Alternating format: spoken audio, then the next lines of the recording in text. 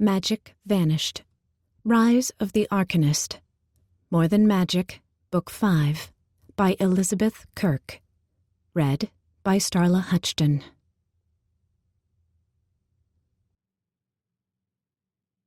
Chapter 1. Jen. As we walked through the woods, searching for whatever it was the bloodcasters were trying to keep us from finding, we found a strange hole in a tree. It was more like a doorway than a hole, just big enough for a person to fit through. It led to a stone staircase that we followed down into a cavern. It was empty, except for a circular altar in the center, complete with chains for restraining sacrifices. We weren't there for long when he found us. Morgan Fletcher, the blood wizard, our former co-worker and friend. He taunted us and then attacked us, wielding the terrifying magic he gained from murdering people. Even though I had lived it, I found my heart pounding as we recounted our harrowing experience in the cavern to John. I suppressed a shiver as I looked around at everyone. Mariana, Ember, and Shannon had stayed behind in case something happened to us in the park, and while the three of them had already heard most of the story, they were still listening, wide-eyed, in a mix of fascination and horror. My familiar, Rack, was curled on my lap, purring in support, but still feeling alarmed as well. Magics healed quickly, but it seemed that injuries from blood magic lingered, or at least the strange marks it left did. After being struck by a blood magic spell, veins swelled to the point it looked like they were bulging out of the victim's skin, if not sitting on top of it. Even the smallest capillaries turned ink black, covering the person in a strange, frightening web of dark veins. Thomas and Charlie had both been hit by a spell from Fletcher that caused excruciating pain. After 3 days, the swelling of their veins had gone down and the black faded, but every inch of exposed skin was still marred by swirls of gray. Danny had been hit too, but it seemed that Fletcher had concentrated the spell on his head. His veins were only discolored from the neck up, not that the sight wasn't just as unsettling. I shuddered at the memory. All 3 of them had decades of experience working with Mez. Danny and Thomas were even said to be 2 of the best special agents in the region, and Fletcher had taken them down with a single spell. Even as a vampire, arguably the most dangerous magical being in the world, Thomas hadn't stood a chance. One flick of Fletcher's wand and he was down. Danny, not only a special agent, but also ex-military and a master of probably a dozen different martial arts, was just as helpless against the blood magic. I still felt nauseated, remembering getting into the car after the cavern, speeding to the closest source of water while Danny used every ounce of his power to slow the bleeding in his brain until we got there. There were a couple of times I honestly didn't think he could keep holding it back. The element-based spells I was familiar with could hurt someone, but not kill them. Blood magic was terrifying. Miraculously, T.S. and I had escaped being hit by blood magic, although he was far from unscathed. In an attempt to kill him, Fletcher had orchestrated a car accident involving a non-magic woman that T.S. was soul pack bonded to. She was still in a coma, leaving T.S. pale and tired-looking. We all knew that if she died, when she died. Fletcher did not say anything about Miami, John asked. Thomas shook his head. No, he wouldn't tell us how any of the other witches and wizards going there fit in either, but we think he was there. He took 6 months off work a few years ago. The timing and the duration fit the pattern. John frowned. I recall that. It was around when his familiar died. Fletcher never said how it happened. I wonder if he was coerced into becoming a blood wizard. He seemed pretty committed to it, Danny said dryly, rubbing at the side of his head, which he claimed didn't hurt anymore. T.S. nodded. He also said he has been a blood wizard for a long time. He said that whenever he went 4 years ago, he was... T.S. narrowed his eyes. He mentioned a mistress? Yeah, Thomas said. Fletcher said this mistress is going to, unlock the power of her ancestor, and that she's going to teach him. He also said he went to be inducted into some group. I swear he said Duenos. T.S. chuckled. The disciples of Duenos? John asked sharply. We all looked at him in surprise. Yes, Charlie said. That was it. The disciples of Duenos. John frowned, looking disturbed. Fend, perched on the back of a nearby chair, cawed in agitation. What is that? T.S. asked. You may know more than I do, John said. T.S. laughed nervously. The only Duenos I know is some sort of Welsh boogeyman. My great-grandfather would tell us stories about him to scare us when we went to visit. John nodded solemnly. Yes, they are one and the same. He inclined his head slightly, studying T.S. That's all I know, really, T.S. said. He narrowed his eyes in thought. He used to tell us that it took over 100 magics to defeat Duenos, that he found a way to distill power from magics and use it against them somehow. T.S. shrugged. That's about it. The sun would be rising, and he'd tell us if we didn't get to sleep, that Duenos would get us, and... His eyes widened. Would that translate as... T.S. began rapidly mumbling to himself, presumably in Welsh. Bloody hell, he cried in English. You've remembered something? John asked. Slowly, T.S. nodded. My brother and Sladus would say, Betade, Duenos is dead. He can't kill us. Then Artade would say, It doesn't matter. His disciples are alive and well. They'll kill you. John folded his hands on the table in front of us with a heavy sigh. If that is true... Who or what are the disciples of Duenos? Thomas asked. The disciples of Duenos is an ancient cult, John said. Some say they were Duenos' children. Others say they were servants or just like-minded witches and wizards. Regardless, after his death they dedicated themselves to preserving his research. Duenos is said to have uncovered a strange type of blood magic. As Tethys said, according to legend, Duenos could steal power from other magics, although I have never seen an explanation of what that truly means. John shook his head. Both the cult and his research were supposed to have been destroyed when blood magic was outlawed. If the cult has survived, and any of the work on Arcanism exists... Arcanism? I asked. That is what Duenos called his style of blood magic. Is that like Arcanist? Yes. John looked at me in surprise and alarm. That is what he called himself, an Arcanist. Where did you hear that word? Fletcher used it. That's right, Thomas said. He said there's a new Arcanist, or there's about to be one. John exhaled sharply. If that's true... He slowly shook his head.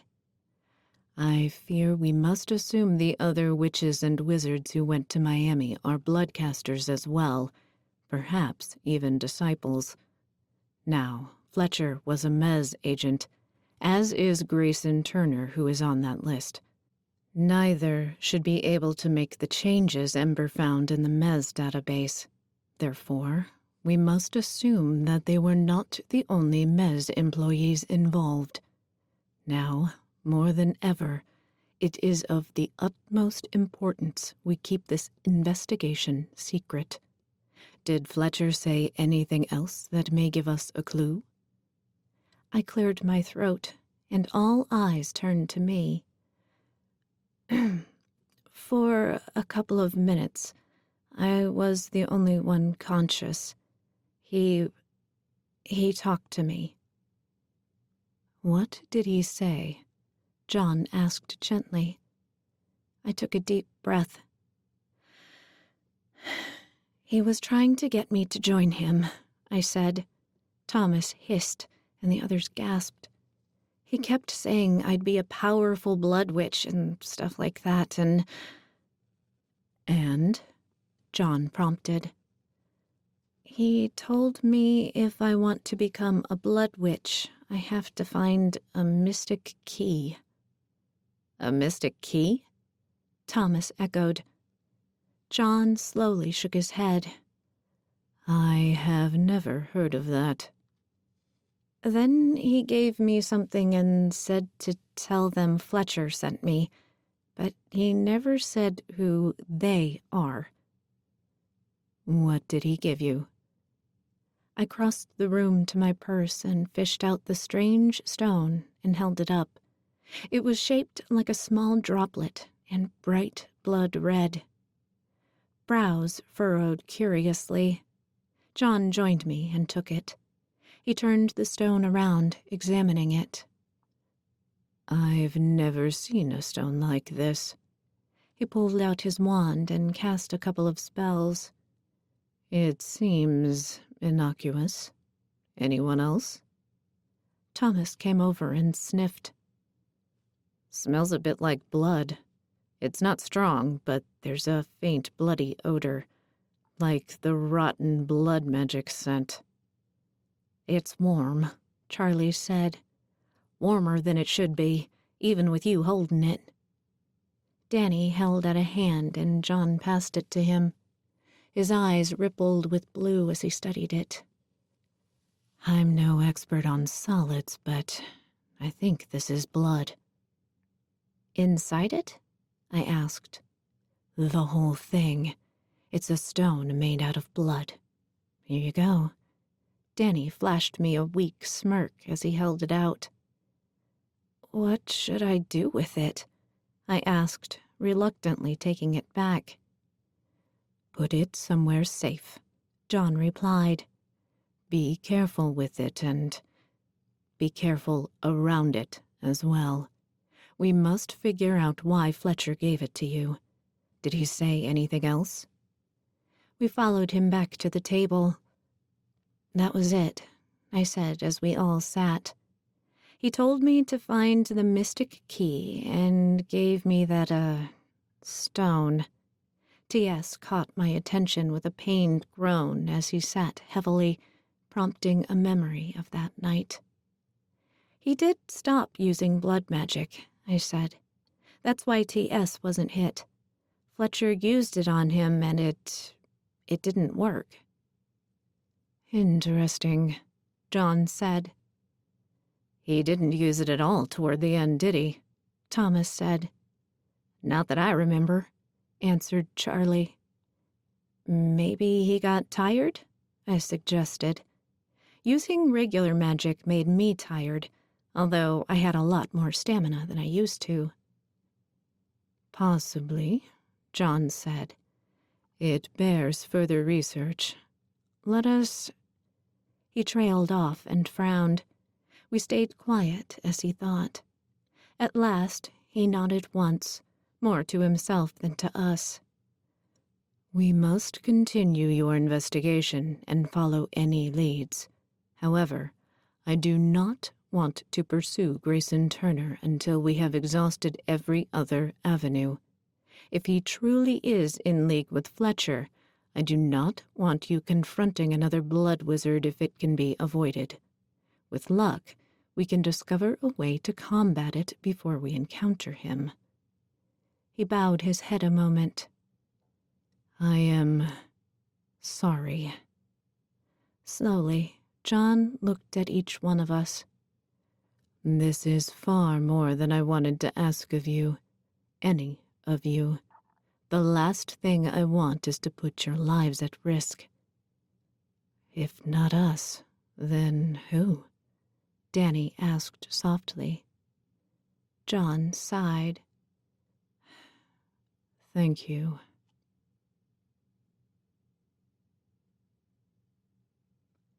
"So, what leads do we have?" Thomas asked. Once again, we were back in our living room, sitting on couches and chairs. Danny was sprawled on the floor with Ember and her laptop. Rack was curled in his place on the hearth, although it was getting too warm to light a fire. Ember clicked and hissed for a moment in Sadehic as she looked at her laptop. I assumed she was mumbling to herself, since Charlie didn't seem to be paying attention. "Okay," she said at last, switching back to English. "We've got these 3 groups of people, right? The first is the ones who all went missing in the park. Since Fletcher was obviously covering up some of those cases and you found his creepy hideout, I think we can assume those poor people were all sacrificed by blood wizards." We all nodded. "Let's just hope we ruined their plans when we collapsed the whole damn thing," Danny said. "Yeah," Ember said, verbalizing what I, and probably everyone else, was thinking. "I guess that means that whole group is already a dead end. We initially couldn't figure out how they were all connected, but it seems like the bloodcasters were kidnapping them at random to sacrifice, so—" T.S. nodded. "I agree. I don't think we can glean anything else from that group. We know where they were taken and why. We should focus on who took them. Ember, what else have we got?" "The groups of witches and wizards that went to Miami," she answered. "But we've looked over these files 100 times, and there are no connections between them, other than Miami. The only one we've taken a closer look at was Turner, and we know how that turned out."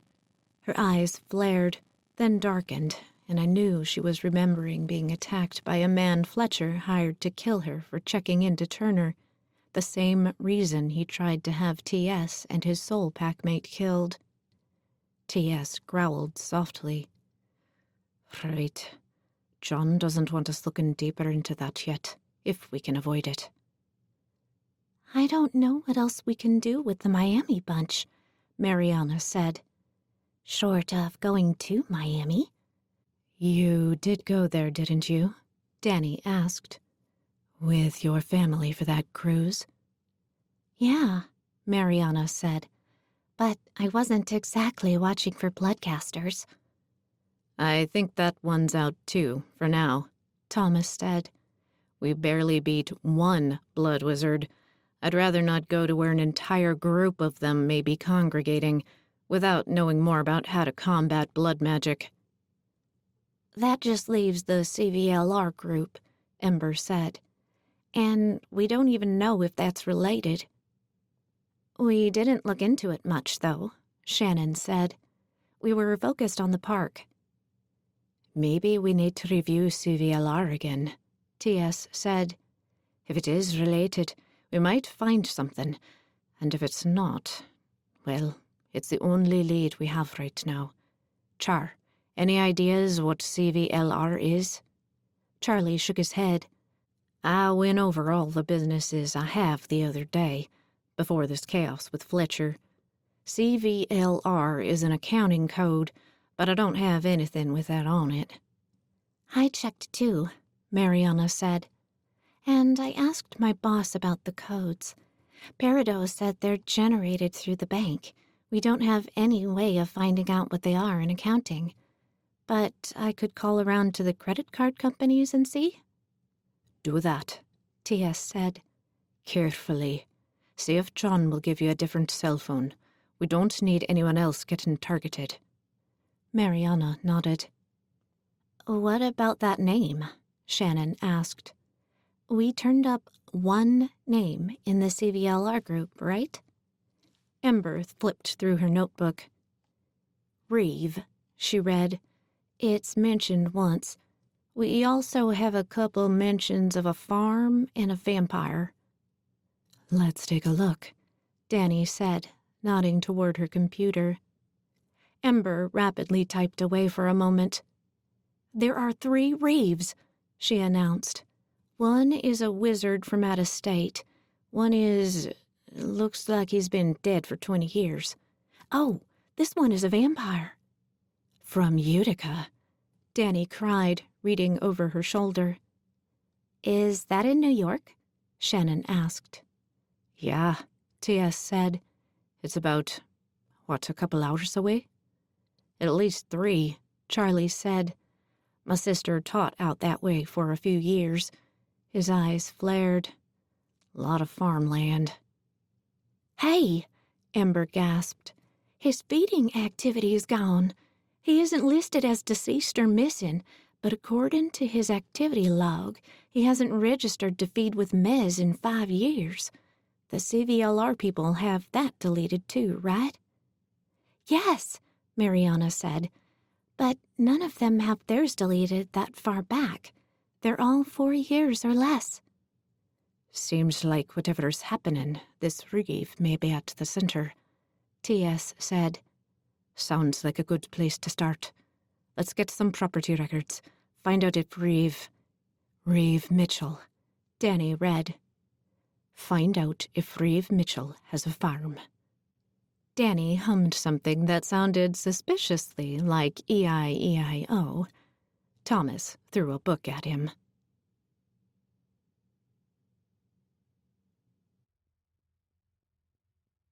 Chapter 2. Danny-O. I pulled up in front of Aaron's Enchanted Eats and waited. It was only a few seconds before Thomas was in the passenger seat, setting a cup of coffee in a cup holder. Queen, he said as he settled in. Hey, I shot him a mock offended glare. Leech. For just a second, Tom looked confused, then he glared back. Idiot. Quit insulting me. Here I am picking your ass up, and you're over there calling me names. I was talking about your music, Thomas groaned, and you know it. He reached for the volume knob. Speaking of your music, it is absurdly loud. I grabbed his wrist before he could turn it down. Whoa, there is no such thing as volume where Freddie Mercury is concerned. Nevertheless, I thumbed down the volume control on the steering wheel, then released him. I should throw your coffee out the window, he threatened, holding out another cup.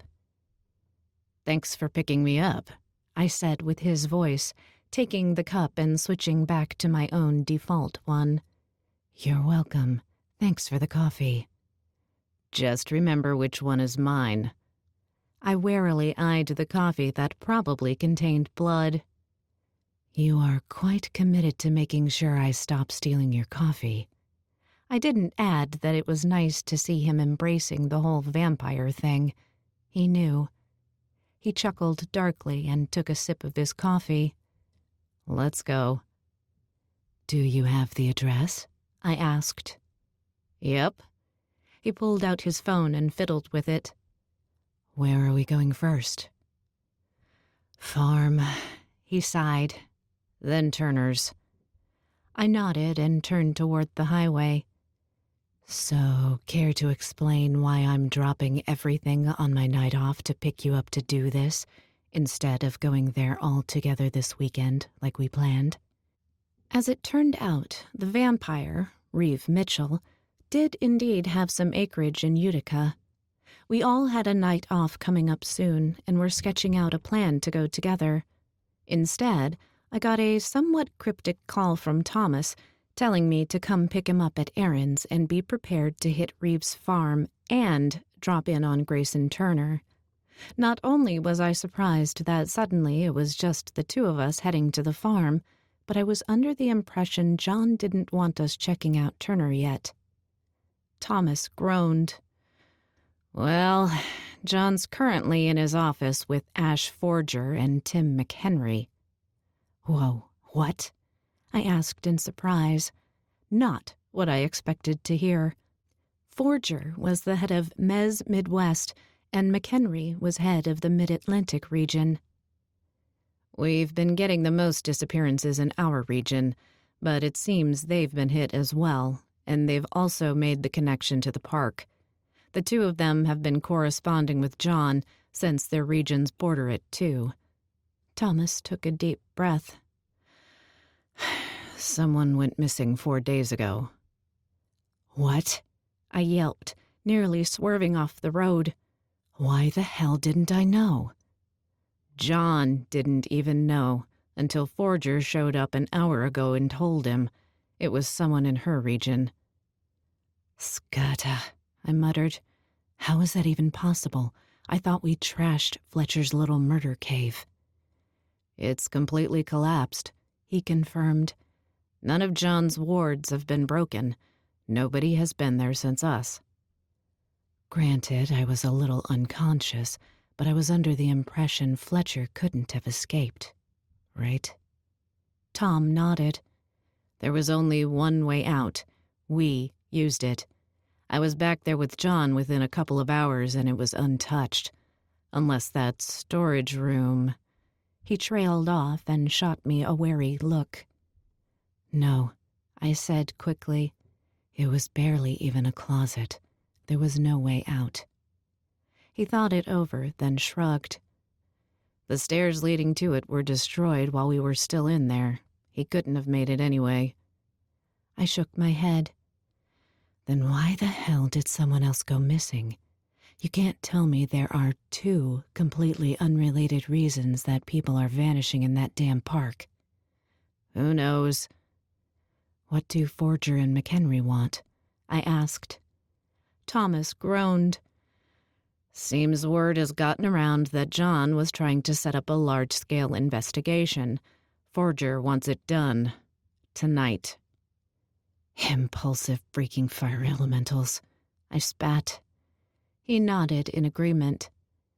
She and McHenry are buddies, so she tried to rope him into it, but it turns out he wants to play it safe. They showed up at our office with an entourage of branch managers, field agents, and special agents from their regions. None of them can agree on what to do. Some want to rush in tonight, others don't think it's even a big deal, and everyone else is somewhere in the middle. He took a deep breath. Oh, and there are 2 members of the board of directors there, although John didn't say which ones. Holy hell, the board never does anything. They are tonight. Everyone is expecting John to be some sort of tiebreaker or something.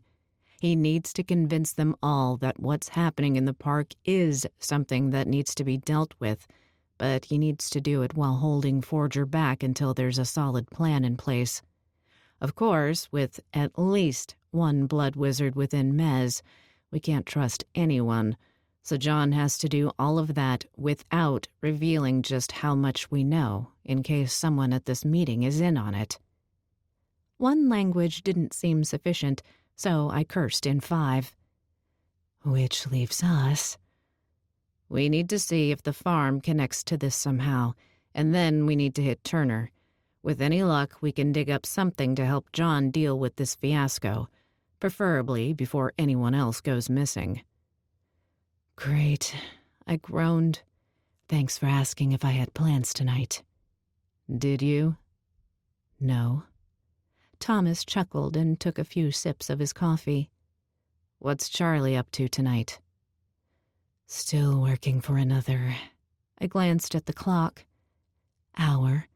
Then he'll probably do something constructive enough to convince me he was occupied, then worry about me until I'm home. I knew he worried about me enough when I was on official Mez special agent jobs. Forget a secret mission with no way to call for backup. He may not know Turner is on the itinerary. If you don't get yourself killed on one of these missions, Charlie is going to kill you himself. Probably, I said. Is Jen mad she isn't coming? She's not thrilled, Tom said.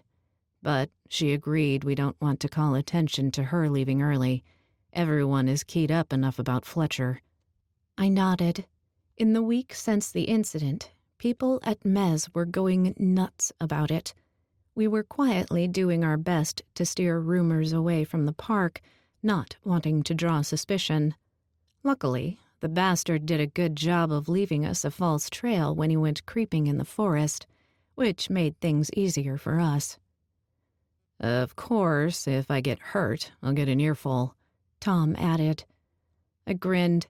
Jen had come a long way from the curious, inexperienced witch she had been, no more knowledgeable than the average non-magic. She was a skilled young witch now and had become a good friend just as quickly. As hard as I sometimes found it to remember that Ember, and now Mariana, were both over 30, it was just as easy to forget Jen wasn't. I'm glad she's finally up here, I said. You two are good together. He smiled. Yeah. About time you settled down, I teased. Tom punched me. Hey, I'm driving. I'd probably survive. I laughed. Keep that up and I'll just drive off the next bridge. See who survives then. Still me. Sun's almost down. Please, I snorted. If I get you to the water, you're dead, sunset or not. We both laughed. You ever wonder who would actually win if we did fight? Tom asked. On dry land? Me, I said quickly. I laughed again. In broad daylight, if I catch you by surprise. I don't know, he said honestly. I wouldn't want to be caught off guard by you at night either. I considered it for a moment. Most magics tended to play to their strengths when they fought. Vampires relied on their speed and strength rather than any technique. If you knew what you were doing, the odds evened. A little. But I still wouldn't want to go head-to-head with a vampire at night if I could avoid it. No, thank you. Just for a second, I started to think of a very different night, with a very different vampire. As quickly as the thought began, I pushed it away and focused on the road. Sorry, he said suddenly. That was a stupid question. I shot him a confused look. His eyes flicked down briefly, drawing my attention to where my hand had crept of its own accord, scratching an invisible scar on my chest. I cleared my throat and forced my hand away, wrapping it around my coffee instead. It's fine, I said, cutting off a second apology. The sun isn't going to set before the next bridge anyway, I added, following it up with an unnecessarily long sip of coffee. Tom half-heartedly chuckled. We were quiet for a while as I drove. We came to and crossed the bridge, shortly before the GPS sent us onto another highway. When a couple more minutes of silence passed, I got suspicious. After moments like that, Tom was usually pretty good at coming up with shit to talk about to keep me out of my own head. Instead, he was looking out the window wordlessly. What's wrong? I asked. Nothing. Bullshit. Thomas sighed. He started to say something, then stopped. Tom? Delilah almost died last night. I swerved a bit as I jerked my head around to look at him. What? Organ failure or something. She's stable again, but, well, it's the second time this week. Fuck. Thomas nodded. I heaved a sigh and repeated. Fuck. I glanced over at him. Is T.S. okay? He shrugged a shoulder. I mean, as okay as he can be. Just, I don't know, waiting? Yeah, I said softly. I couldn't say what was worse, sitting around waiting for someone you cared about to die, helpless to stop it, or waiting for your own imminent death. How are you? The same, I guess. The silence was broken by the GPS needlessly letting me know to stay on the road for another hour. Tom cleared his throat. Danny-O, if, you know, I know. I forced a smile. Don't worry, Tom. I know. It wasn't my first, if I die, here's everything I wish I'd said to you talk. Shit, I had been on both sides of it more than once. He sighed and nodded. I clenched the steering wheel and tried to focus on the road instead of the painful twist in my gut. Hey, so... I swallowed hard and joked lamely. If you were gay... Shut up. He chuckled weakly, swatting me. I hate you. Then he heaved another sigh. You're going to be okay, right? Yeah, I said quickly. Tom shot me a glare. I'm going to try to be, I added, giving the most honest answer I could. Because the truth was, I was not going to be okay, even though I had come a long, long way from where I started when I met Thomas. Back then, I got up and went through the motions of each day with a dozen different potions, half of which interacted with each other, then crashed out on sleeping potions at night, not really caring if I woke up again or not. Our friendship shook me out of it. Tom got me a job at Mez, offered a place to live away from a family that tiptoed around me, afraid to set me off, and Tom was more than happy to give me shit if I didn't take my potions on time. He even set me up with Char. In fact, without Tom, I doubted I would have even been able to muster an interest in dating. Even though Charlie put up with a lot of my shit in the early years, he would never have stayed with me if I hadn't already gotten a better grip on myself. Nevertheless, I may not have relied on potions just to function anymore, but I was still more than a little fucked up. Losing TS was going to be rough. Losing Tom on top of that was going to fucking shatter me. At least this time I wouldn't have chronic, debilitating pain adding to my misery. Maybe, since I did it once, I'd be able to snap out of it again. You need to be, Tom said somberly. They're all going to need you to be okay, for a lot of reasons. I know. I was glad I was driving. It gave me something to think about.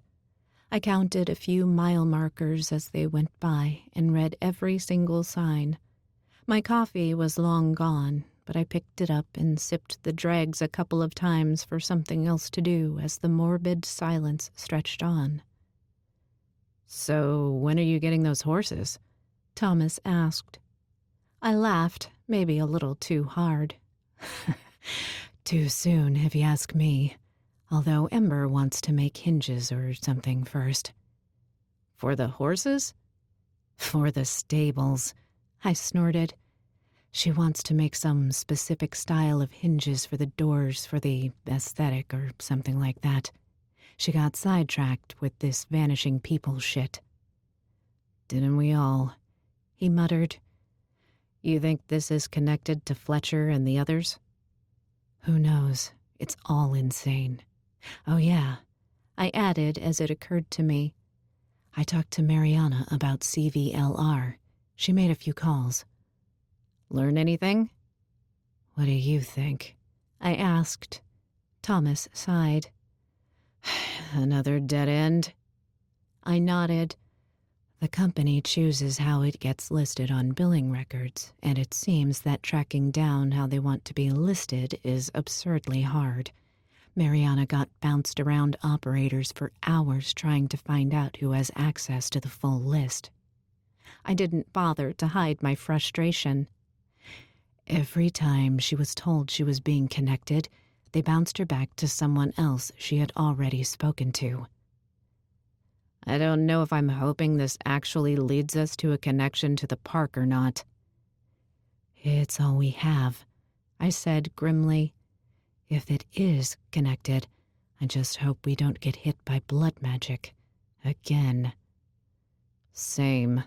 He shot me a glare. I hope you realize I could tell you were still bleeding when you were saying you weren't. I figured. You are okay now, right? Yeah, as it happens, I'm pretty good at sensing internal bleeding. Just in case, I turned my attention to my head for a moment, searching for the sensation of any blood where it shouldn't be. Nope, I'm good. Good. Tom considered me for a moment. While we're on the subject of internal bleeding, how's your stomach? Not a drop, I said, unable to hold back a grin. I pressed a hand firmly against it and smiled a bit more. There was a time even the pressure from my hand would have aggravated the countless badly healed scars scattered throughout my insides and probably torn a couple open. Even though it finally healed a few years ago, I was still getting used to doing, well, anything without some level of discomfort or outright blinding pain. That's great, he said. We drove for a while in a slightly more comfortable silence. Hey, Tom said suddenly, isn't that the exit for that mountain where we got caught in an avalanche? I glanced over. Oh yeah, I think so. That was fun. We almost died. But we got to snuggle all night. He glared at me. We were sharing body heat. Or at least I was, since you don't generate any. If that's what you want to call it. Should have just let you freeze to death, he muttered. The GPS sent us off the main highway and onto a smaller one, surrounded by farmland. We stuck with the teasing and small talk, nothing serious, but no more long stretches of silence either. It was almost a normal drive. I think that's it up there, Thomas said suddenly. He pointed to a mailbox in the distance. I pulled over and stopped the car so we wouldn't just be brazenly cruising up the driveway. We both got out quickly and surveyed our surroundings. Based on the property map we turned up, it was a decent amount of acreage. Most of it was woodland with a clearing and a building that looked like a barn in the middle. According to the property records, there didn't seem to be a house at all. We crept along, just inside the trees, until the barn was in sight. There were no other buildings or vehicles as far as we could see. I reached back instinctively for my gun and groaned when I remembered I didn't have it. I was so busy with all of the other crap going on, I hadn't gotten a chance to replace the one I lost in the cavern. Not that I could get it right away, anyway. There were a few potions and spells I liked to have put on my guns, and those always took a few days to get together. Silently cursing Fletcher, I pulled a knife out of my pocket instead and flipped it open. It seemed vacant enough, so we headed cautiously into the field. The grasses were all overgrown, and some of the woods even seemed to be creeping in. Whatever this Reeve guy does here, it isn't farming, I whispered. Tom nodded in agreement and kept pushing through the weeds. We were almost to the barn when I realized we were on a stone driveway. The grasses were growing differently here, but still high and thick. I whistled softly and guided Tom's questioning look down. He kicked at the driveway with one foot, then looked around. It looks like nobody has been here for years, he said softly. Smell anything? No. The barn might have been green once. The paint was all peeled and chipped. The handle was so rusty one of the screws holding it on broke when Thomas pulled on it. It didn't matter. The door was slightly open anyway. The wheels that rolled it open were rusty too, but no match for a vampire. Thomas yanked it easily open, with a horrid screeching sound that made my ears ring. We both winced, then looked around to make sure nobody had been alerted to our presence. Nothing. We shared a nod, then slipped into the barn.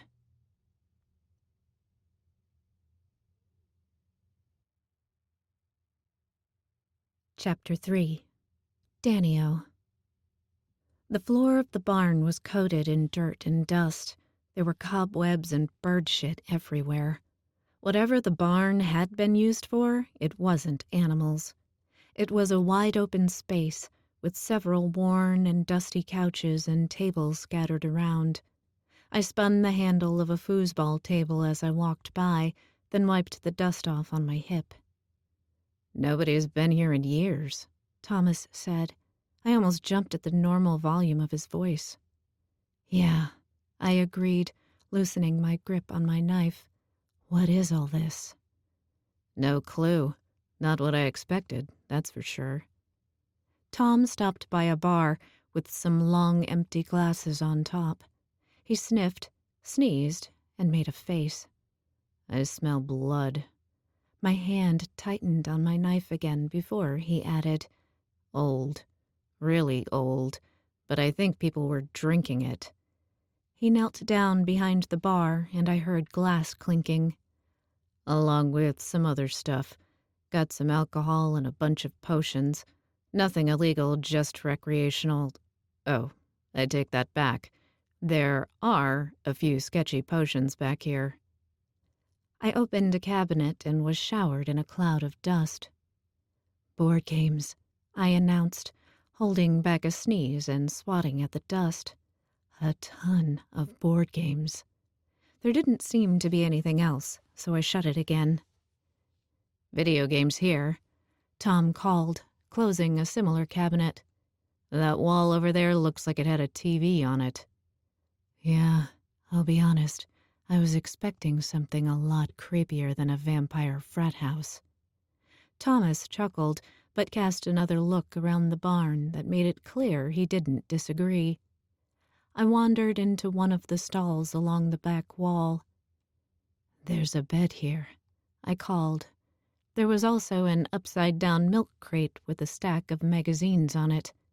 I picked one up and wiped off the dust so I could see it. Ew, I said, holding it out to Thomas as he joined me. Huh, he said. Let me see that. I'm telling Jen, I threatened as he took it from me. Ha ha.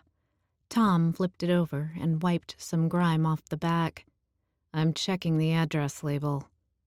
He frowned. Reeve Mitchell, this address. Nothing new there. He picked up another and looked it over.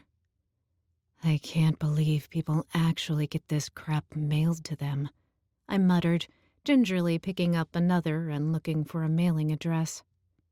You can't tell me you never subscribed to any of these, Tom chuckled. Not any of these, I said, giving the magazine a shake and letting the centerfold fall out for him. And no, I didn't.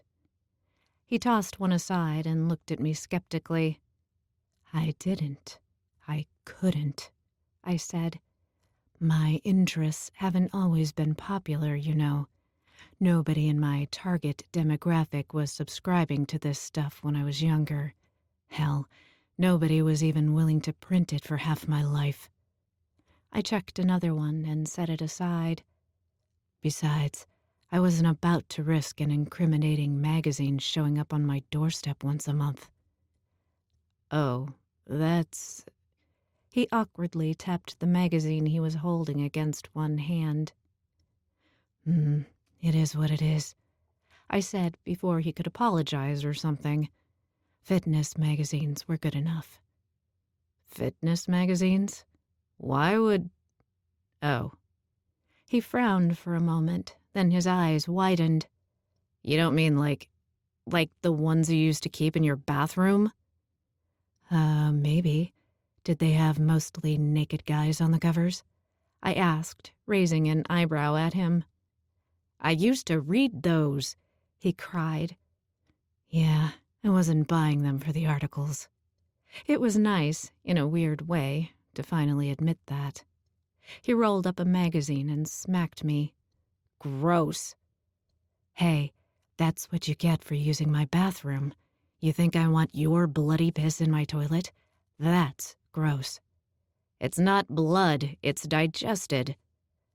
I blocked another smack with my own magazine, and we scuffed playfully for a moment. Then, something on the spine caught my eye. "Time out," I said. I pulled away and turned the magazine. "We didn't check the dates. This one is from 6 years ago." He grabbed the discarded magazines and looked at the sides. We quickly, silently worked our way through the pile. Okay, they aren't all for Reeves specifically, he said, but some are blank. I didn't get any new names or addresses. Same, and all of my magazines are between 6 and 11 years old. Tom frowned. Me too. I have one from 12 years ago, but the rest are all older than 6. I think it's safe to say that this place shut down 6 years ago. He nodded. And Reeve Mitchell stopped feeding at Mez 5 years ago. So he did whatever this is. Then he hung around somewhere for a year, and then... Finding out whatever he did after that might be the key to putting this whole mess together. We searched the rest of the barn, but found nothing except more dust. "What the hell is this place?" I asked in annoyance as we headed back to the car. "I don't think you were too far off when you called it a frat house," he said. "It just looked like people used to go there to have a good time." "Dead end," I groaned. "Maybe," Thomas said, swatting in annoyance at some tall grass as we wove through. "I mean, the name Reeve only turned up once in our files. Could just be a coincidence. We honestly can't be positive this is even the right place." Or this was totally innocent fun. Well, mostly innocent. And this Reeve guy got mixed up in everything else by chance. Just because his name came up doesn't mean he's behind any of it. "On to Turner's, then," he said, somewhat reluctantly. "Yeah." I kept an eye on the road behind us for a while, making sure we weren't being followed. I half hoped we would be. At least that would have meant we were on the right track. "Get on 81 South," Tom said.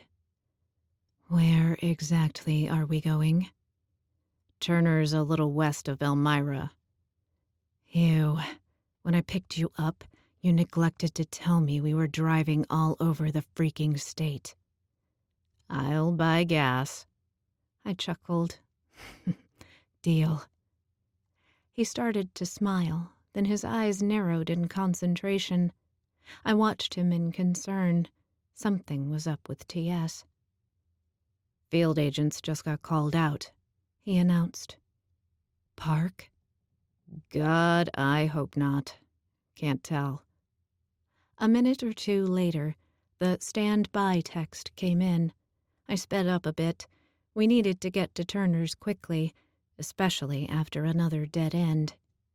We had to stop for gas around midnight, still with another hour to Turner's. I was used to working the night shift and usually wide awake around this time, but after a few hours in the car, I was feeling a bit drained. At least Tom was pretty confident TS was not at the park, which lifted both of our moods. Not long after getting gas, Tom's phone started ringing. "It's John," he said to me before answering. They conversed quickly in Japanese. I was fluent enough, but John was doing most of the talking, and I couldn't hear him well. I shot Tom a questioning look as he hung up with a groan. Well, I know where TS is now. Secrecy breach. It's not huge, but it's enough that John's meeting has been disrupted. It sounds like the agents on duty are all going to be there for a while, which means you and I are going to be next on the list if something else happens. He wants us to skip Turner's and just head back. He didn't sound too disappointed. I think he was worried about us going there anyway. Back home it is, then, I said. In all honesty, I wasn't terribly disappointed about not having to confront a possible blood wizard either. We rerouted the GPS, and I had to say, it was nice to have moved on from the days when we would have been fucking around with a paper map. The GPS turned us around and had us exit onto a smaller highway. We drove for a while through the middle of nowhere, with just a few scattered homes and businesses. In the distance, I could see some trees on the outskirts of Allegheny State Park. I almost wanted to ask Tom to see if we could take an alternate route, farther away from the park. Hey, check out that sign, he said. Free firewood. The other sign, he groaned. Cavalier's Bar and Restaurant, all-you-can-eat fries? No. Open 24/7? I asked, deliberately avoiding the sign I knew he was talking about. Karaoke every Tuesday? Thomas leveled a glare at me. I chuckled and turned into the parking lot and nearly drove into the sign that indicated the place was magic-owned. You deserved to actually hit that, he told me. Yeah. You're the one who suddenly wanted all-you-can-eat fries. I was, He winced. I was supposed to feed tonight. What? And you didn't? Thomas shrugged awkwardly. Well, the Mez blood drive hadn't started yet, so I was going to get some at Aaron's, but there was a long wait time, so I just had them add a couple extra shots to my coffee. So you were all ready to rush in and fight a blood wizard on an empty stomach? In my defense, you have done things that are just as stupid. I laughed. At least you admit it was stupid. You're buying, though, he said as I parked. I don't have any cash. Neither do I, and I already bought gas. I rolled my eyes, but handed over my credit card. Get me a gallon of whatever is fresh. Done. Be right back. I fiddled around on my phone for a couple of minutes, and soon he was back. 1928, Tom announced as he got back in the car. Yes? I asked. 1928, he repeated, holding out my credit card. Yes, I said. That's the year I was born. And? No, he snorted. $19.28. He waved my credit card at me. That's how much it was. Oh, I took my card back with a frown. For a pint of blood and a gallon of water? 2 pints, he admitted. I also got us both a coffee, he added as he set a couple of giant to-go cups in the cup holder. Fair enough. I accepted the jug of water he was holding out and examined it. If this is from anything local for that price, I'm going to be pissed. I uncapped it and got a whiff of ocean water. I took a careful sip, then a bigger one. North Sea? No, it doesn't have the same.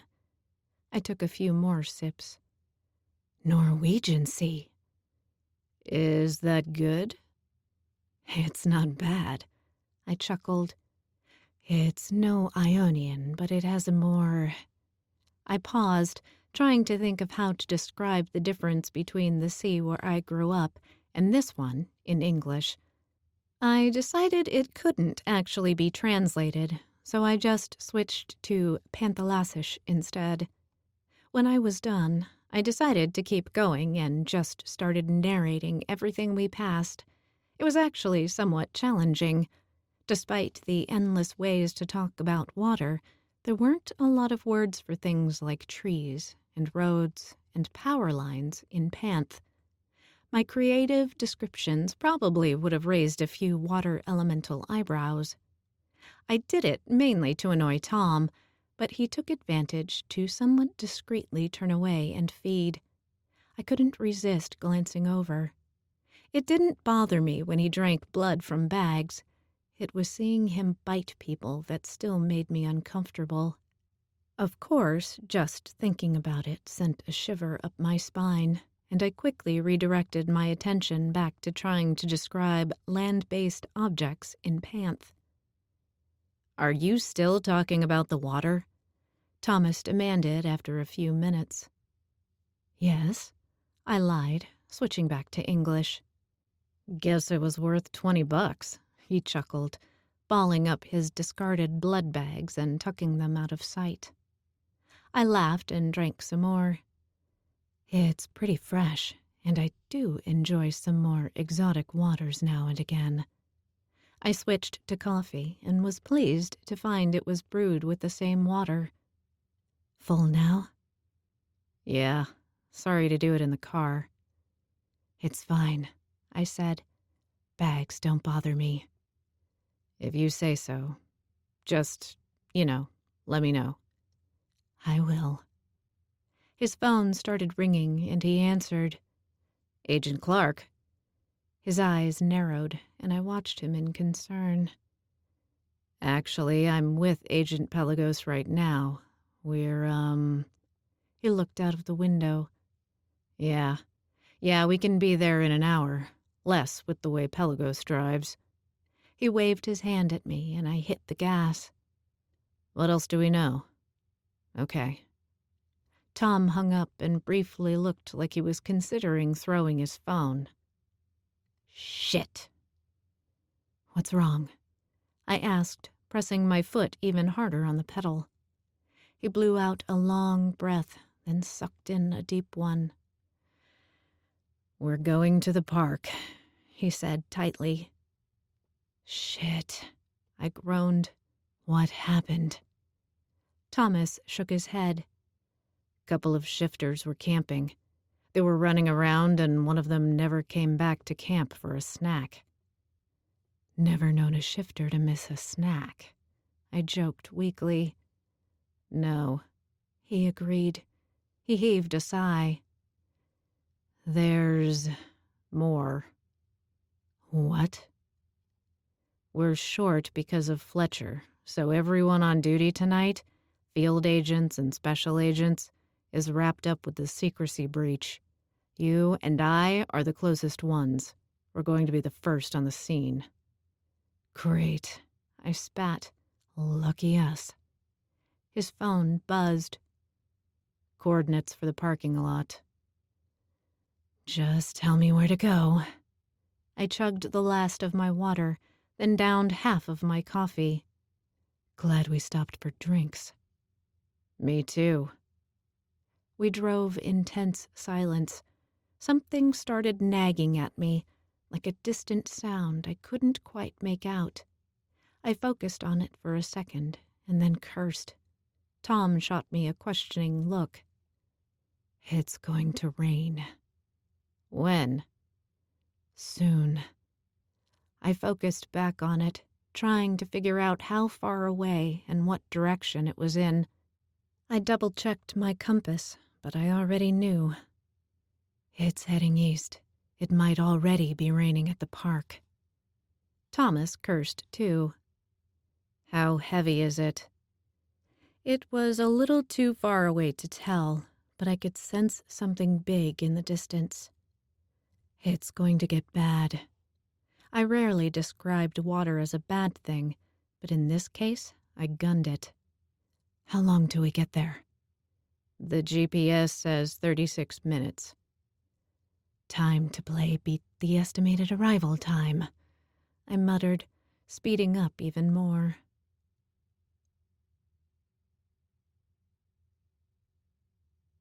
The rain had indeed started by the time we got there. I parked quickly and we hopped out. There were a couple of nervous-looking guys standing around near the trees. Tom nodded in their direction. Both werewolves, he whispered as we approached. That's probably them. Are you from Mez? One called, taking a few steps closer to us. Yes, I said, flipping out my badge. Special Agent Pelagos. What's going on? We were out running, one said, gesturing to his companion. Grizz was just hanging around. He's a werebear, so he doesn't really go running, you know? Where did you last see him? Thomas asked. Our camp is over that way, the werewolf answered. We hung around after we got back, but he was supposed to meet us back there over 2 hours ago now. Let's go, said Thomas, starting off. So you were out running, and when you got back, he was gone? Yeah. How long were you gone? I asked. Not too long. Maybe half an hour. We followed them into the trees, and they led us to a clearing with a couple of tents. This is where he was supposed to meet us. His scent goes off that way. I wanted to follow it. He shot an annoyed look at the other werewolf. Mez issued a warning about people going missing. I figured the right thing to do was call. It was, Thomas said quickly, before the werewolf could argue. Then he turned away and sniffed. I smell him, but the rain is already starting to affect the scent. How long do we have before it gets worse? I looked in the direction the rain was coming from and focused on it. Not long. Some heavy-feeling rain wasn't too far away. I'm going to follow the scent before we lose it. Tom, I said in warning, not alone. We don't have time. This is the freshest scent we've had. 5 minutes, then I'll come back. You take care of getting the info. Is Grizz gonna be okay? Asked one of the werewolves. Do you know what's happening here? I bit back a groan. Field agents usually handled this crap, and I arrived well after the witnesses were taken care of. I knew it would be a bad idea to let him know that nobody had been rescued yet. It would probably also be a bad idea to imply that his friend might be on his way to being ritually sacrificed by blood wizards, but what the hell was I supposed to say? We're going to do everything we can, I said, which included following the scent. 5 minutes, I growled to Thomas. He nodded once, then spun and took off as fast as he could go. I turned back to the werewolves, ignoring the nervous knot forming in my gut. So, Grizz is a werebear. What's his last name? I asked, pulling out my phone to take notes. Well, Grizz is just a nickname, one said. Of course it was. I deleted the very first line of my notes. So, what is his name?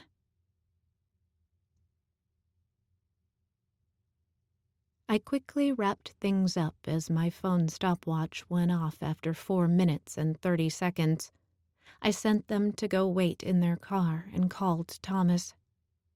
You said 5 minutes, I snapped as soon as he answered. I don't suppose you turned back around after 2.5? I'm coming back now. He sounded reluctant. As in literally heading this way? Just a second. His scent is so fresh here. Tick-tock, Clark, I snarled. Get your ass back here, now. I don't smell anything else, he said. No blood magic, no other people. It's like he just wandered away and... Oh my God, there's another one. What? Hang on, I just want to see... See what? What do you mean there's another one? Another what? Silence. Thomas? I checked my phone and saw that he had hung up on me. You asshole, I spat. I quickly hit redial and started cursing as it went straight to voicemail. Are you kidding me? I yelled. But before I could dial again, my phone started ringing. What the hell is your... I stopped as I realized the frantic voice on the other end wasn't Tom's. Wait, what? Are you with Thomas right now, yes or no? T.S. shouted. Sort of. Yes or no? No. My throat clenched up, and for just a second I couldn't breathe.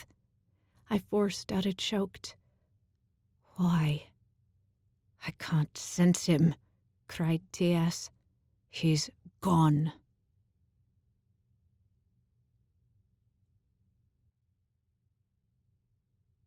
Chapter 4. Jen. The lobby of Mez was chaos. I was pretty sure every single employee was here, and I knew there was at least one non-employee as well. Shannon stuck close to my side as we wove our way through the crowd, looking for the others. I was relieved when I spotted bright red hair across the room. I tugged Shannon by the arm, and we hurried over to Charlie and Ember. What happened? I asked. The normally bright red flames in their eyes had died down to dark flickers. I'm not sure, Charlie said, giving me a too-hot hug. I don't think we know any more than you do. I swallowed back tears and hugged him harder before releasing him with a nod of thanks. All I knew was that Thomas and Danny had gone to the park to investigate yet another disappearance. But Danny was the only one coming back. It's gonna be okay, Ember said, hugging me too. We're gonna find him. It's Thomas. You know John won't let anything happen to him. I nodded to her too, but I couldn't shake the fear that I would never see Thomas again. Fletcher was dead, and the cavern was collapsed, so how could people still be vanishing?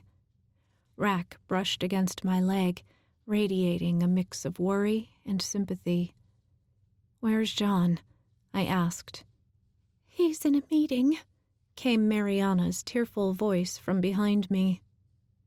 Must be an important meeting, Ember huffed. I turned to Mariana and was caught in another hug. We'll find him, she said firmly. Yeah, I said, forcing what I hoped was a brave smile. I was aware of eyes on us as we stood there. Everybody knew we were close to Thomas. A few people flashed me a sympathetic smile, but it seemed like everyone was freaked out that an agent was the latest victim. I heard a quiet, "Oh," from Mariana. She was taller than the rest of us and had a better view of the room. Before I could ask her what was wrong, the crowd seemed to part, giving T.S. plenty of space. A few people stopped him briefly to offer encouragement or sympathy and rub him on the shoulder, but most let him through. He looked awful. I thought he had looked sick and exhausted ever since the car accident, but now he looked downright deathly ill. He stopped near us and looked like he wanted to say something. Then he grabbed Shannon in a bone-crushing hug. Are you okay? He demanded, releasing her. You're okay, right? His only soul packmate who wasn't missing or dying nodded. I'm fine, really, Shannon said firmly. What are you even doing here? T.S. asked. His sunken eyes widened in horror. Bloody hell, what if they realize you're Jen's cousin? He hissed. By marriage, she reminded him. What if they start asking? Nobody is going to, unless you keep talking, Shannon said quickly. But, T.S. said, clearly ready to panic at the idea of people connecting Shannon being turned into a dampier to Thomas. "T.S." Shannon laced her fingers in mine and held up our hands, displaying the dramatic contrast in skin color. "I promise, nobody ever assumes we're cousins." "Right," T.S. said slowly. "Right." "It's going to be okay," Shannon said. I knew her well enough to know she was putting on a brave face for him. I just hoped she was practiced enough at hiding her emotions, too. Learning how to change and block my emotions with Rack had been hard, but being able to sense him through the bond made it a lot easier. With a one-way soul pack bond, Shannon didn't have that luxury. T.S. heaved a sigh and leaned against Shannon. Under any other circumstance, it would have been funny to see, considering he was built like a football player and looked twice Shannon's size. She adjusted how she was standing, and I suspected she was relying on some dampier strength to support him. Charlie reached up to scratch T.S. on the shoulder. They shared a grim smile. "We're gonna find him," Charlie said, eyes flaring.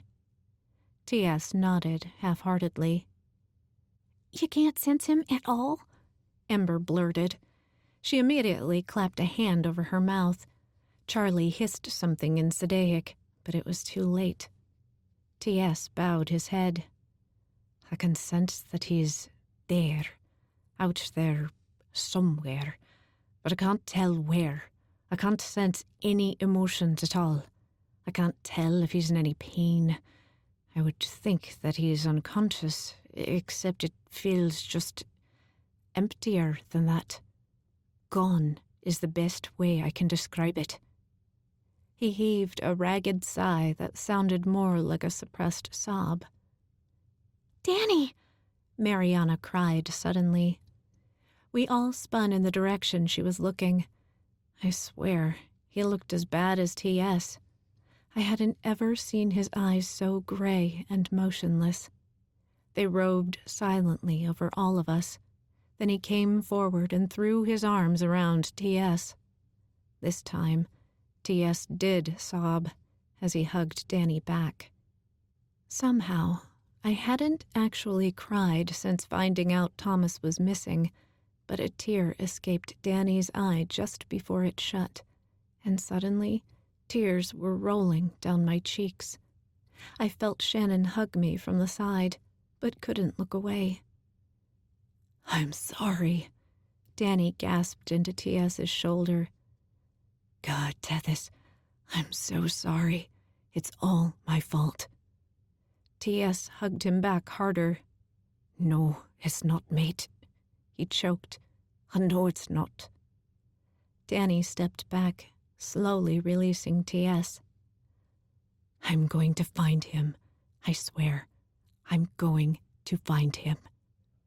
He started to turn, then his head snapped around, and I took a step back in alarm as his eyes began to churn and blacken. I looked behind me and only saw 2 other agents standing somewhat awkwardly nearby.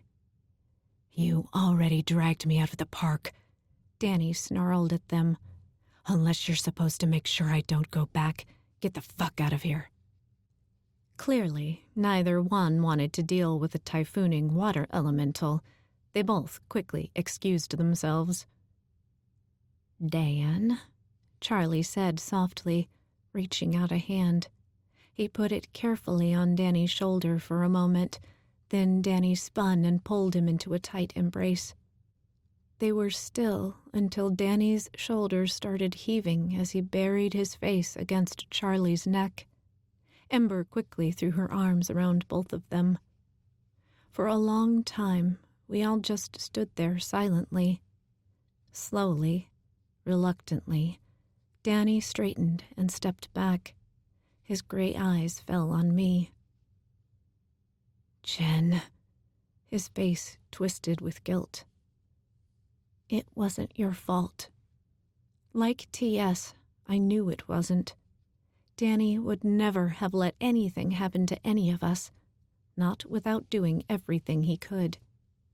He put a hand on my shoulder, still hot from a prolonged hug with fire elementals. "I'm going to get him back," he said. "I promise." "We are," I said. "What?" T.S. began. He swallowed hard. "What happened?" Danny looked at him for a second, jaw clenched like he was about to cry. Then he squared his shoulders and ran a hand through his hair. He took several deep breaths, and his eyes began swirling with darker grays. "We were checking out the latest disappearance," Danny said, obviously forcing his voice to stay even. "Tom said the scent was the strongest yet, but it was raining." "It's been a rainy spring," Mariana said softly. Danny nodded grimly. "Tom, he went to check it out while I took statements." He paused and gritted his teeth. A wave of pale gray rolled across his eyes. "I never should have let him go alone. It was just for 5 fucking minutes." His composure broke for a second, and he raked both hands through his hair and blew out a shaky breath. "I called him when time was up. I was talking to him. He said the scent was fresh and he saw something. He said there was another one." "Another what?" asked T.S. "I don't know. He said he was going to check it out and that was the last thing he said. The phone cut out. Then you called." Danny's eyes darkened again, and he cast a glance around the room. "I was still on the phone with you when backup, and I use that term loosely, showed up and insisted I come back to regroup." I couldn't believe it happened so fast. No wonder none of the investigations had turned up any sign of a struggle. Charlie silently slipped an arm around Danny's waist, plainly saying he was glad Danny hadn't gone missing too. So was I. I couldn't imagine losing my boyfriend and one of my best friends, who I thought of as an older brother at the same time. Plus, if anyone could help Thomas, I knew it was Danny. T.S. looked around the room, too, then glared. "What is everyone doing just milling about? We should be out looking for Thomas. Where is John?" "He's in an important meeting," Ember sneered. Danny groaned. "Yeah, he is." If he noticed Ember didn't seem to think it was that important, he ignored it. "John's with a couple members of the board, the heads of Mez Midwest and Mid-Atlantic, and a bunch of agents." I wasn't the only one who gasped, "What?" "That's why Tom and I went to Reeves' farm earlier," said Danny. "You went where?" Ember shrieked. Danny continued. "Seems John is stuck in the middle of a debate about whether or not to actually launch the large-scale investigation of the park that he wants." "Then what are we standing around here for?" T.S. demanded, starting for the elevator.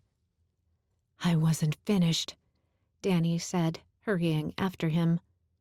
We all exchanged a look and followed them.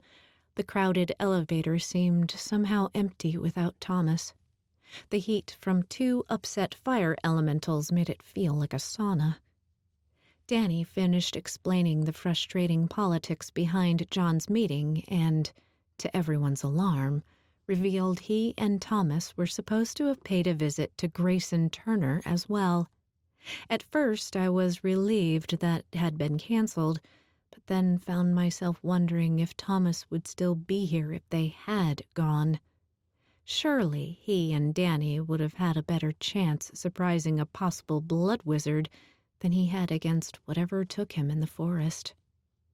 Danny abruptly hit one of the buttons, and the elevator stopped. "Ember," he said, as we all looked at him curiously. "The farm was a dead end, but we discovered that Reeve hasn't been there in 6 years. Ember's eyes narrowed. His feeding activity only goes back 5. Exactly. Danny shrugged helplessly. I don't know if that's just a coincidence or if we're on to something, but I need you to get into his file and find everything you possibly can. We need to know how he fits into all this, if he does at all. We also know of 2... He cleared his throat. 3 people who have gone missing in the last few days. I want you to run your reports again and see if anything else has turned up. We need to find something or... He trailed off, then hit the start button, followed by the floor for IT. I can do that. Ember pushed through us to his side to hug him as the elevator started up. The doors opened a floor later, and she waved, then sprinted out. Nobody spoke as the doors closed, and we rose up to John's private floor. We spilled out into the waiting room. T.S. didn't waste any time and stalked toward the closed doors of the meeting room. Shouldn't we... T.S. slammed the doors open. Knock? Charlie muttered. Wait out here, I hissed to Shannon. It was one thing for her to wander around Mez while everyone was distracted. It was another to bring attention to herself by helping interrupt a meeting with some of the top members of Mez. To my relief, she nodded somberly and slowed her pace. John, what are we waiting for? T.S. demanded. Tom is out there somewhere, and we're all standing around here doing nothing. We followed him into the room. Sure enough, John was sitting at his large meeting table with a dozen other people. Several more were filling spare chairs along the walls. All eyes turned to us as we entered. John looked pained for a moment, then quickly composed himself as he rose to his feet. I assure you, Tethys, we're doing everything we can, John said. Except actually looking for him, T.S. roared. His scent is going to be gone if we stay here any longer. Danio was there. Backup arrived minutes after Thomas vanished, and you had 3 bloody agents on the scene, and you ordered them back here instead. John took a deep breath. I understand you're upset. T.S. took several threatening steps across the room, seeming even larger and more intimidating than usual. Upset? He's my best friend. He's my fecking soul packmate. I'm not upset. I'm furious. You're wasting time. Several of the people at the table looked alarmed. A couple of them gasped. Agent Connell, John said through clenched teeth. Control yourself. He paused and sighed. I want to find him too. You know that. But I cannot allow my personal feelings for one missing agent to endanger any others. I have a duty to protect all of my employees. Fuck that. Danny cut in. You don't have to protect me. I'm going back. I never should have let those assholes make me leave in the first place. He spun and started back toward the door. With a snarl and a glare at John, T.S. turned and followed. Danny-o, you can't go back, said John firmly. Watch me, Danny snapped. That's an order, Agent Pelagos, John said, voice cracking with emotion. Danny whirled to face him, eyes darkening and churning wildly. What? T.S. demanded. John bent down and spread his hands helplessly on the table, bowing his head. Somewhere out of sight, Fend cawed angrily. A man at the other end of the table stood slowly. In light of the situation, for the safety of every one of our people at Mez, We have decided that until we know exactly what we are facing, Allegheny State Park is off limits to all Mez personnel." "Are you fucking kidding me?" cried Danny. "John," T.S. yelled, "you can't allow that." Next to me, Charlie sucked in a sharp breath, and I suddenly felt like someone had opened a hot oven near me. Rack brushed against my leg and hissed softly. "This decision comes from above," John said softly. He looked toward the man, who nodded once. "I cannot challenge a declaration from the board of directors. They've agreed that a large-scale investigation is necessary. Before your interruption, we were in the beginning stages of contacting the managers of every relevant Mez branch to get a count of how many agents we can expect. Then we can form a more concrete plan and—" "Thomas will be dead before then," Danny said. He winced as T.S. whined, then stormed across the room. "Danny-o," Charlie called. I knew he was trying to stop Danny before he typhooned, but judging from his voice, he wasn't far from erupting either. I knew Charlie was struggling just to keep himself under control. He was in no position to calm Danny. John pushed off from the table and met Danny part-way around. "Control yourself, Agent Pelagos," he said firmly. If he was at all concerned about putting himself face-to-face with a pissed-off elemental, it didn't show. "John," Danny started, voice shaking. "You can't." "That's enough. Listen to me," John said. Danny started to argue. "I thought you knew how to follow orders, Agent Pelagos," John said, raising his voice. Danny stiffened and sucked in a deep breath. "That's never been one of my strong points, Mr. Kiyosugi, sir," he spat. "Especially when those orders are bullshit." "Give me your badge," John said. "John!" Charlie cried. "Are you out of your bloody mind?" T.S. demanded. Mariana grabbed Charlie and pulled him back. I knew she couldn't possibly hold him, especially if he got any hotter, but I hoped it would help Charlie keep himself under control enough to stay put. "What?" said Danny. "Give me your badge, Pelagos," John repeated. "You're too close to this. I'm relieving you of duty." Danny gaped at him. "Temporarily," he clarified. "When we solidify our plan, I will consider assigning you to the investigation. I'm sorry." John held out a hand. Danny did pull out his badge, but instead of handing it to John, he flung it across the room. The only sound was the soft thud as it landed somewhere. John nodded sadly, then looked at the rest of us. "That goes for all of you." "What, us?" T.S. cried. "You can't be serious." "I'm sorry," John said again. "You are all relieved of duty for now. This is too personal for all of you." "Fuck you," Danny spat. He started to turn away, but John grabbed his arm. There were several gasps from around the table as one of Danny's fists came up. I was stunned that Danny stopped himself. In all honesty, I wanted to hit John.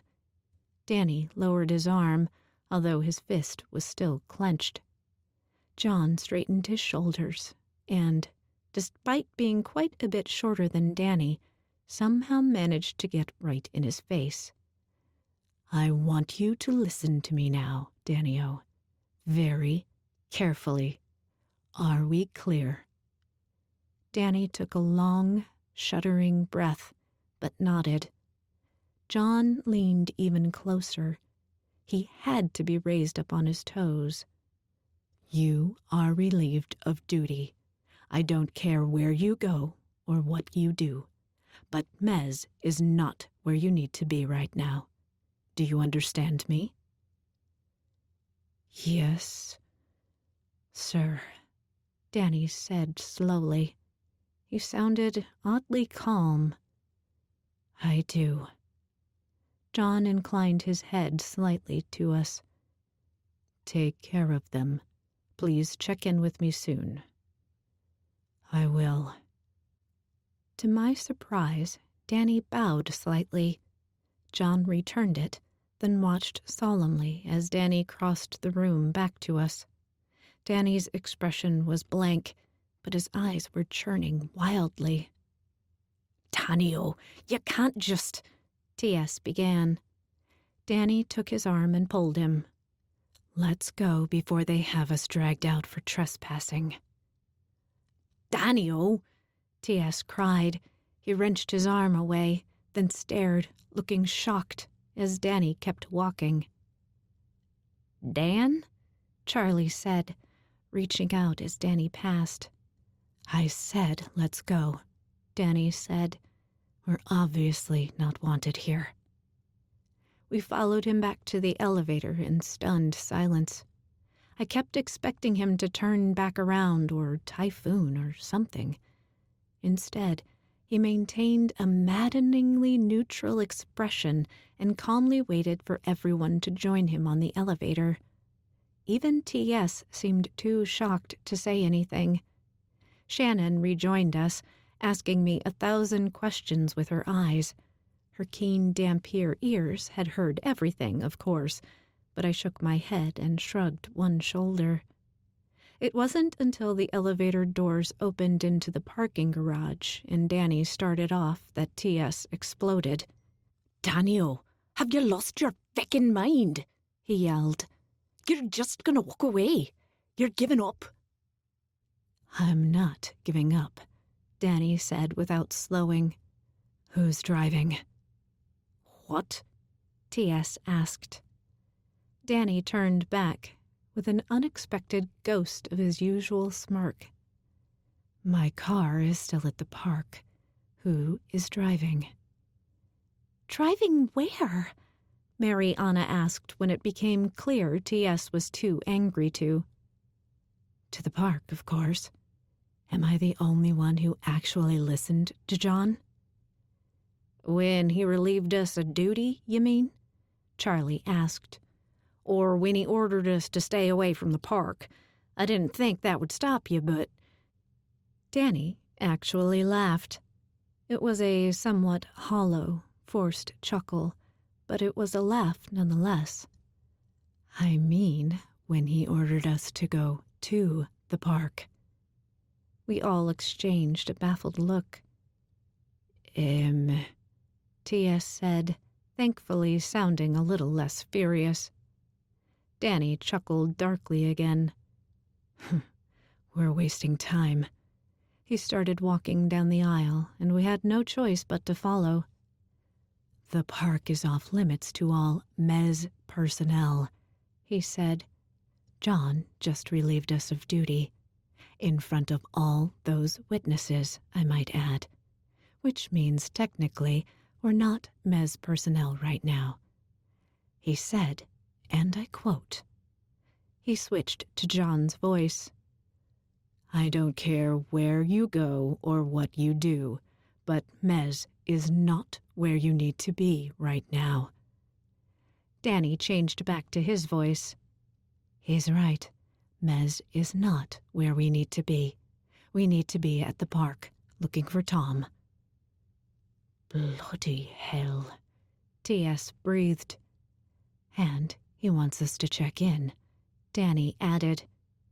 Then what are we waiting for? T.S. said eagerly.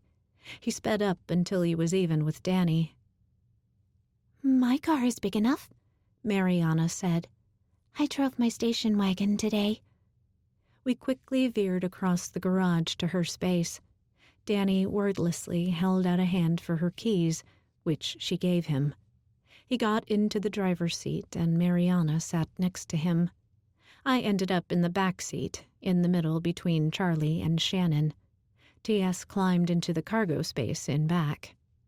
For a couple of minutes, we drove in a tense silence. "We need to drop Shannon off somewhere," T.S. said. "Excuse me?" my cousin said. "You're not dropping me off anywhere." "It's too dangerous," T.S. said. "The last time you got mixed up with us, you nearly died." "I was human," Shannon said. "I'm a Dampier now. I can help." "Thomas is a vampire," Danny said darkly. "Didn't do him much good."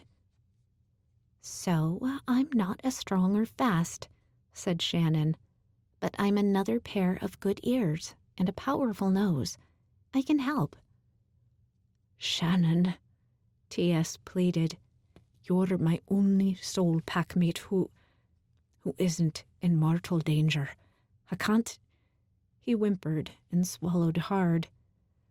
"If something happens to you—" "I'm going to be fine."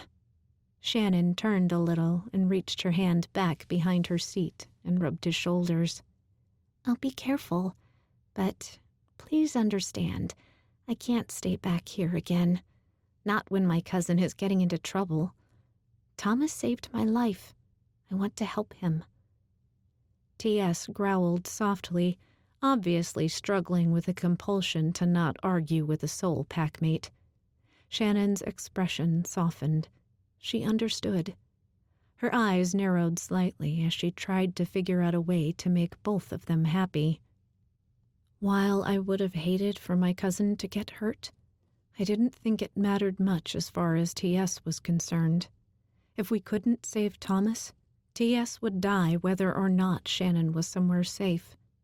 If, by some miracle, T.S. did survive Thomas's death, Delilah was still in bad shape. T.S. would never survive the deaths of 2 soul packmates. "Tell you what," Shannon said. "I'll come with you, and I'll try to help track Thomas. At the very first sign of trouble, I'll run. I'll run as fast as I can back to the car, and I'll contact Ember or John and let them know what's happening. Then I'll be able to lead them back." "That's not a bad idea," Danny said. "No," T.S. agreed reluctantly. "It's not." "Fine." With that, Danny sped up and we rode in silence. The drive seemed to take forever. I found myself hoping T.S. would suddenly announce he could sense Thomas again, while being terrified he'd say something had happened, or just outright die. Rack kneaded my legs, purring as I absently pet him, and the motion sent a pleasurable, relaxing tingle down my back, and I tried to just focus on it and rest. I don't know how fast Danny drove, but it couldn't have taken more than 40 minutes to make the hour-long trip. Even then, that was too long. We were closing in on 3 hours since Thomas had gone missing, and with each passing minute, the chances of finding him were dwindling. The persistent rain only made things worse. We hurried out of the car, and Danny led us to a nearby clearing where a couple of tents were still pitched. "I was here and—" Danny sighed. "Tom went that way." A massive wolf trotted by us in the direction Danny was pointing. I hadn't even seen T.S. shift. "I smell him," T.S. said. "It's faint and nearly gone, but I know his scent as well as I know my own." Nose to the ground, he hurried off into the trees. Shannon sniffed around with a frown. "Smell anything?" I asked her. She shrugged.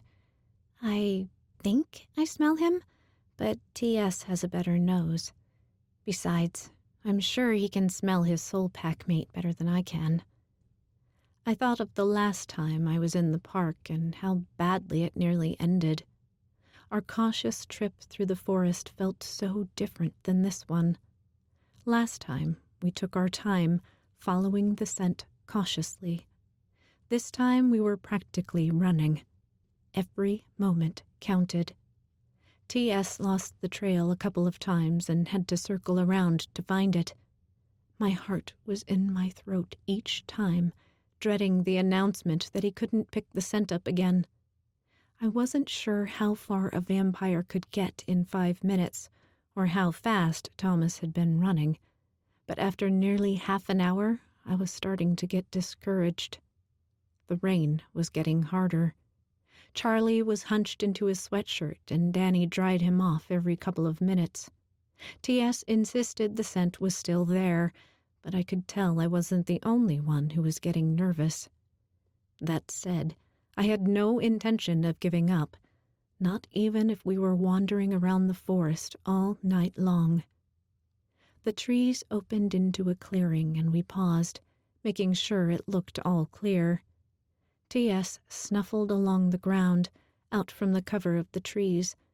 Charlie looked up at the open sky in concern, seeming content to wait until T.S. was across. I don't know who saw it first. Maybe it was all of us. But suddenly, we all knew what Thomas meant when he said there was another one.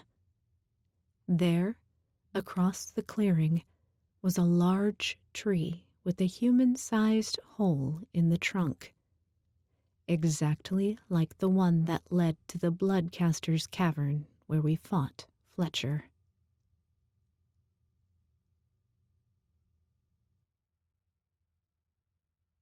Chapter 5. Jen. For a long moment we stood still, staring in horror at the tree. "If anyone hears a crackling sound," T.S. said, breaking the silence, "run. Just turn and run." We all nodded, then slowly moved forward. Danny grumbled something about not having a gun, but pocketed one of his knives and put a hand on Charlie's shoulder, keeping the rain off of him. I didn't expect to, but we made it across the clearing safely and soon were gathered by the tree. The opening looked just like that last one. What was down there? Another cavern with an altar? More bloodcasters? Thomas? "Can you sense him yet?" Danny whispered. "No," T.S. choked. "Still nothing." He turned to Shannon. "Shannon, I think..." She nodded reluctantly. "Yeah, I'll go." "Be careful," said T.S. "You too." Shannon flashed me a weak but encouraging smile. "You too, Jenny. Be careful." I hated to let her run off alone. "Can you find your way back to the car?" "Yes, and I can bring reinforcements back here." "Text me or something," I said, "when you get somewhere safe." "I can sense her. I'll let you know, Jen," T.S. promised. "I wish I could sense you back," Shannon said. As much as I wanted Rack by my side, I realized that it was best for him to go with Shannon. She may not have been able to sense T.S., but Rack could sense me. It was the only way we could connect our two groups after splitting up. Plus, Rack would be able to handle the communication with Mez, minimizing Shannon's involvement, and lead them straight back to us, even if the scent was gone. "Rack," I said softly. He nodded, and I sensed understanding. "I'll go with you, Shannon," he said. He paused and rubbed against my leg, radiating affection and concern. "I'll be okay," I promised him. I gave him a quick hug and kissed him between the ears. He bumped his head against my chin, then went to Shannon. My cousin picked him up, nodded to us, then turned and sprinted away. She was gone in a matter of seconds, and I could feel Rack steadily moving away. "Let's go," said T.S. With that, we turned to face the tree. Danny went in first, with Charlie right on his heels. I cast my night vision spell, then followed, with Mariana behind me, while T.S. brought up the rear. Just like the last cavern, The ground inside the tree turned into steep stone steps. Slowly, we made our way down. This time, however, it started to curve out of sight. "I'm going to check it out," Danny whispered. "Wait here." "Danny, be careful," Charlie said. "I just want to see," said Danny. He vanished around the corner. "It keeps curving," he called softly. "It's like a spiral stair—" "Danny-o?" Charlie hissed as Danny abruptly stopped talking. "Danny-o?" My breath hitched as no answer came. Charlie lunged forward down the stairs. "Wait!" I gasped, rushing after him. I caught him by the sweatshirt and tried to stop him before he suddenly disappeared too. I pulled him off balance, and we both stumbled down a few more steps. "Char, wait!" T.S. cried from behind us. But there was no stopping a fire elemental. Charlie regained his footing and tried to keep going, pulling me with him. We circled around another corner, then tumbled out into a small room. Like the other cavern, it was almost a perfect circle and made of stone. But that was where the similarities ended. This room was no bigger than my bedroom, but there were several arched doorways around it, each one leading to more stairs. "Danny-o!" Charlie yelled. He pulled free from me and spun around the room, frantically looking for any sign of his fiancée, his eyes flaring so brightly they were almost glowing. "Shh," I said.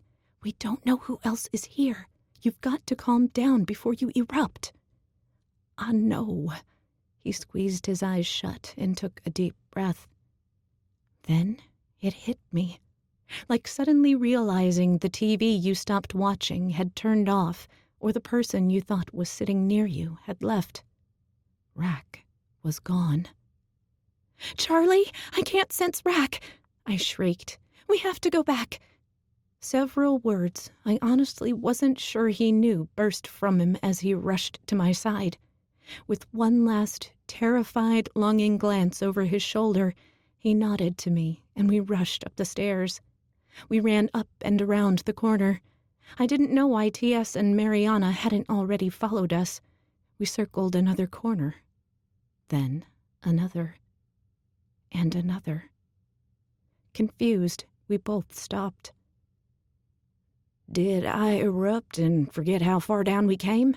Charlie asked. "No," I said in alarm. "We should have gotten back to them by now." We looked around. The stone stairs and walls looked identical. Not only should we have already found Mariana and T.S., but I was pretty sure we had already gone high enough to be outside. Did we take the wrong stairs?" I asked. "I don't think so," you said. "We turned right around." After exchanging a concerned look, we wordlessly turned around and hurried back down, around and around and around again. But instead of emerging back into the circular room, the stairs flattened out into a long, larger tunnel. "This isn't possible," Charlie said, casting a look back behind us. "We went right back down the same stairs we came up." Yet there was no sign of T.S. and Mariana or Danny. I still couldn't sense Rack either. The sudden lack of connection with Rack had me freaked out that he was missing like Thomas. But all at once it struck me.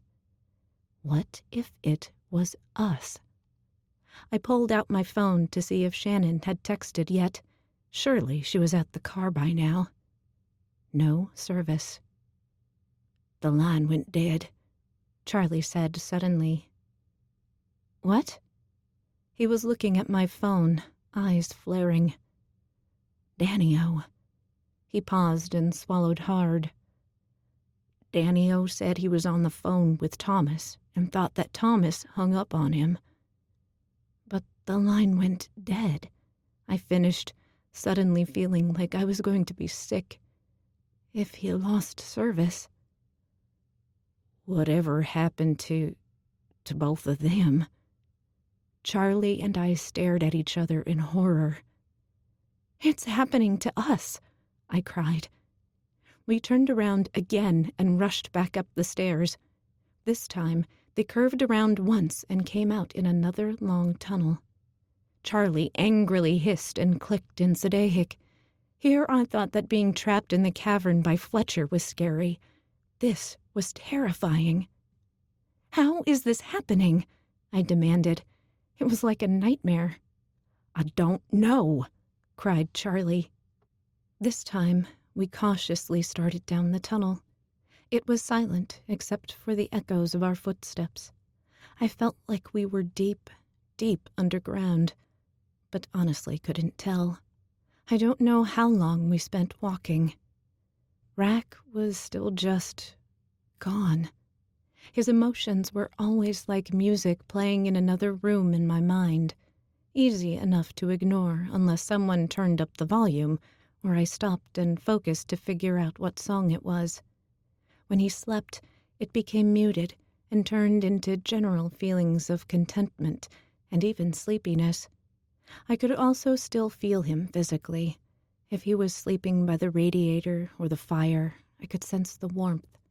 As long as I was paying attention, I could even feel a tingle in my limbs when he stretched in his sleep. I knew from unfortunate experience that when he was unconscious, it became more like white noise. This was totally different. I couldn't feel anything physically, and his emotions were just blank. I knew he was alive. I knew it. I was also certain it wasn't just wishful thinking. I knew. That was it. I kept waiting for something to happen, something to change at least, but there was nothing. The tunnel was just one long expanse of rock. Sometimes it got so steep we were practically climbing. Other times it went the other way, and we slipped and slid down it, hoping we wouldn't fall. And once, the floor of the tunnel tilted so much we had to walk with one hand on the wall, stumbling as we struggled to keep our balance. I slipped more than once and bashed my knees. Still, we kept walking. Where did this even end? Charlie and I must have walked a few miles by now. "Is it getting smaller?" Charlie asked suddenly. I looked around. Was the tunnel smaller? We kept walking nervously, and it soon became evident that the tunnel was indeed getting smaller as we went, and it wasn't long before the rough ceiling was just inches above our heads. The sides had closed in as well. Even though Charlie and I had been sticking close together anyway, we weren't in control of our proximity anymore. Our shoulders bumped several times as we walked. As the tense minutes ticked by, I noticed he was periodically ducking low points in the ceiling. Charlie wasn't much taller than me, and we hadn't gone far before I had to watch my head, too. "Should we keep going?" I asked when I felt a low-hanging part scrape across the top of my head.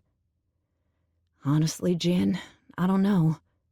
He turned to look at me, eyes dim and flickering with worry. Even though it almost burned me, I took his hand and gave it a reassuring squeeze. Not that I wasn't frightened, too. Soon we were forced to walk single file, and both of us had to stoop to avoid the ceiling. "Yeah, okay," Charlie said reluctantly. "Maybe we should turn around."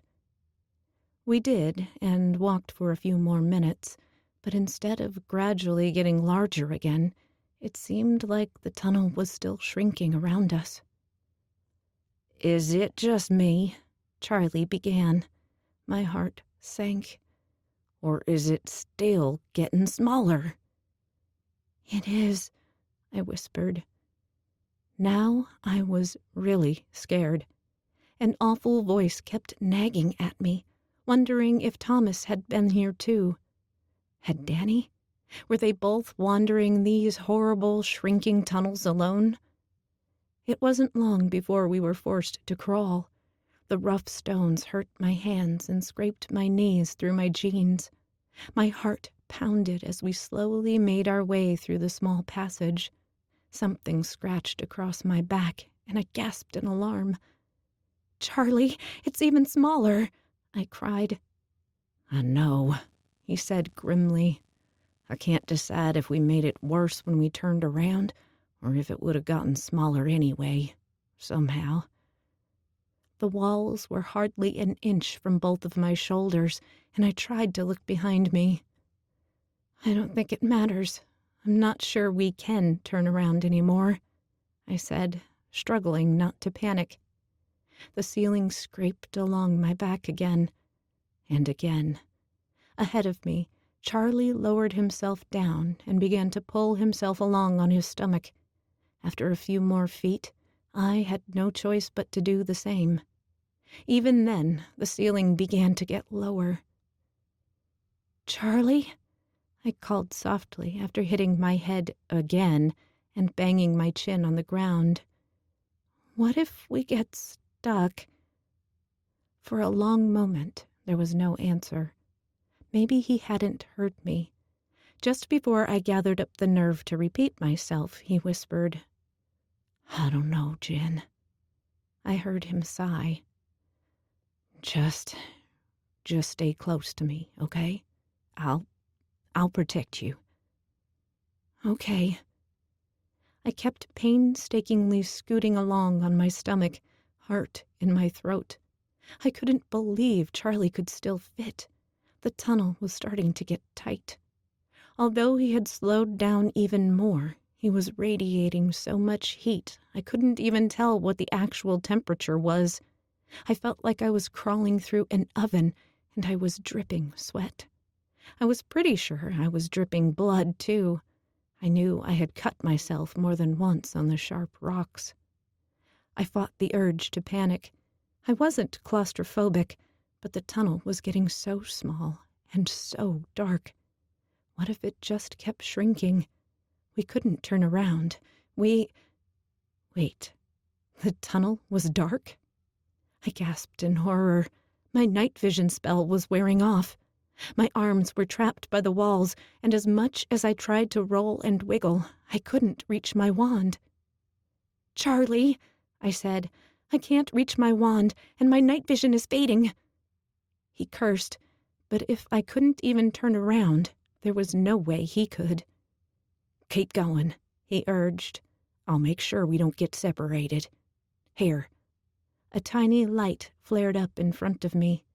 The flames flickered eerily off the walls around us, making it all seem even smaller. It was also quickly growing hotter.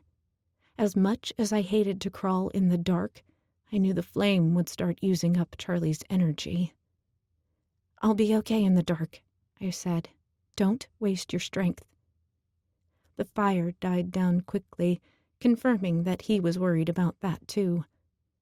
"If you need it, just ask," he said before he started crawling again. In just a few minutes, the tunnel was nearly impassable and everything was black. I wanted to scream, wanted to cry. What the hell was this? We were supposed to be rescuing Thomas, and instead Danny was gone too. T.S. and Mariana were God knows where, and Charlie and I were probably minutes away from being trapped. Worse, every moment wasted increased the potential that Thomas could die, if he wasn't dead already. Would Charlie and I die down here too? I quickly pushed the thought away and suppressed a sob, hoping Charlie wouldn't hear. "What the hell?" Charlie said. "Jen." "What?" I heard the sound of scrambling and jumped in surprise as burning hot hands closed around mine, dragging me out of the cramped tunnel. No way. I kicked and pushed and slid forward. I wanted to cry in relief as Charlie pulled me to my feet. I wasted no time in pulling out my wand. "Mar!" I blinked my eyes as I looked around my newly lit surroundings. "What?" I yelped. We were standing in a circular room identical to the one we found at the bottom of the staircase. I turned slowly, taking it all in. There were several doorways cut into the rock walls. Not one of them was as tiny as the tunnel we had just escaped. None of them seemed to lead to it either. In fact, all 7 had stone staircases in them, and Charlie and I had not just come down any stairs. It was as if the tunnel had never existed. In all honesty, the tunnel could have been a strange nightmare, if not for the fact that Charlie and I were both dirty from crawling, our clothes torn in a dozen places. My knees and elbows were scraped and bleeding, and I was drenched in sweat. Charlie's shirt was ripped at one shoulder, blood staining the edges of the fabric. He scratched at a cut on one palm, and a blood-tinged tendril of steam wafted up. He looked at me, and our eyes met. I rushed forward and hugged him, even though he was insanely hot. His arms wrapped around me, and I could feel his heart pounding. "What is this place?" I asked. "I don't know," he said. "I've never seen anything like it. I've never even heard of something like this happening." We stopped hugging, but still stayed so close together we were touching as we looked around. There were a total of 7 openings in the rock walls, all shaped like rough arches, each with a set of stairs going up, twisting away out of sight, all evenly spaced around the circle and identical. If one did lead back out, it was impossible to tell which one it was. No, they weren't all identical. One of them had water all over the steps. It was raining when we came in. Could the wet stairs be the ones that led out? "Hey," I started. "Look at the—" "Shh! Listen," Charlie hissed. I fell silent, then heard a thud, then another. I swallowed hard as the distinct sound of footsteps echoed in the chamber, louder and louder. Someone was coming.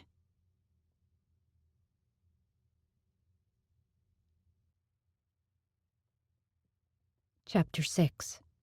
Thomas. The trees parted into a clearing, and I snarled in annoyance. The rain had already washed away the scent. Well, unless the werebear had gone missing in the clearing itself, he must have gone across it. With any luck, I could find his scent again somewhere else along the perimeter. I started off searching for the scent, sticking to the edge of the trees. My phone buzzed in my pocket, and I paused long enough to answer. "You said 5 minutes." Danny-O snarled before I could say anything. "I don't suppose you turned back around after 2.5?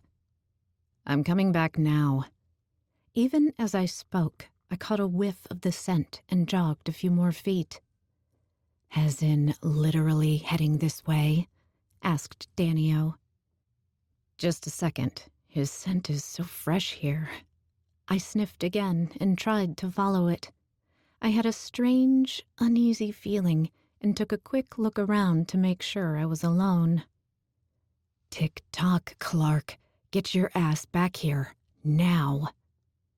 "I don't smell anything else," I said, as if that was an excuse for taking more than 5 minutes. "No blood magic, no other people.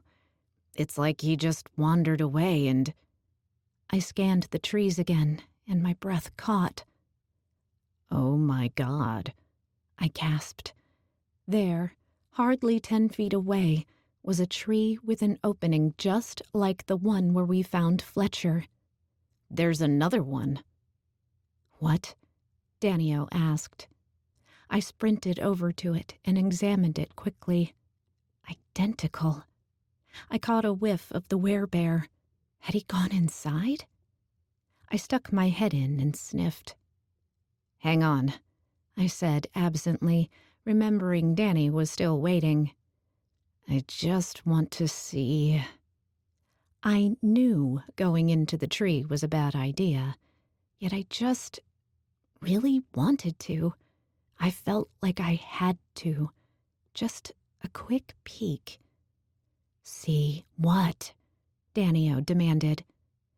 Instead of answering him, I went down a few steps into the tree. The stairs curled around, and I really needed to see what was around the corner. "What do you mean there's another?" Danio started. The abrupt cutoff distracted me, and I looked down at my phone. Call ended. Did he hang up on me? Either he'd call right back, or I'd call him when I got outside. The stairs kept curving around, and I just wanted to see. Then I'd get out. It was quiet, disturbingly quiet, as I tiptoed down the steps. Whoa. I found myself in a small, circular room. There were several openings cut into the walls all around me, each with another staircase inside. I had seen enough. Something about this just felt wrong. The silence was unsettling and, oh my God, it wasn't silence. Tethys! I gasped. I whipped around to face the stairway I had just come down. I couldn't sense him. After a moment of panic, I realized he wasn't dead. No, he was there, but not there. No emotions, no physical sensations, absolutely no idea where he was in relation to me, not even a vague sense of direction. All I had was an idea that he simply was. I poked my tongue with the tip of one fang, quite a bit harder than necessary. It didn't come close to the excruciating, blinding pain of actually being bitten by a vampire, but hurt more than I intended. On the bright side, it was sure to get Tethys's attention, and, I supposed, proved I wasn't dreaming. But there was no answering signal. Instead of giving up, I stood there, desperately waiting for some sign he was out there. Nothing. I heaved a sigh and spat out a mouthful of blood with a wince. I gingerly prodded a gland in my mouth with my injured tongue and let my saliva convert to a healing accelerant. My tongue almost immediately felt better, but I didn't. Not with a strange, blank sensation in my mind where Tethys should have been. I took some comfort in knowing he wasn't dead. I was positive he was still there. Somehow. It almost felt like something was between us, blocking us, as if all I had to do was concentrate harder and I could push through. Yet no matter how hard I focused, I couldn't. For one horrific moment, I wondered if this was what a real phantom bond felt like. Sometimes, when one magic in a bonded pair died, the survivor claimed they still experienced emotions that weren't their own. A few were even driven insane, convinced the bond wasn't broken and that their other half was out there still. A phantom bond was what everyone told me I was suffering from, until I figured out I had actually bonded with Tethys at the same instant my familiar died. As quickly as the awful thought struck me, I dismissed it. In order to feel a phantom bond, Tethys would have to die, and I knew, firsthand, that his death would not be a matter of suddenly noticing he was quiet. No, it would be a physically painful, gut-wrenching agony, as a piece of me was literally torn away. This was different. It was strange and unsettling, but very different. But how? How the hell had Tethys vanished? He wasn't even on his way to the park, was he? I tried to think of how far away he was, or if he seemed like he was getting closer before our bond was blocked. In all honesty, I had been partially blocking him anyway, on purpose. I didn't want either of us distracted by the other on a different case. No, he hadn't been near the park. Then how did he... No way. I swallowed hard and looked down at my phone. Danny-O should have called back by now. No service. Well, that explained it. But was that because I was too far underground, or because I was the missing one? Our bond wasn't affected because Tethys had vanished like the others. It was me. I looked around nervously. Bond or not, it was still eerily quiet. The strange place was full of scents, some old and faded, others a bit newer. One of them was the werebear, although I had no desire to follow it any farther.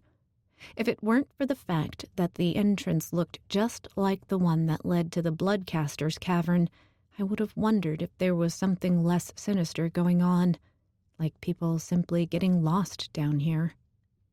Well, not me. I was not sticking around. I turned and headed back up the stairs. They twisted around, and I came out. What the hell? An ocean. An actual freaking ocean was spread out in front of me. I took a few steps out.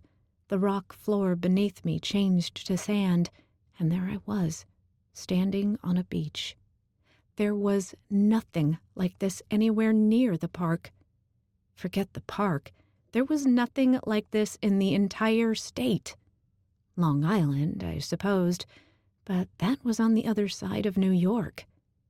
Maybe Lake Erie, but I had gone there to drop Danny-O off a few times and didn't recall it looking quite like this.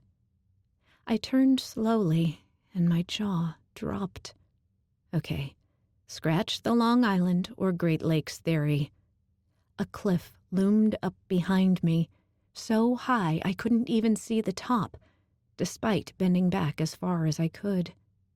I walked away from it, backward, until I heard the water splash against my foot, and I still couldn't quite make out the top. It looked like it was made of hard-packed sand instead of rock. Sticks and roots and even actual stone stuck out all over, like someone had just plowed it all up into an impossibly high dune. The cliff curled around to my right, seemingly endless, as it jutted out through the water. I turned left and swallowed nervously. The ocean, the cliff, and a narrow beach stretched out away from me, as far as I could see.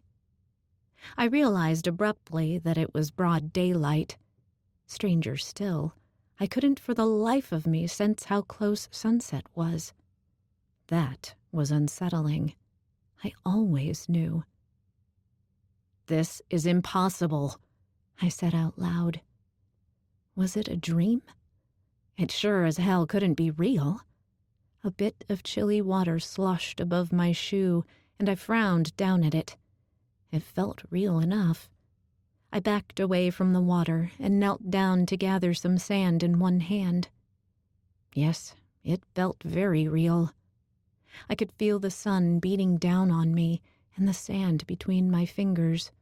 My sock was wet and cold, and the air smelled like salt water. Yet it was all totally impossible. I decided that, wherever or whatever this place was, I didn't want to linger. I turned to go back to the staircase and froze. The towering dunes behind me were nothing but one solid expanse of sandy cliffs. I rushed forward, running my hands over the hard sand where the stairs had been. A few grains of it rolled and fell beneath my fingers, so I dug into it, making sure the hole didn't collapse the cliff above me. But I found only hard-packed, untouched sand with no evidence a stairway had ever been there. The way back in was gone. I closed my eyes and took several deep breaths, willing myself to be back in the tunnel or the park when I opened them. Even as I did, I could hear and smell the ocean. I opened my eyes and heaved a sigh. still standing on a beach. Under any other circumstances, it would have been peaceful. The water was lapping serenely at the sand, and the ocean was as smooth as glass. There wasn't a cloud in the sky, although there was absolutely no shade.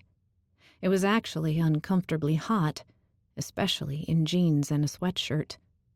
The sun didn't bother vampires all that much, but not even a human would have enjoyed standing on the shadeless beach for long, and my eyes were adapted for seeing in the dark, which meant the bright sunlight stung a bit more.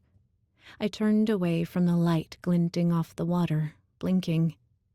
There was nowhere to go except down the beach, and I didn't like the idea of staying put. With no other choice, I started walking. Nothing changed. The cliffs and the water and the sun stayed exactly the same, just one seemingly endless beach. No birds, no crabs, no sign of any sort of life. I broke into a jog and then, just to make some distance, a flat-out run. The soft sand slowed me down quite a bit, so I moved to the edge of the water, running on the hardened sand left by each retreating wave. I went a few miles before I slowed my pace, discouraged and admittedly a bit tired. "This is insane!" I yelled. My voice echoed off the cliffs, but if anyone could possibly have heard me, they didn't answer. I turned and looked behind me. I couldn't see where the cliff curved over the water, back where I had started, anymore. Everything looked exactly the same in both directions. I turned in a small circle. Beach, water, beach, cliffs, beach, water. In all honesty, I was starting to get pretty freaked out. What was this place? It was way too hot to keep the sweatshirt on, so I pulled it off and, after some deliberation, ditched it. I started running again. This time, it was more out of desperation than the desire to cover ground faster. I had seen a lot of weird stuff in my life, more so than a lot of magics. Hell, I had a two-way soul pack bond with a werewolf. My girlfriend was a witch who didn't know what magic was until she was in her 20s. I had once taken an experimental potion and been human for a few days, and I was likely one of the rare few who had fought with a blood wizard. But this was just beyond anything I could have imagined. After a few minutes, I slowed to a jog. Good thing I grabbed 2 pints of blood earlier. I wasn't outside during the day much, certainly not running like this under the relentless sun. My shift at Mez was probably close to ending by now, but instead of getting ready to go home to bed, I was on this ridiculous, endless beach. I was hot and sweaty and starting to feel exhausted. My skin felt like it was burning. I paused to examine one arm. Sure enough, it was starting to look red. What the hell was happening? Through it all, I didn't even have the comfort of sensing Tethys. I was so completely, utterly alone. I hated to admit it, but I was starting to get scared.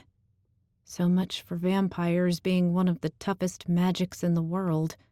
I was losing to a beach. I picked up my pace again, sticking to where the dry sand met the wet. Every few yards I splashed into a deeper wave as it rolled up the beach. It still looked the same as far as I could see. So I kept going, my speed changing as I alternated between feeling fatigued and being frustrated. At last, something did change. The beach looked smaller. I came to a stop, breathing hard, and studied the sand for a minute. Yes, there was less dry sand here. I was significantly closer to the cliff than I had been when I started out. Even as I watched, one of the shallow waves went all the way up and brushed the cliff before flowing back into the ocean. I wondered, not for the first time, if I should turn around and try to find the staircase again. If I were running out of beach, it would be pointless to go much farther. I looked behind me and realized in alarm that the beach wasn't narrower up ahead. The tide was coming in. The entire beach was nearly gone. Shit, I groaned. This was bad. Each wave seemed to come up higher than the last. Even if I wanted to, there was no time to turn back now. All I could do was hope that I'd find something else up ahead. With no other choice, I started running again. Vampires didn't usually get the chance to push themselves to the limit, but my legs were aching from running on the uneven ground, and my hearts were pounding. I had a headache from the heat, or maybe from the too bright sun streaming down. My skin was red enough to rival a fire elemental, and I wondered if it would blister at all before it healed. I honestly couldn't remember ever having a sunburn before, and if they felt like this, I certainly didn't want another. In minutes, the dry sand was gone. The tide was coming in, and coming in fast. It wasn't long before I was forced to slow down because the water was so deep. It was halfway up my shins, climbing higher as it soaked and weighed down my jeans. My shoes and socks were heavy, and each step felt a little harder than the last. I started wondering just how high up the water was going to get. Who would have thought the gently flowing water would have become so threatening? Every peaceful wave that lapped against me went just a bit higher than the one before it. Before long, running was no longer an option. I was wading through waist-deep water, one hand against the sandy cliffside to keep my balance. Sometimes I stepped in a deeper spot and slipped, but still the sun beat down from the exact same position in the sky, and the water relentlessly crept higher. I heard a strange rumble and paused, looking for the source. I looked out over the ocean and frowned, squinting into the sunlight. There was a strange shadow on the water. I watched it for a moment as the sound grew louder. "You've got to be kidding me!" I cried as I realized what I was looking at. It was a wave. A wave, far larger than any of the others, rolling quickly over the water, growing larger and larger. Even though there was nowhere to go, I looked around frantically before spinning back to face the cliff and pressed myself against it, trying to find a place to hold on, hard-packed sand crumbling beneath my fingers. The roar was almost deafening as the waves slammed into the cliffs above me. The water crashed down, throwing me painfully into the cliff, then dragging me away. I fought against it and managed to grab onto a root jutting out of the sandy cliff face. It wiggled, but the pull of the water weakened, and, as quickly as it had come, it was gone. I was left, soaked from head to toe, standing back in the serene, waist-deep water. I stayed there for a moment, trying to catch my breath. "Where's a water elemental when you need one?" I gasped. With no other choice, I kept going, half walking, half swimming through the ever-deepening water. Once it was midway up my chest, each little ripple started lifting my feet from the bottom and pushing me toward the cliff before pulling me back slightly. The water was freezing, but at least the cold was making it hard to feel tired. Pretty soon, I was going to be forced to just swim. I wished I were a little taller. Being over 6 feet like Tethys and Daniel would have been nice. Hell, at this point, I'd taken even 6.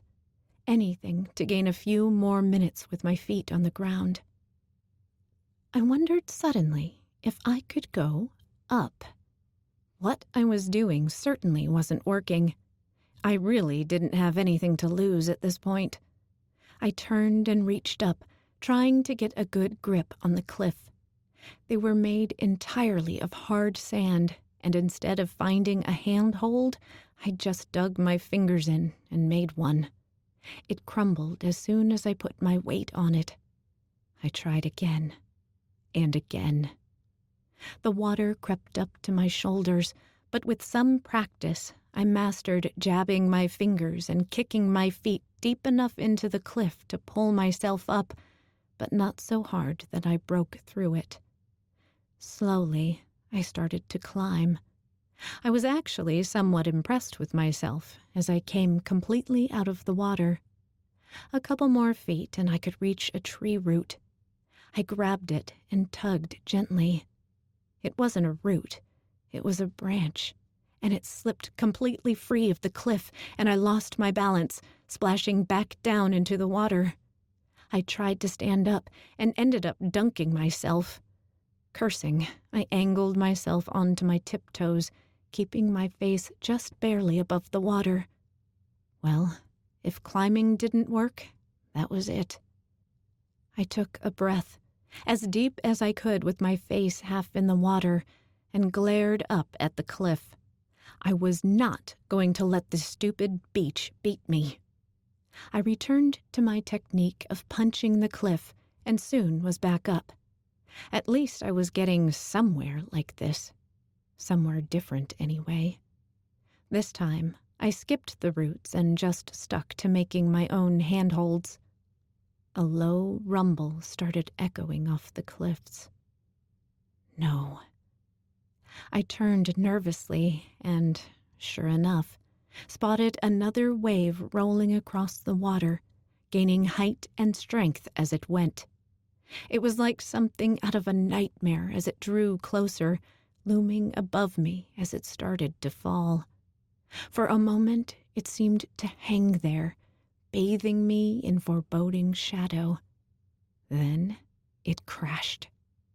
I rolled and tumbled under the water with no idea which way was up. I smashed into something, either the sandy bottom that was once beach or the cliff. I couldn't tell. I fought against the current, even though I didn't know where I was even trying to go. Forcing my eyes open, I looked around the water. There. That direction was brighter. My lungs were burning, and my head was throbbing as I kicked in the direction of the surface. I hoped. It seemed so far away. I could swear I wasn't actually swimming at all. My shoes and jeans felt like they weighed 1,000,000 pounds, and my t-shirt was in the way as I struggled. Spots swam before my eyes, and suddenly my head broke the surface. I sucked in a desperate gulp of air. Too soon. Water flooded my mouth, and I coughed and gagged, nearly bobbing back under. Somehow, I was still near the cliff. My fingers scratched desperately against it until I came to my senses and punched a hole I could grab onto. There I hung, choking and gasping for breath. I couldn't tell if I was shaking or shivering. Didn't know if the water running down my face was just from the ocean or if I had started crying. I sure as hell wanted to. Now, I coughed weakly, would be a great time to show up and rescue me, Danny-O. I rested my forehead against the cliff, still breathing hard. I'll even let you make fun of me forever. But no, I was alone. Alone and trapped in an ocean that couldn't possibly exist. If this was a dream, I was really ready to wake up. I was going to die here. This time, I knew the chill that went up my spine wasn't from the cold water. I couldn't keep this up for much longer. I was exhausted, physically and mentally. I didn't often feel helpless as a vampire, but the rising water was something I couldn't outrun or overpower. A few more of those horrible waves, and I'd be too tired to fight my way back to the surface. I was going to drown here. Not that I knew where here was, or what it was, or even how I ended up on this godforsaken beach. It wasn't even a beach anymore. It was just an endless expanse of watery hell. For a minute, I just stayed in place, clutching the cliff while the waves tugged at me, feeling sorry for myself. My lungs ached, and I was pretty sure I inhaled some water. I strained my feet, but couldn't find the bottom anymore. Was this it? No. I took a deep, determined breath. I was not going to die here. No. I started up again, climbing the cliff even though I had no idea how high it was, assuming the damn thing didn't go up forever like the beach seemed to, or what I'd find at the top. This time, I got even higher than before. I kept an ear out for the telltale roaring of another giant wave. Instead, I heard a different sound. I paused, frowning, unable to figure out what the strange creaking sound was. Then, right in front of my face, a crack split across the face of the cliff with a loud pop. Then another creak, one that sounded like it was coming from deep inside the cliff itself.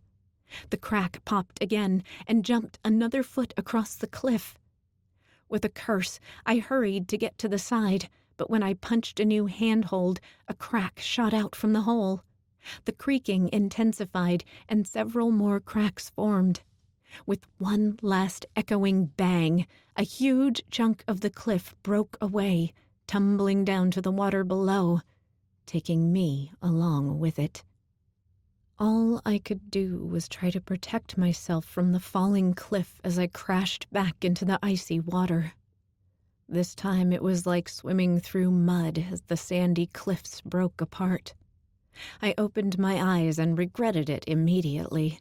The water was so full of sand I couldn't see, and my eyes began to sting, even as I closed them again.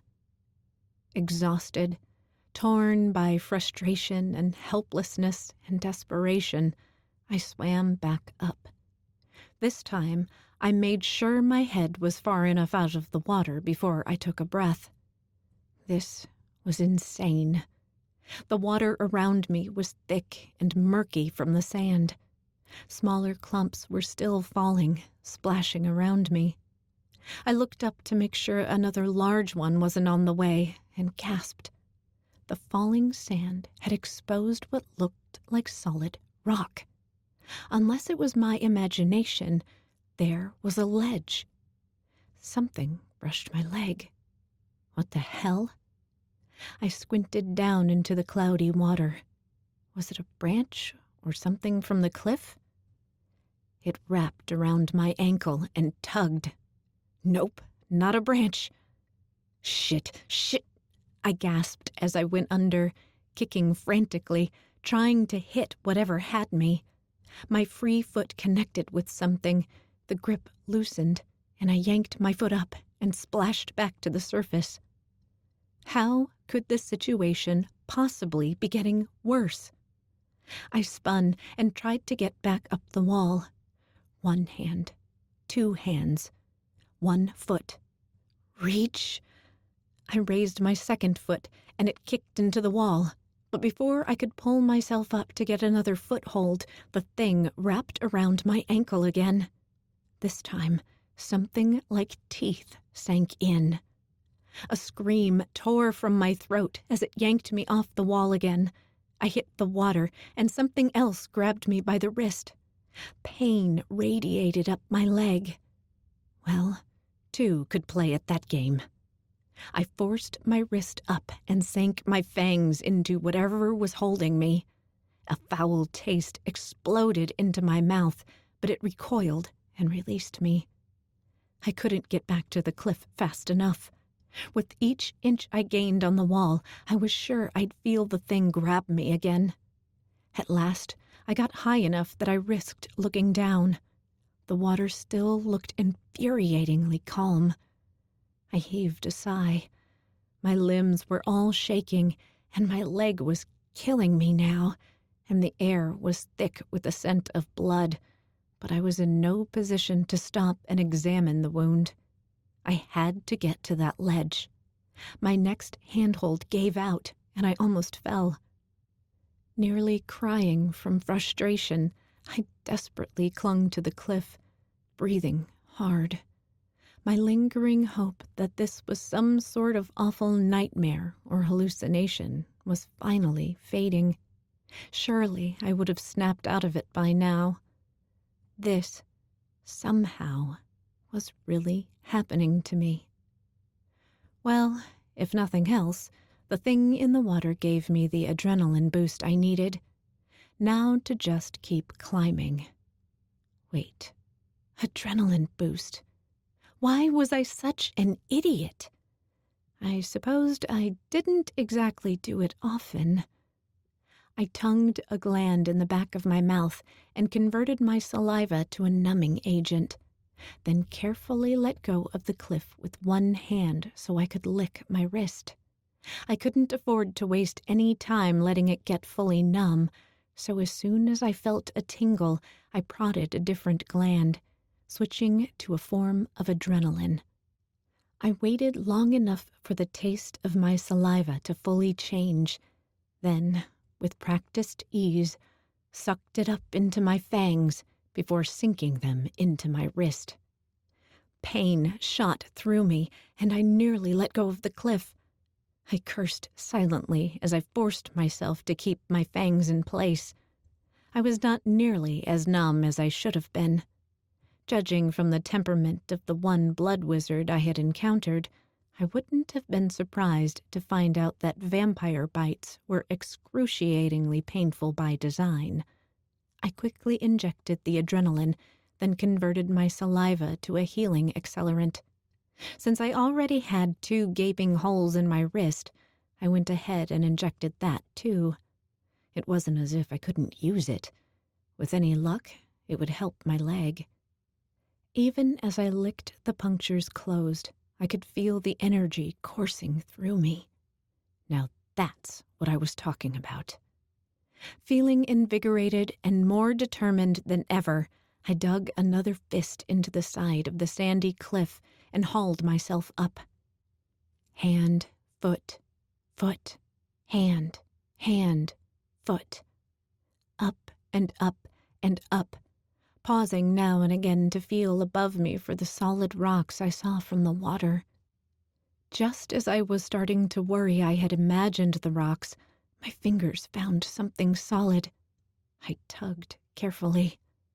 Yes! Hearts in my throat, I pulled myself up a little farther and grabbed the hard rock with both hands. It wasn't a ledge. It was a tunnel. A laugh of relief escaped me as I scrambled into the tunnel, collapsing gratefully on the cool rocks. For a couple of minutes, I stayed there, finally allowing myself a moment to breathe before examining my leg. Whatever grabbed me had slashed through my jeans and into my calf. I frowned at the wound as I converted my saliva to healing accelerant again. The wound was a long oval made up of several deep puncture marks that looked more like they were from thick needles than teeth. Something about it was familiar, but I couldn't place it. As I studied the wound, my concentration was broken by a strange sound. Water? I sat up just in time to see some water splash around the mouth of the tunnel. What? I rushed to the edge and bit back a gasp. The fucking ocean was here, almost all the way up to the tunnel.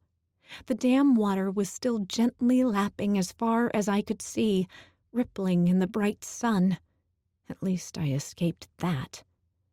As I watched, a gentle wave streamed across the floor, brushing against the bottom of my foot before retreating out again. Another rolled in after it, coming up just a bit farther. "Oh, screw this," I groaned. This was impossible. Was I going insane? Then a roar. No, no, no. I looked out at the water in horror. Just as I feared, one of the huge waves was towering in the distance, coming closer and closer. I turned and ran. My footsteps echoed down the tunnel as I raced frantically from the entrance, the roaring getting closer and closer. I slipped and slid on the uneven rocks, struggling to keep my balance in my wet shoes and heavy, waterlogged pants. I heard a thunderous crash as the water hit the cliff. Everything shook.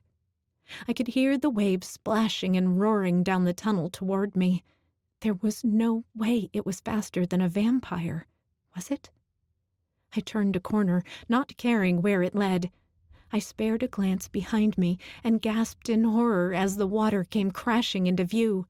I whirled, but it was too late.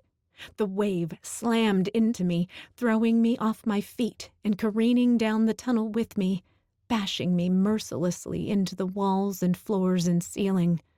I fought just to find a chance to breathe, forget trying to control where I was going. At last, I was flung into the ground, and everything was still. Groaning, I staggered to my feet and looked around. What the hell? I was in a room identical to the one I was in before. I spun around in disbelief. It was the same size, one small circle with several stone archways with spiral staircases inside. This time, I counted them. 7. The number made me narrow my eyes. Why did the phrase 7 doorways ring a bell? I glanced at the one I had come from and shivered. The stairs were slick with water, some still pooling in divots in the stone. I sure as hell wasn't going back that way. I took a step forward and sniffed. Blood. I took another sniff and realized with shock that it was my blood, but older, not the fresh blood on my leg.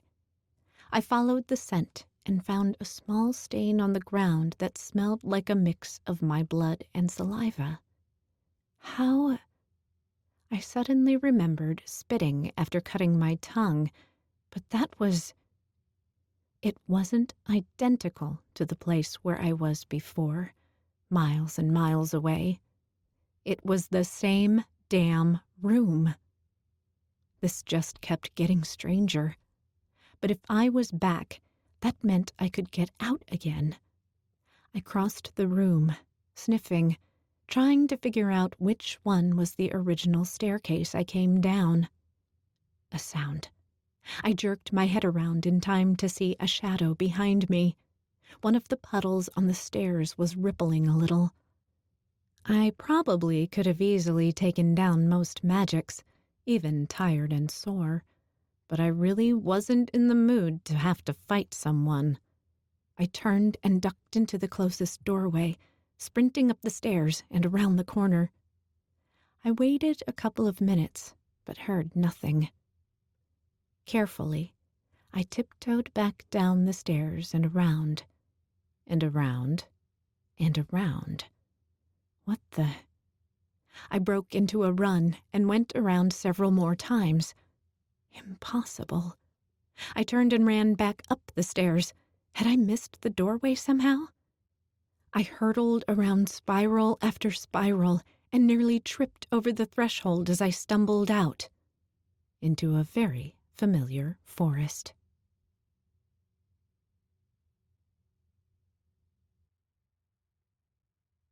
Chapter 7.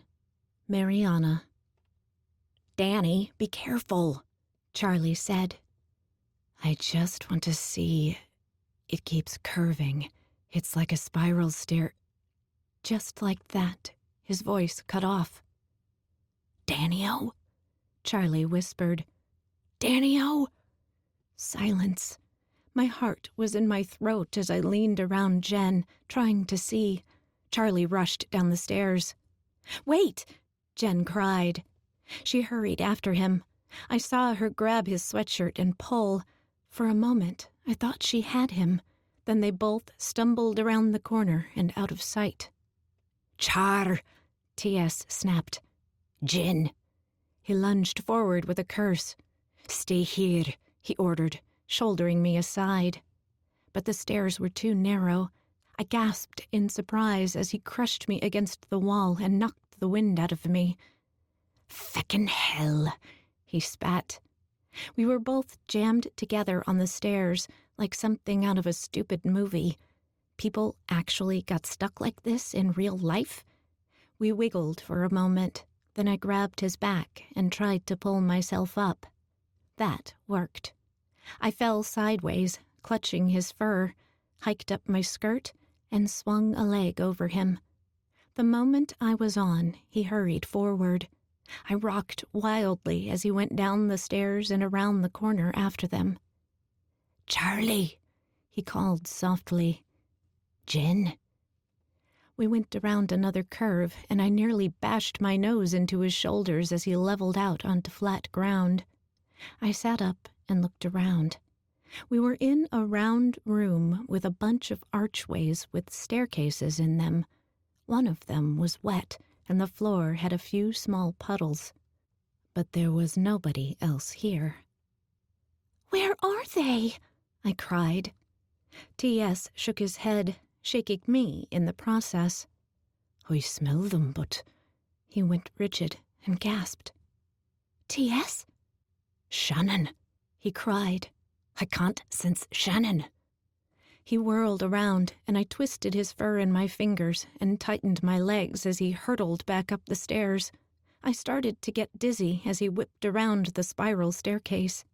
We exploded out of the tree, and he skidded across the ground, looking this way and that frantically. Suddenly, he began to change. I cried out in surprise as he stumbled and I fell off his back. "Why did you shift?"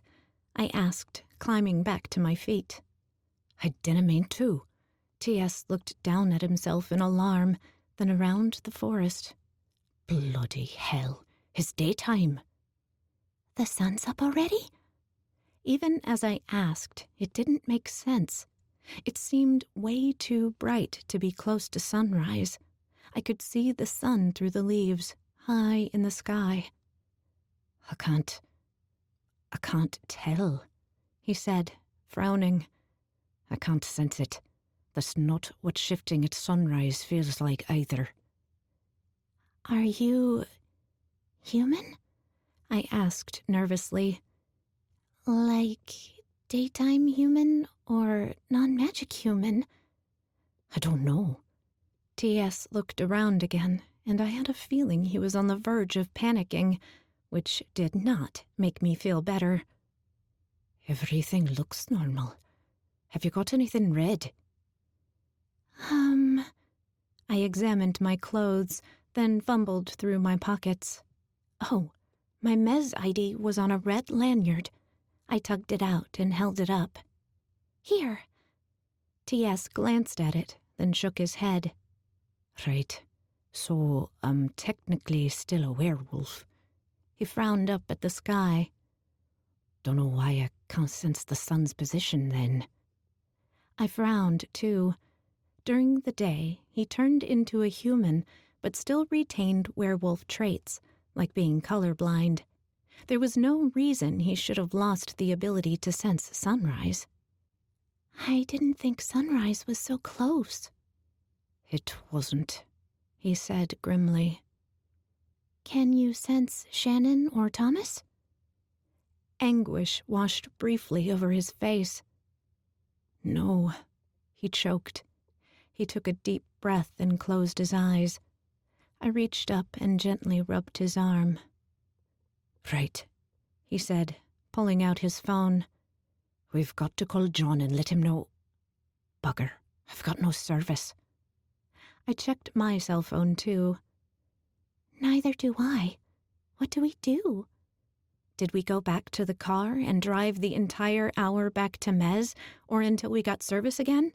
Did we go back into the tree to look for Danny and Charlie and Jen? What about Thomas? I'm not sure, he snarled. It's my feckin' job to figure out this sort of shite, and all I can think about is trying to find my soul pack mates, who aren't even in the same bloody place. He was so emotional, his normally faint Irish accent got so thick I almost couldn't understand him. He followed it up with a deluge of curses in several languages.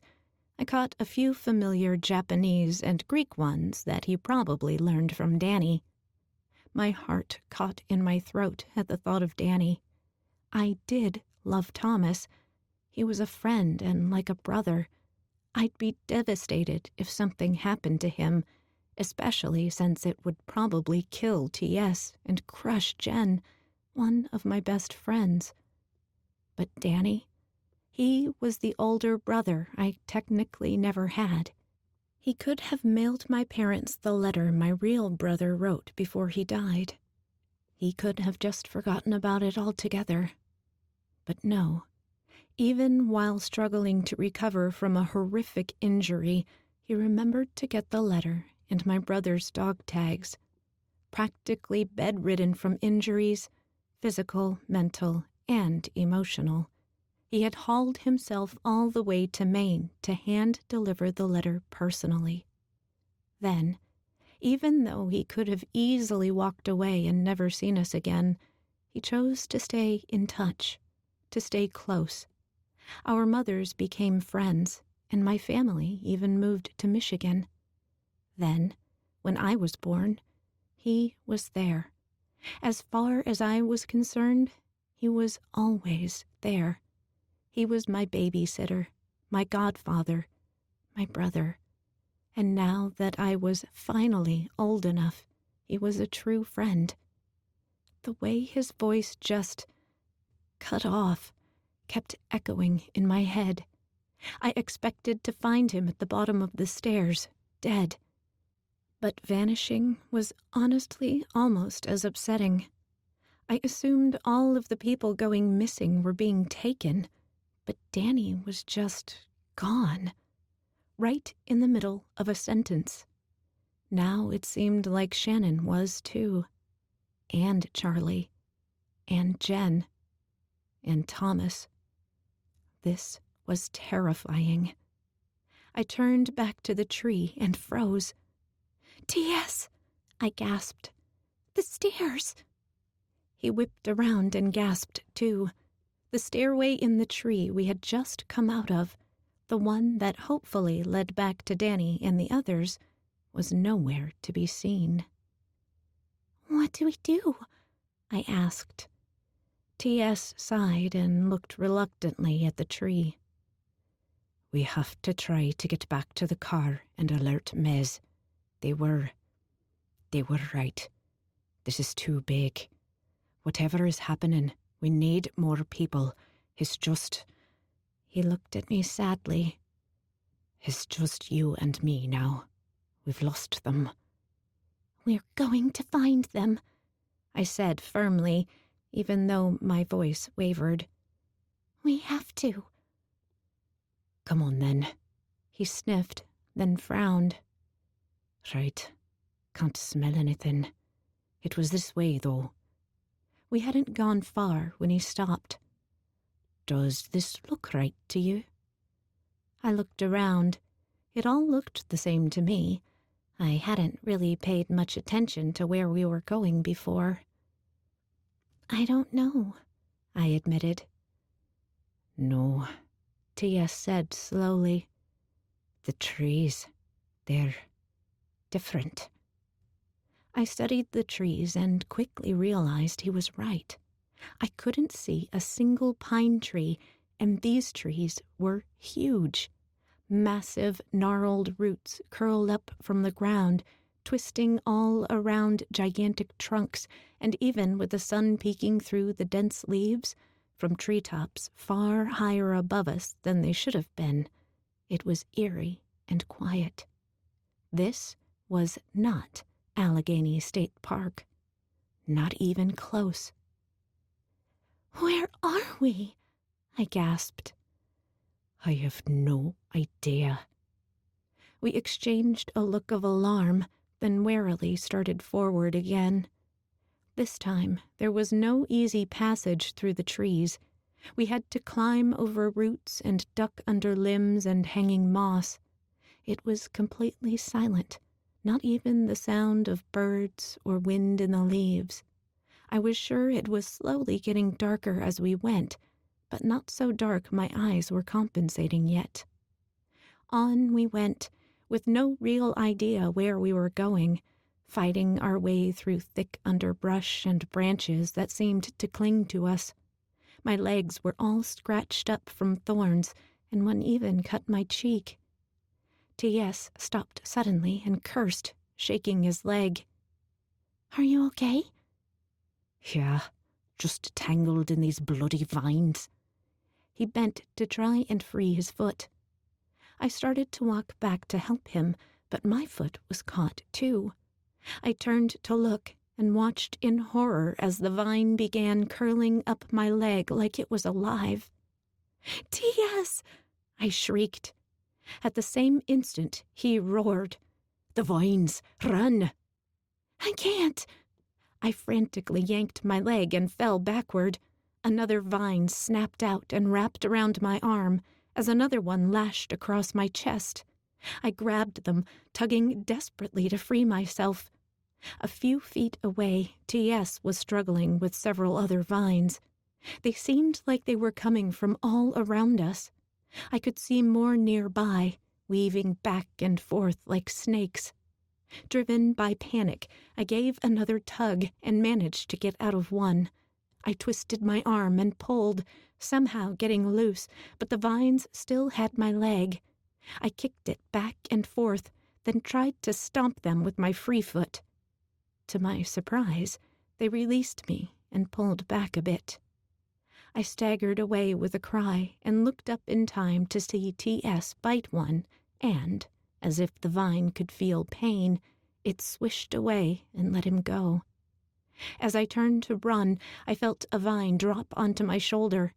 I leaned away from it, but it twisted in response and wrapped around my neck. My scream cut off into a gasp as it lifted me off the ground. Another one caught T.S. around the waist and yanked him off his feet as he tried to get to me. I tugged frantically at the vine for a moment, struggling to breathe. Then I remembered I had a knife. It was nothing big, but after finding myself in need of one more than once, I started carrying it. It went against my instincts to let go of the vine choking me, but I dropped down one hand and fumbled in my pocket desperately. Yes! My fingers wrapped around my knife, and I pulled it out and flipped it open, then stabbed it into the vine, hoping I didn't accidentally hit myself. The vine recoiled and dropped me. T.S. had broken free and hurtled toward me as I climbed to my feet, gasping. He grabbed me and pulled me along with him as we ran. Even after I was sure we were clear of the vines, we kept going. At last, we slowed and both looked warily behind us. "What was that?" I cried. "I have no idea." I racked my brain, trying to think of what sort of a magic could do that. I even took a class a few years ago about rare magics, but nothing came close. A strong wood elemental could control plants to some extent, but I didn't think they could do that. I think, I said hesitantly, I think the vine felt it when I stabbed it, like I heard it. T.S. nodded, and I felt a shiver. It recoiled when I bit it. It was, whatever it was alive. And I don't mean like a plant is alive. It was sentient. He looked behind us nervously. I'd like to put more distance between us and that. Me too. Then we were trudging through the woods again, with quite a bit more caution. I was extra careful to watch where I grabbed as I climbed over roots and fallen trees. An eerie fog had settled in, and I swear it was getting dark, uncomfortably dark. I didn't want to admit it, but I was starting to think my night vision wasn't working. At last, I couldn't contain myself.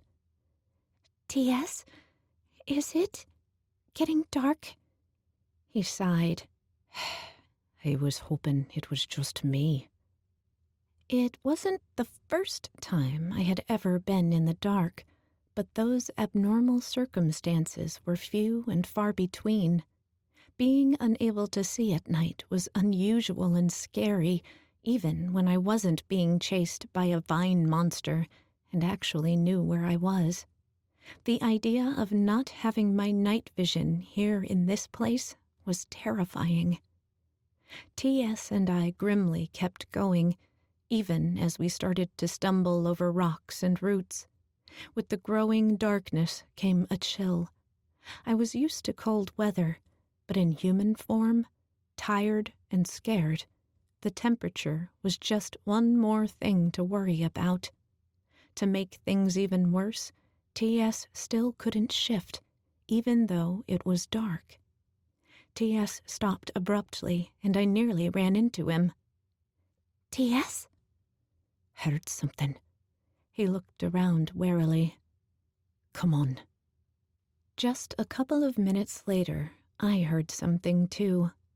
It sounded like something small scrambling through the underbrush. I swallowed nervously and picked up my pace, wishing I could see better. "Bugger!" he cried suddenly. "Something just stung me." I frantically looked around, but saw nothing. The bushes around us rustled, and I heard what sounded like tiny animals running. Lots of them. "What are they?" I cried. "I don't know. Ow!" I shrieked as something jabbed me in the ankle. It felt like a sharp poke from a huge needle. It stung like a jellyfish, except way worse. I danced away, slapping at my ankle, but it was already gone. There was a fast rustle, a high-pitched growling sound, and then a stab of pain in my arm, then another in my side. T.S. yelped a couple of times, obviously under attack as well. I whipped my head back and forth, but all I could make out were tiny, dark shapes darting in and out of the fog.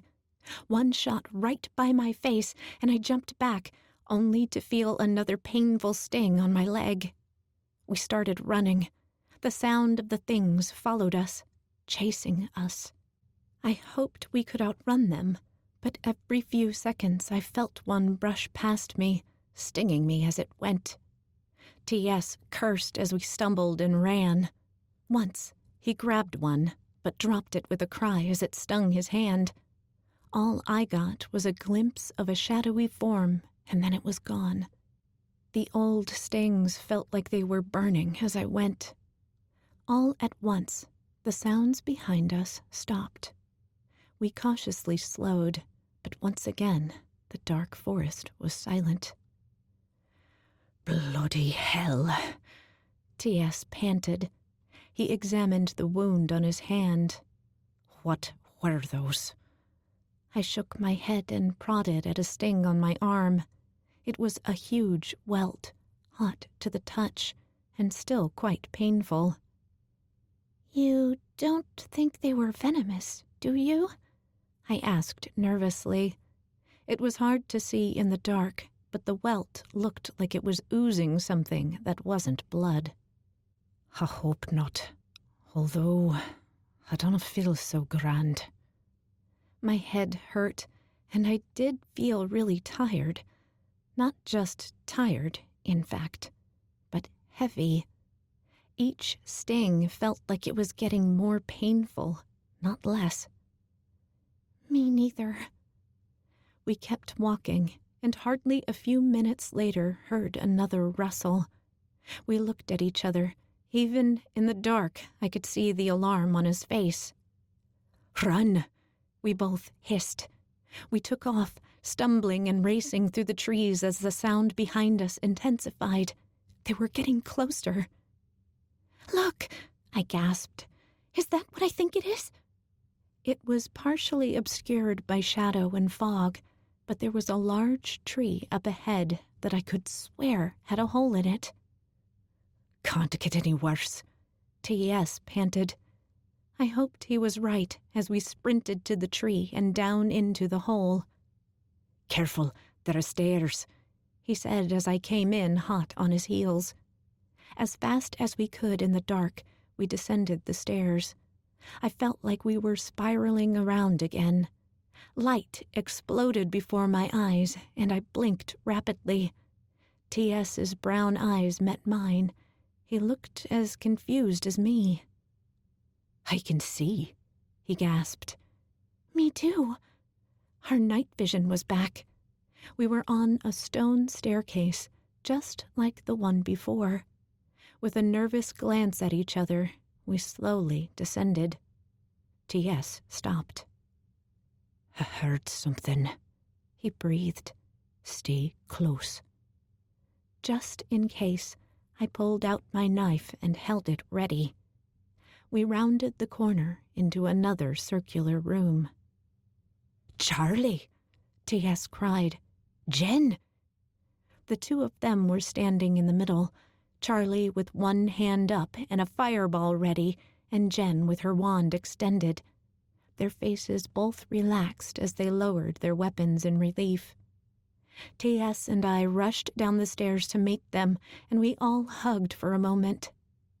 "Is Danielle with you?" Charlie asked at the same moment T.S. asked. "Any sign of Thomas?" We all sighed and muttered as one. "No." Then we all started talking at once. "We were in this tunnel. This crazy dark forest. "Like my bond is blocked. Started getting smaller." "Couldn't see, and these vines."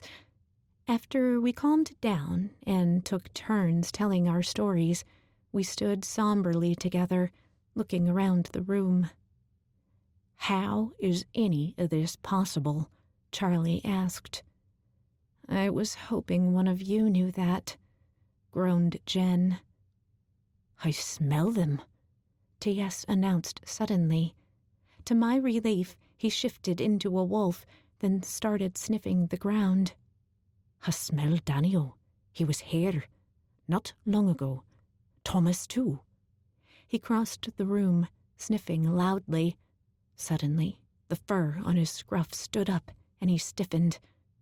"Blood. This is Tom's blood." We gathered around him in alarm. There was a small, dark stain on the ground. T.S. smelled it carefully. "Saliva, too," he said confidently, before his shoulders sagged and his tail and ears drooped. "I haven't a clue why, but for some reason, Tom had blood in his mouth. His own blood, and he spit some out right here. Recently." He raised his head, nostrils flaring. "There's more in the air. Faint, but even fresher, I'd say." "Can you smell any of Danny's blood?" Charlie asked nervously. "No. There is a salty, briny sort of scent, though, but not water elemental blood. It smells more like the ocean." T.S. walked over to one of the staircases, then stopped in the middle of the room. "It's wet," I said, knowing I was stating the obvious as I joined him. "Tom's scent is strong here. I think he was here." I bent and dipped one finger in a tiny puddle of water on the floor by the steps, then touched it to the tip of my tongue. "It's salt water," I said. "It is ocean water." "From where? The Atlantic?" Charlie asked.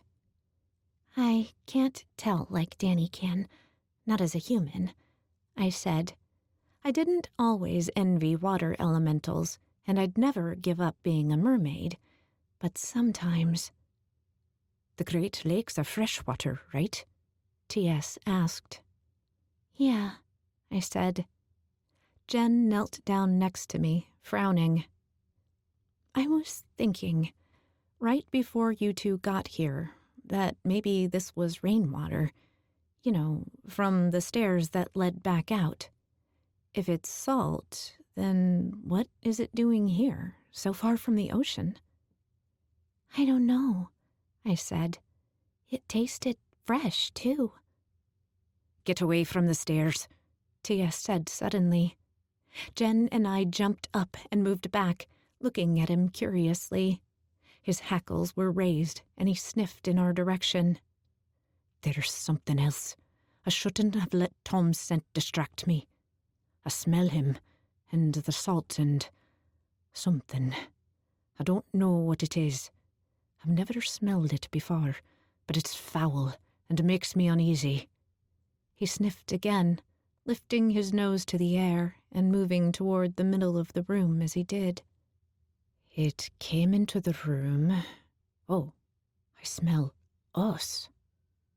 Us? Charlie asked. Us. T.S. trotted around the room, smelling almost frantically. We were here, all four of us. This is the same bloody room we were in hours ago. Danny too. And Tom. We all came down here and... We tried to turn around, Jen said, as soon as we came down, but the tunnel just kept going. We did too, T.S. said. Instead of coming out in the park, we were in that strange forest, in broad daylight. Do you think that's what happened to Danny and Thomas? Charlie asked. They came in here, tried to turn back, and... His eyes flared, and he shuddered. Could they have gone up one of the other staircases? Jen asked, looking around. Maybe, T.S. said. He slowly pivoted. I'd say strike the one we just came out of. Going directly back up didn't work out so well before. Here, Charlie said. He walked over to the staircase T.S. and I had come down and put his hand on the wall next to it. He frowned, and his eyes flared. A fireball erupted in his hand, and he held it to the wall until it began to scorch the stone. After a moment, he stepped back and the fire went out, leaving a blackened smear on the rock. Brilliant, T.S. said. Where was the shrinking tunnel? That one, Jen said confidently, pointing.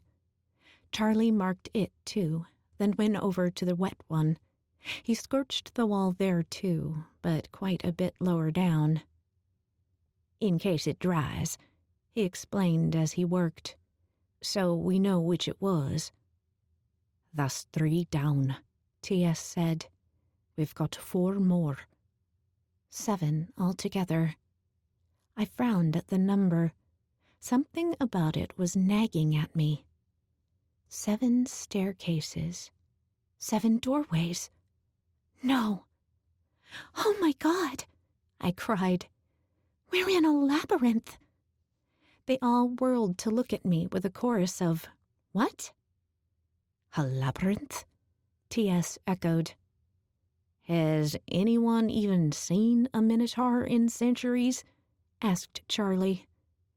It fits, I gasped as everything started falling together in my head. Doesn't it?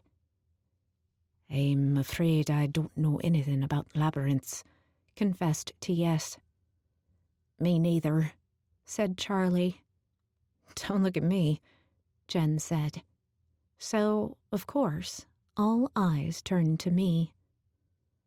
I don't know that much. T.S. shook his head.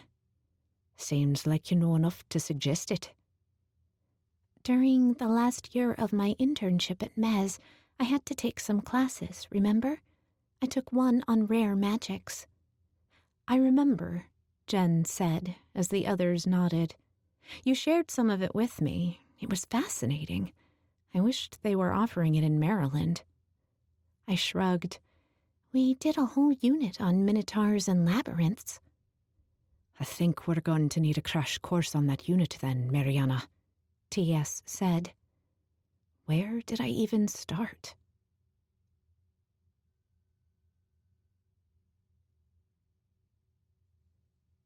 Okay, I said, after thinking for a couple of minutes. Minotaurs are shifters, but instead of their ability to shift being dependent on environmental factors, I gestured to myself, then to T.S., or phases of the moon, they can only shift within the confines of a labyrinth. The catch is, they have to make it. They're basically non-magics all the time, but they can sort of open a doorway between, planes of existence. They create this magical portal and then just make a world on the other side. So we're on a different plane? Charlie asked. Like a fairy hive? No, T.S. said. Fairy hives exist in a pocket between planes, neither here nor there. Bloody hell. That's it. What's it? I asked. Tom and I got called to deal with a fairy hive once, ages ago, and when only one of us was in the hive, there was this sort of interference with our bond. It got all fuzzy and strange. We were told it was because some of the hive exists on another plane. If we're really in a labyrinth, and we're entirely on a separate plane, then our bonds would be completely blocked, Jen cried. Just like me and Rack. She frowned. But then why can't you sense Thomas now? T.S.'s face fell.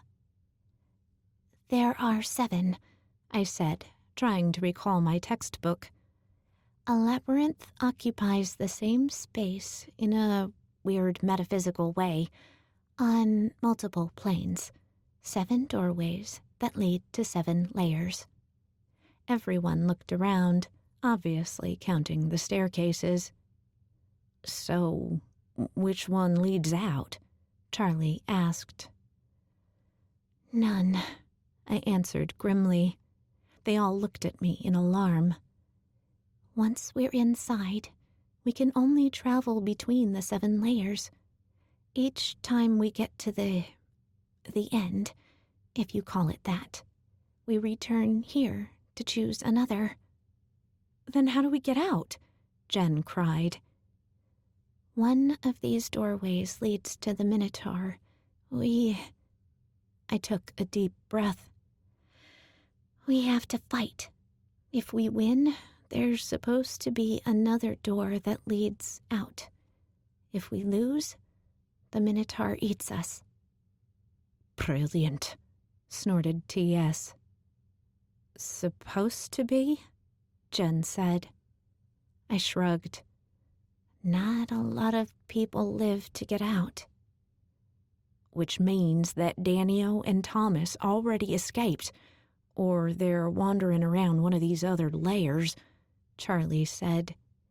If we choose the one with the Minotaur, assuming we can beat him, then they're still trapped in here? What happens to people still in the labyrinth if he dies? I don't know, I said. Does it have to be a labyrinth?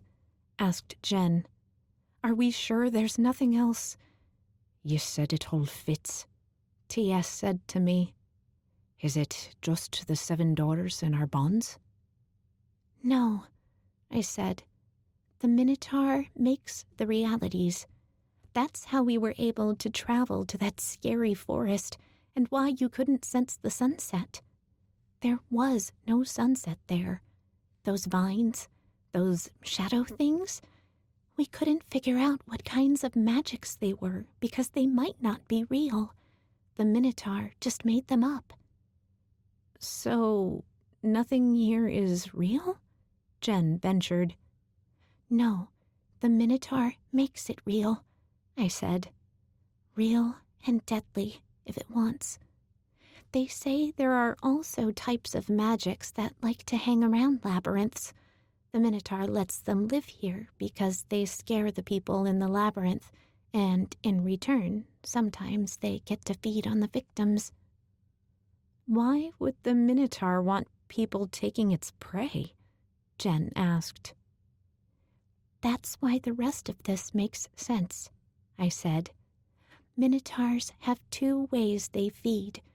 The first is at the end of the labyrinth, where they actually, physically eat you. They all nodded. I took a deep breath, suppressing a shudder.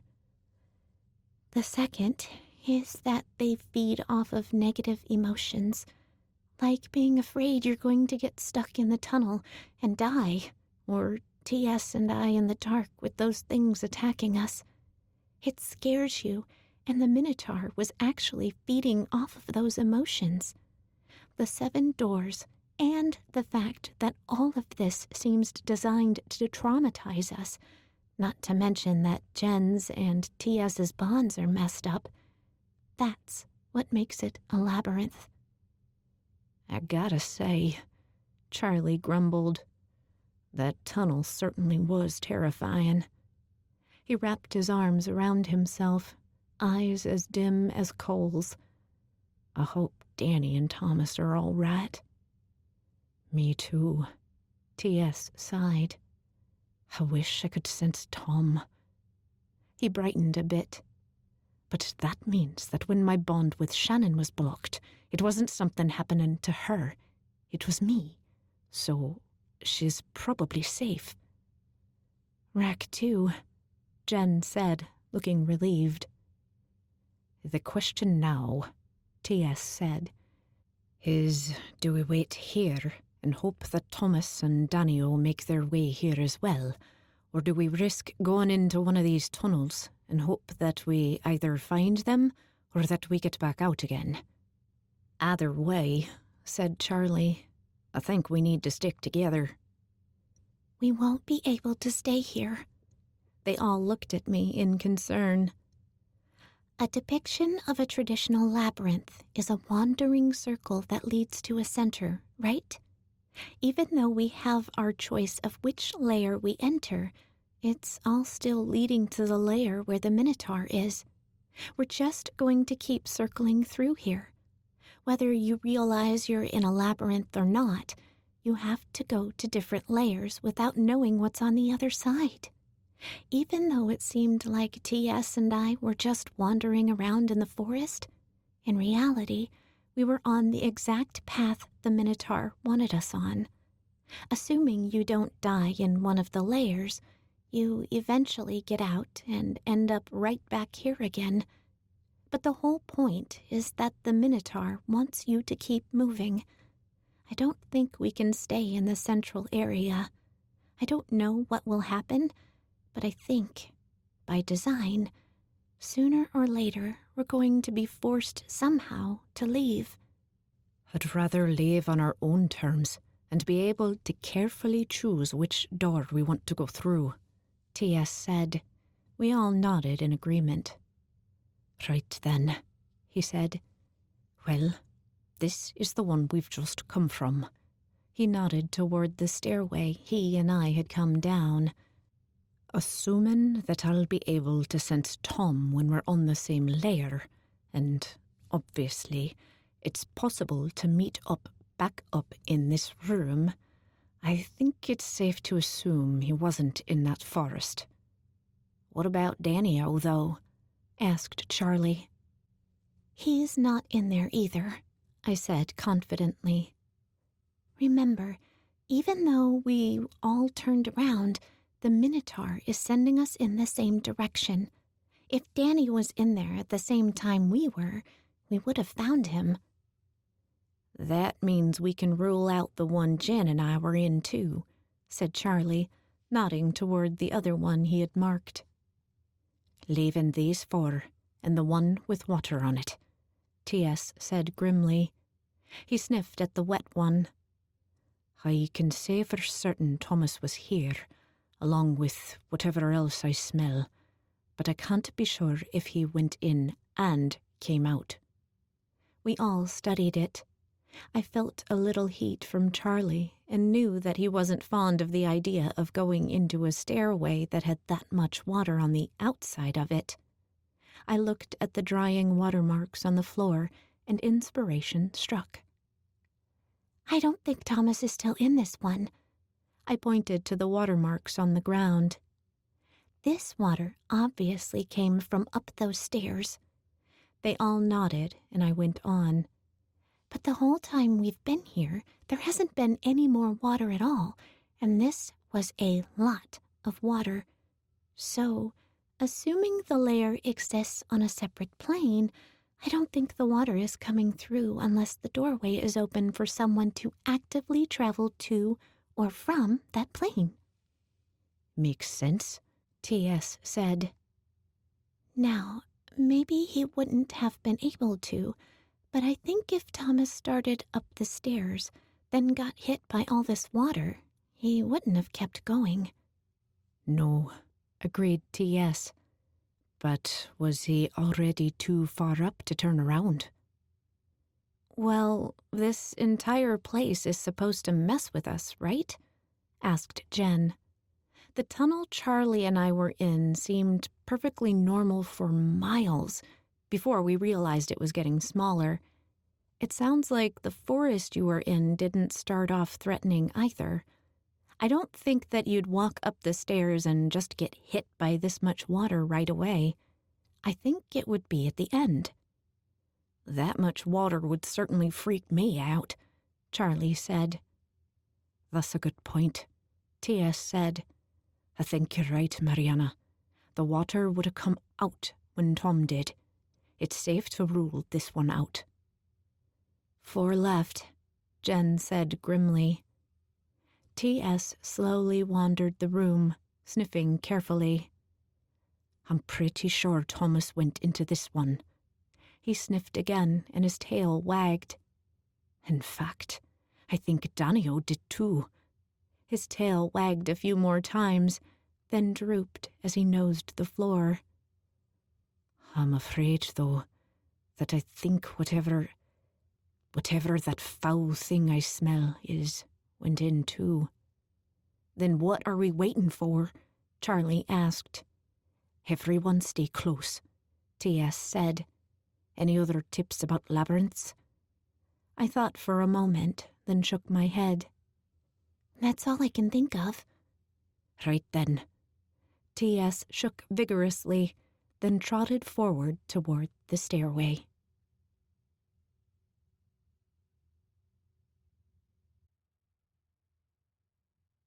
Chapter 8. Thomas. It was immensely obvious that this was not the park. For one thing, I still couldn't sense Tethys, and for another, everything smelled strange. It didn't smell at all like the park where I was before, not to mention I couldn't detect even a hint of my own trail.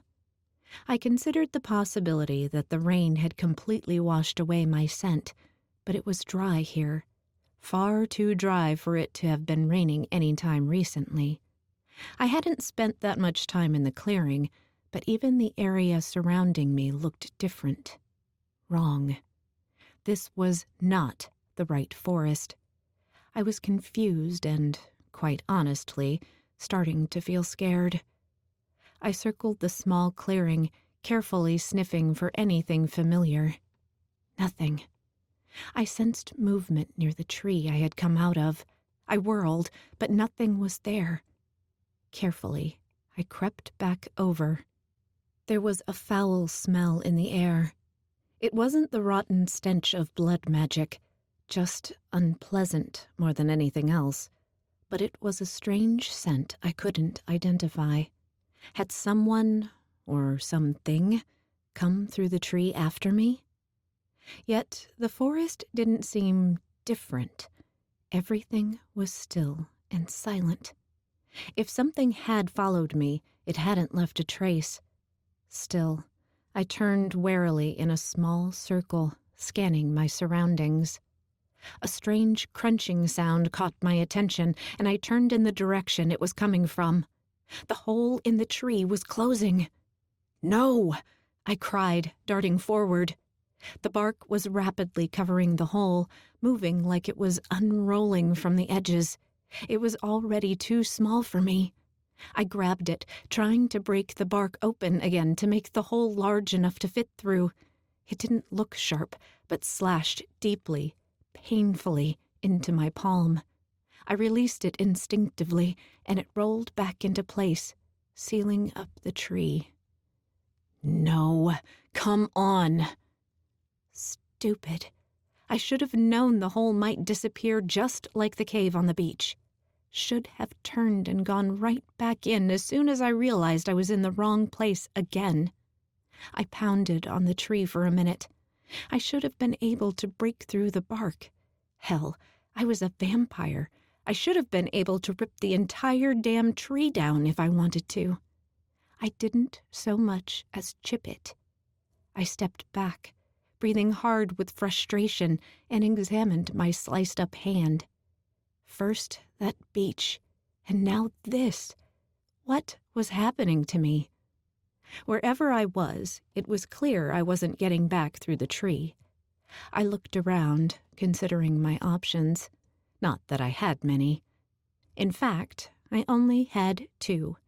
I could either start walking away from the tree and try my luck elsewhere, or I could stay right here and hope that the hole would open again.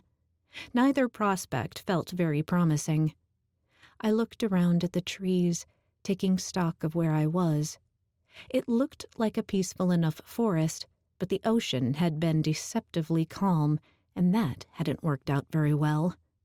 While I wasn't concerned about drowning in the forest, I wasn't going to discount the possibility of dangers here either. Suddenly, I wasn't feeling all that confident about my ability to handle things.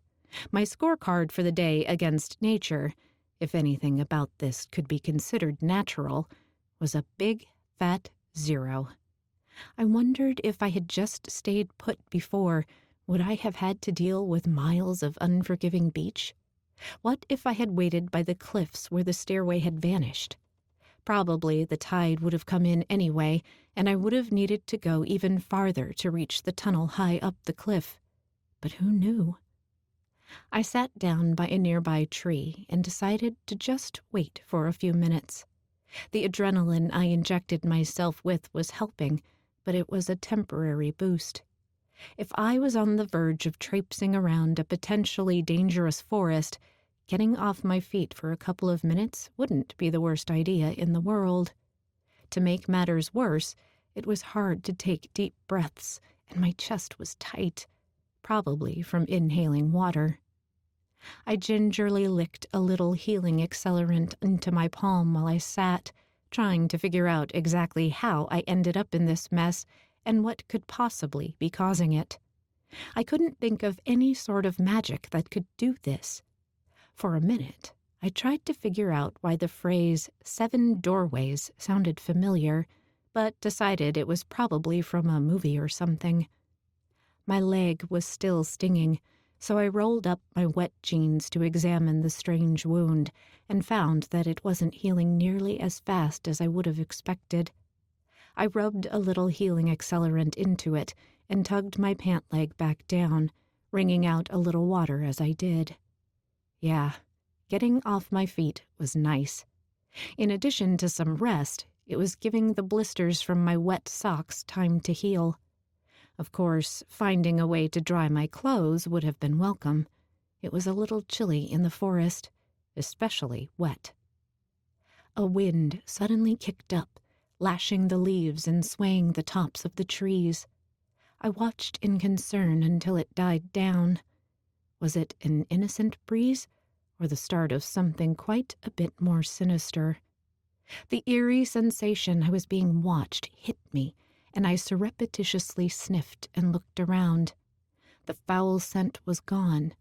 Now, all I could smell was just me and the trees. I sighed. I probably wasn't going to be able to sit here much longer, but which way to go? I looked around, considering my options. With a sigh, I stood, picked a random direction, and started walking. I had barely left the clearing when I heard a crunching sound. The same sound the tree made when it was closing.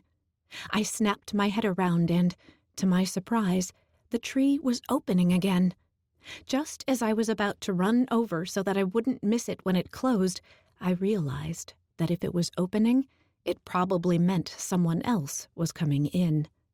I ducked behind a nearby tree, ready to dart through the opening as soon as it was clear.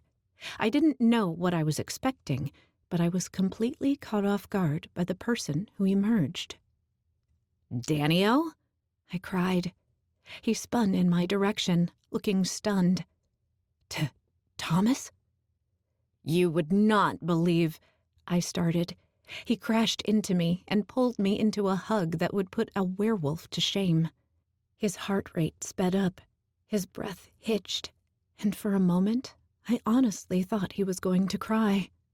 It made me completely forget what I was about to say. After more than 40 years of friendship, I could count the times I had seen him so much as tear up on one hand, shell shock incidents aside. "Are you okay?" he demanded.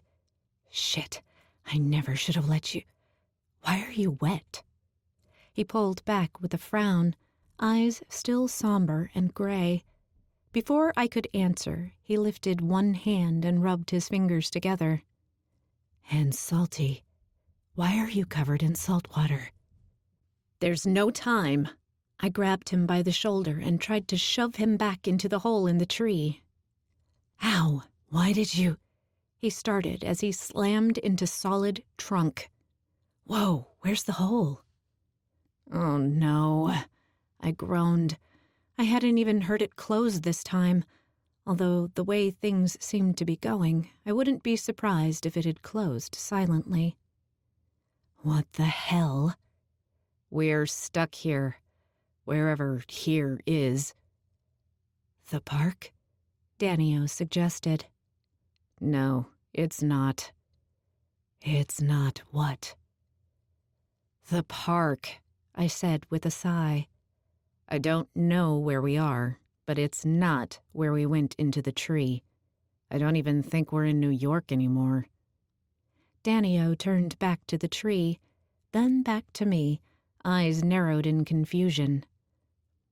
"But I went down into the tree to check things out, saw a room that gave me the creeps, then turned around and left.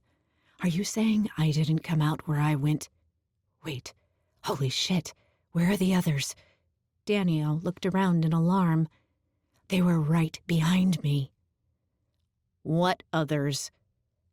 "T.S. and Char and Mariana, and, I'm sorry, we brought Jen." "You brought Jen to the park?" I demanded. "But how long had I been in that stupid ocean?" It had felt like hours, but after getting back where I started, I assumed it couldn't have taken that long. If Danny-O had time to go back for everyone else, I had been here, wherever here was, for hours. "John ordered us here. Well, after he relieved us of duty because the board banned all agents from the park." "What?" Instead of answering, he studied the tree, eyes churning. "Do you think they're trapped in there?" "I don't know. I can't sense T.S. "I know. He called right after you hung up on me." "I didn't hang up. I went down into the tree and the line went dead." Danny-O groaned. "Of course it did." "I tried to come right back out, just like you did, but I ended up in an ocean." "An ocean?" I shrugged and spread my arms. "That's why I'm covered in salt water." "There was an ocean in the tree?" "Yes, I almost drowned." "I see that." He frowned and pointed behind me. "Hey, what's that?" I turned in concern. "What?" As I turned, He put his hand on my back, and suddenly I couldn't breathe and felt like I had to vomit. I gagged, struggling for air, then choked and did throw up. An alarming amount of water splashed to the ground as I stood over it, gasping. "Better?" Danio asked. "Yeah," I coughed. "Next time warn me." I find it's easier to draw water out of someone's lungs when they aren't expecting it. So, an ocean? It's hard to explain. Inspiration struck. Hey, can you taste it and tell what ocean it was? Are you serious? Yes, I quickly added, without licking me or something. He chuckled and instead held one hand near my shoulder. A small ball of water, no bigger than a marble, formed in his palm, and he regarded it for a moment, then popped it in his mouth. Hardly a second later, he spat it back out. Ew, what the hell were you swimming in? Sewage? He spit again and wrinkled his nose. Like I said, it was an ocean. I came out of the tree, and it was there. You don't recognize the taste? I mean, it has an oceany... He whistled something in Panth, but in a really gross sort of sense. I've tasted most of the major bodies of water, several pretty isolated seas included, and that is nothing like any of them. How did... He listened in growing alarm as I recounted my harrowing experience in the ocean and the cliffs. Holy shit, Danio said when I was done. That sounds wild. It was terrifying, I corrected honestly. Yeah, I guess it would have been if you can't breathe underwater. It also explains why you're such an attractive shade of fire elemental red. His chuckle died as his eyes widened in alarm. So you're saying that could happen to Char? My stomach twisted. God, I hope not. He spun and kicked the tree in aggravation.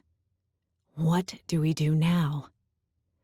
Well, the tunnel I used to get back in, or is it out, wasn't the same one I took when I got there. Either we wait here and try our luck, or we see if there's another way out. Danio sighed. There's some water up that way. Feels like a river. We could always try to follow it and hope there's a town or something. I nodded along as he looked at his palm. I knew he was checking the compass tattooed there. What the hell? He lifted his palm for me to see, eyes wide. It was blank.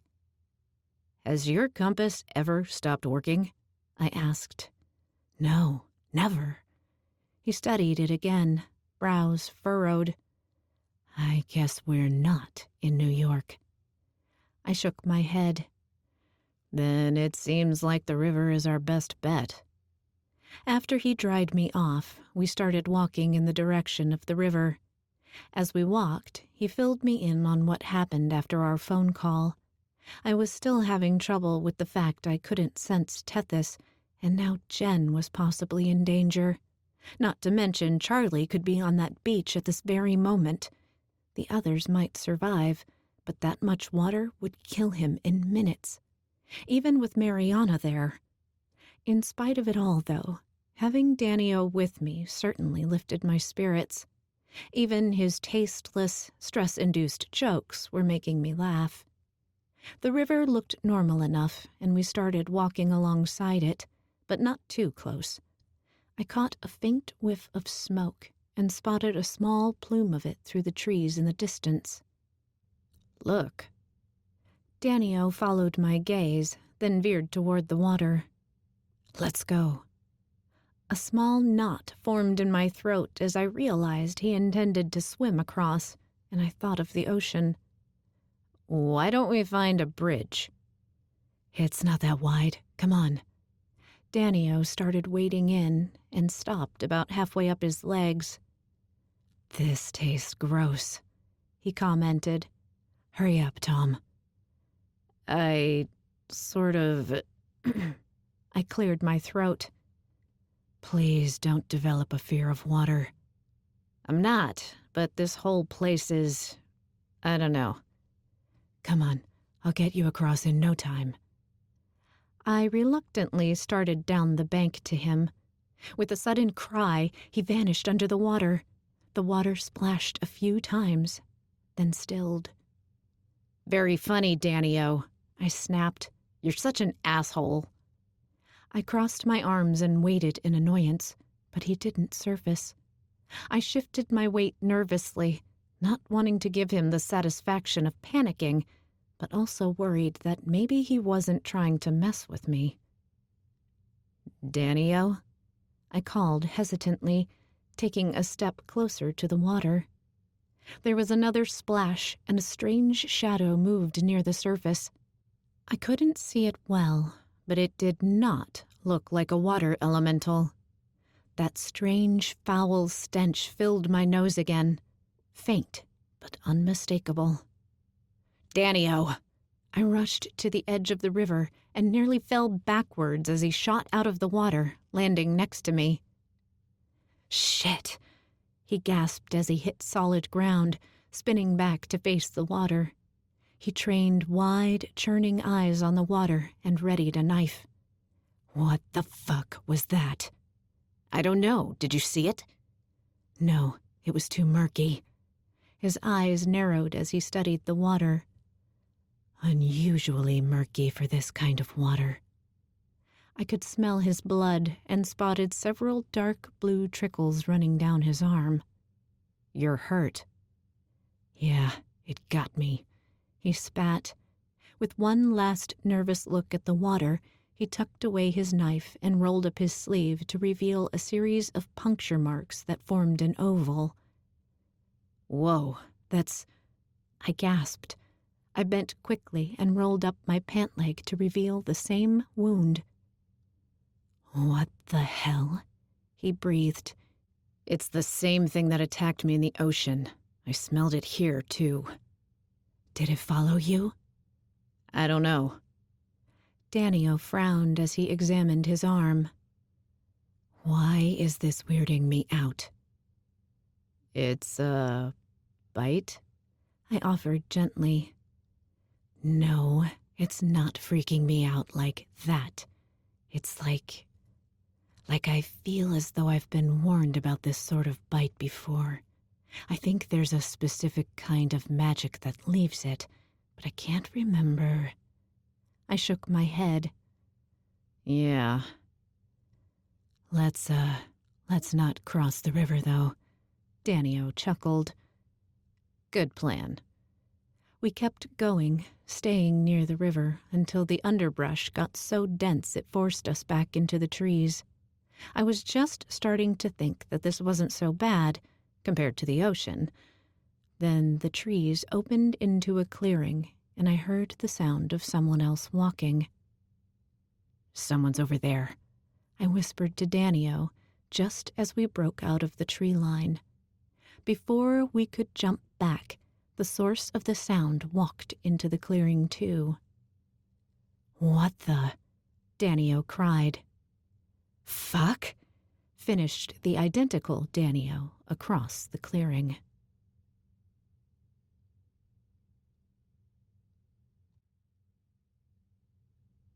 Chapter 9. Thomas. For a long moment, we just stood there staring at us, as the Thomas and the Danny-O across the clearing stared back. At almost the exact same moment, the other Thomas and I snarled. Doppelgangers. Hey, Danny-O said, gesturing to his arm. I remember what leaves a bite mark like this. That would have been very helpful 5 minutes ago, I said. The truth was, though, just knowing we had been bitten by doppelgangers would not have been very useful. We would still have to find them and deal with them. I don't suppose it's too much to hope that they don't have bite marks, the other Danny-O said. They're exact copies of us. They have them too, the other me replied. This is going to suck, groaned the Danio beside me. I nodded in agreement. My double was right. The doppelgangers were exact copies of us. Not only did they have our memories, but doppelgangers actually believed they were the real ones. That explained why the bites hadn't healed. They wouldn't until the doppelganger, or the original, was dead. I was about to suggest to Danio that we mark ourselves somehow so we'd know we were the real ones, when I realized in horror I couldn't be sure he was. For all I knew, the doppelganger had subdued the real Danio underwater and replaced him. The one I saw swimming could have been mine, waiting until the two of us were out of sight. Then, all it would have to do was take my form and wait on the shore until the real Danio jumped back out. Doppelgangers were supposed to absorb our memories even after biting us, right up until they took our forms. If I was right about the river, whether or not I was with the real Danio, both sets of us would remember the water with no way to tell which of us were real. I don't suppose you can prove you're the real one, Danio asked me. We were together the whole time, I pointed out, unable to come up with a better defense. You were bitten before I got here, he said grimly. Our eyes met, and we studied each other wordlessly for a moment. I swallowed nervously as I realized I couldn't, trust my best friend right now. Nevertheless, the most immediate threat to me was my double. The real Danio, and thus his doppelganger, wouldn't attack me. Yet. But as long as my doppelganger was alive and in my form, it was draining me. If I didn't kill it, I would die. Unfortunately, I had no idea just how long that took, or what would happen. Would I start to feel weaker, giving the doppelganger an advantage? Or would I just suddenly drop dead if I couldn't take out my double fast enough? Either way, the clock was ticking, and there was no choice. If I couldn't kill my doppelganger, it would take my place, living as me for a couple of weeks, believing it was the real me, until it got hungry again. Then it would bite someone else, likely someone close to me, and start the whole thing over again. Since the doppelganger had all of my memories and abilities, the fight would be evenly matched. The only way to beat a doppelganger was sheer luck. All I could do was hope that my copy would make a mistake. As we fought, Danio would have the same problem with his doppelganger. Even if I could kill mine, I'd have to trust that the real Danio could handle his. The bite on my leg started to sting, and I swallowed hard. There was no time. With a sick sense of foreboding, I took a deep breath and focused on my double. Hearts pounding in my chest, I braced myself to run. Get in fast, hit hard, and hope I could get some small advantage. We don't have a choice, I said softly. Out of the corner of my eye, I saw Danio's shoulders tense. Guess I really am my own worst enemy, he chuckled darkly. I could hear an eerily similar conversation on the other side of the clearing. If I wanted an advantage, I was out of time. I lunged. My double met me almost exactly in the middle. I was hoping that everything I knew about doppelgangers was an exaggeration, but it was immediately clear it wasn't. The doppelganger was just as fast and strong as I was, and he clearly had all of my mez training for fighting vampires. I hadn't studied any martial arts extensively with Danio, but he had shown me a thing or two over the years. I tried a move, just to see, and my double easily countered it with another trick from Danio. Damn, it really was me. We twisted and turned, and I caught a glimpse of Danio and his doppelganger, fists and feet flying. I didn't often see him evenly matched, and watched in awe as they flew at each other. It was a really stupid time to get distracted. I barely dodged a blow from my double, ducked frantically, and nearly tripped. Not smart. This was one fight where any mistake could be fatal. Luckily, missing me put him off balance too. I slammed a shoulder into him and flipped him over my back, a move courtesy of Danio. He hit the ground hard, and I realized belatedly that I didn't have a stake or any weapon, in fact. How was I supposed to kill a vampire without a stake? I supposed asking for a timeout so I could find a suitable tree branch would not be well received. Not only was it going to be that much harder, I felt like being forced to kill my own double would have been easier and a lot less personal with a stake. My indecision cost me precious seconds, and he was up and back in the fight. I tried to grab him by the neck as we struggled, and he caught my wrist, twisting it away. As I wrestled to free myself, he lunged forward and sank his fangs into my forearm. White, hot pain shot up my arm, and for a second, I felt like I couldn't even breathe. God, it hurt. Through blurred vision, I leaned forward and tried to bite him on the neck. He ripped his fangs out with another blinding flash of pain and jumped back with a hiss. We circled each other slowly, staring each other down.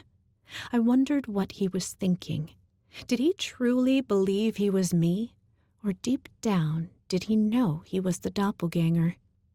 There was a sudden cry of pain, and we both turned in alarm. One of the Danios had gotten the other on the ground and stabbed him. He yanked out the knife, coated with blue blood, and raised it for another blow. For just a moment, my doppelganger and I were on the same side. We couldn't let one Danio kill the other without knowing for sure which was real. The two of us rushed forward at the same moment. I caught one Danio's wrist before he could bring the knife down, and, as if we were reading each other's minds, my double grabbed the other and yanked him away to safety. I sighed in relief as I noticed the knife wound was in his shoulder. Not fatal. But if it was the real Danio, he was at a serious disadvantage now. What we didn't plan, though, was that neither Danio was grateful for the interruption, and both tried to defend themselves. For a moment, I just stuck to dodging, but I knew I had to end it fast. If my doppelganger was fighting the real Danio and lacked any of my restraint, maybe I could just knock him out and then try to convince my double to do the same, and we could deal with each other, leaving the survivor, hopefully me, to figure out which Danio was which. But when I stepped it up, Danio did too. Even though the sun was down, he was a force to be reckoned with. As we fought, it occurred to me that he was really fast and agile. Granted, we didn't fight often, and hadn't had a good spar in a few years, but I didn't remember him being able to keep up with me like this. Maybe there was a difference between us and the doppelgangers after all. I leaned away from a punch and barely dodged a sneaky, impressively fast kick. He swung at me again, and this time I caught his fist, and, using a trick the real Danio taught me, pulled him toward me and flipped him over my back. In theory, I was supposed to break his arm as he went behind me, but thanks to a combination of him knowing how to avoid it and the fact I didn't really want to hurt him badly, I only succeeded in dislocating his shoulder. Good enough. He hit the ground with a grunt of pain and a curse. I hesitated, hoping he was done fighting, but his hand snapped out toward me. I tried to dodge what I assumed was a poorly aimed punch, but instead took a small throwing knife to the side. I sucked in a sharp breath, but fortunately the blade only scratched me. I got a little bit of distance between us and converted my saliva into a sedative. It wouldn't affect a vampire, but it would drop a water elemental. I couldn't be sure it would work on a doppelganger, but so far everything else seemed identical. I was positive the foul smell from before was the scent of a doppelganger, but couldn't detect even a hint of it now. They both smelled exactly like us. If they really were that similar, the sedative might work too. Danny-O took a swing with his other knife, a little too close for comfort, and I dodged to the side, giving myself the chance to get in behind him, knowing his dislocated shoulder would slow any defense. I spat the sedative into my palm as I did, caught him around the chest with the other arm, and started to clamp my hand over his nose and mouth. He quickly realized what I was doing, but I had him. At least, I thought I did. He slashed the knife back toward my face. I didn't think my grip loosened at all as I leaned away from the knife, but he kicked the ground and shoved his entire body back toward me. I just barely lost my balance as he did, but he was quite a bit taller than me. The extra leverage and the surprise gave him an advantage, and as soon as he had me leaning back, he somehow slipped down and under my arm. I would have thought it was impossible if he hadn't done it, but he flipped up and backward, twisted in the air, and hooked a knee around my neck, then very nearly swung me to the ground. If I hadn't had vampire strength on my side, he would have succeeded. As it was, I almost went down. In the same smooth motion, he released me, hit the ground in a dive, and rolled out of my immediate reach. I gasped as I regained my footing. Danny-O wasn't this good. It was the doppelganger. He sprang back to his feet, but swayed a little and shook his head, blinking rapidly. Had I gotten him with a sedative after all? No. He recovered and backed away, raising his knife and watching me warily. Did he manage to not breathe enough in, or were doppelgangers resistant after all? I risked a glance at our doubles, who thankfully were facing off as well. The other Danny-O was obviously favoring his injured shoulder, which was not good. If our doppelgangers really were better than us, any injury was the end. "I don't want to hurt you," I said, trying a different approach. "Can I just sedate you, go take care of my doppelganger, and then figure out which one of you is the real one?" "I am the real one," he said indignantly, "and I'd prefer to be conscious, thanks." "Well, we aren't going to get anywhere fighting each other," I said. "No," he agreed. He glanced over at our doubles.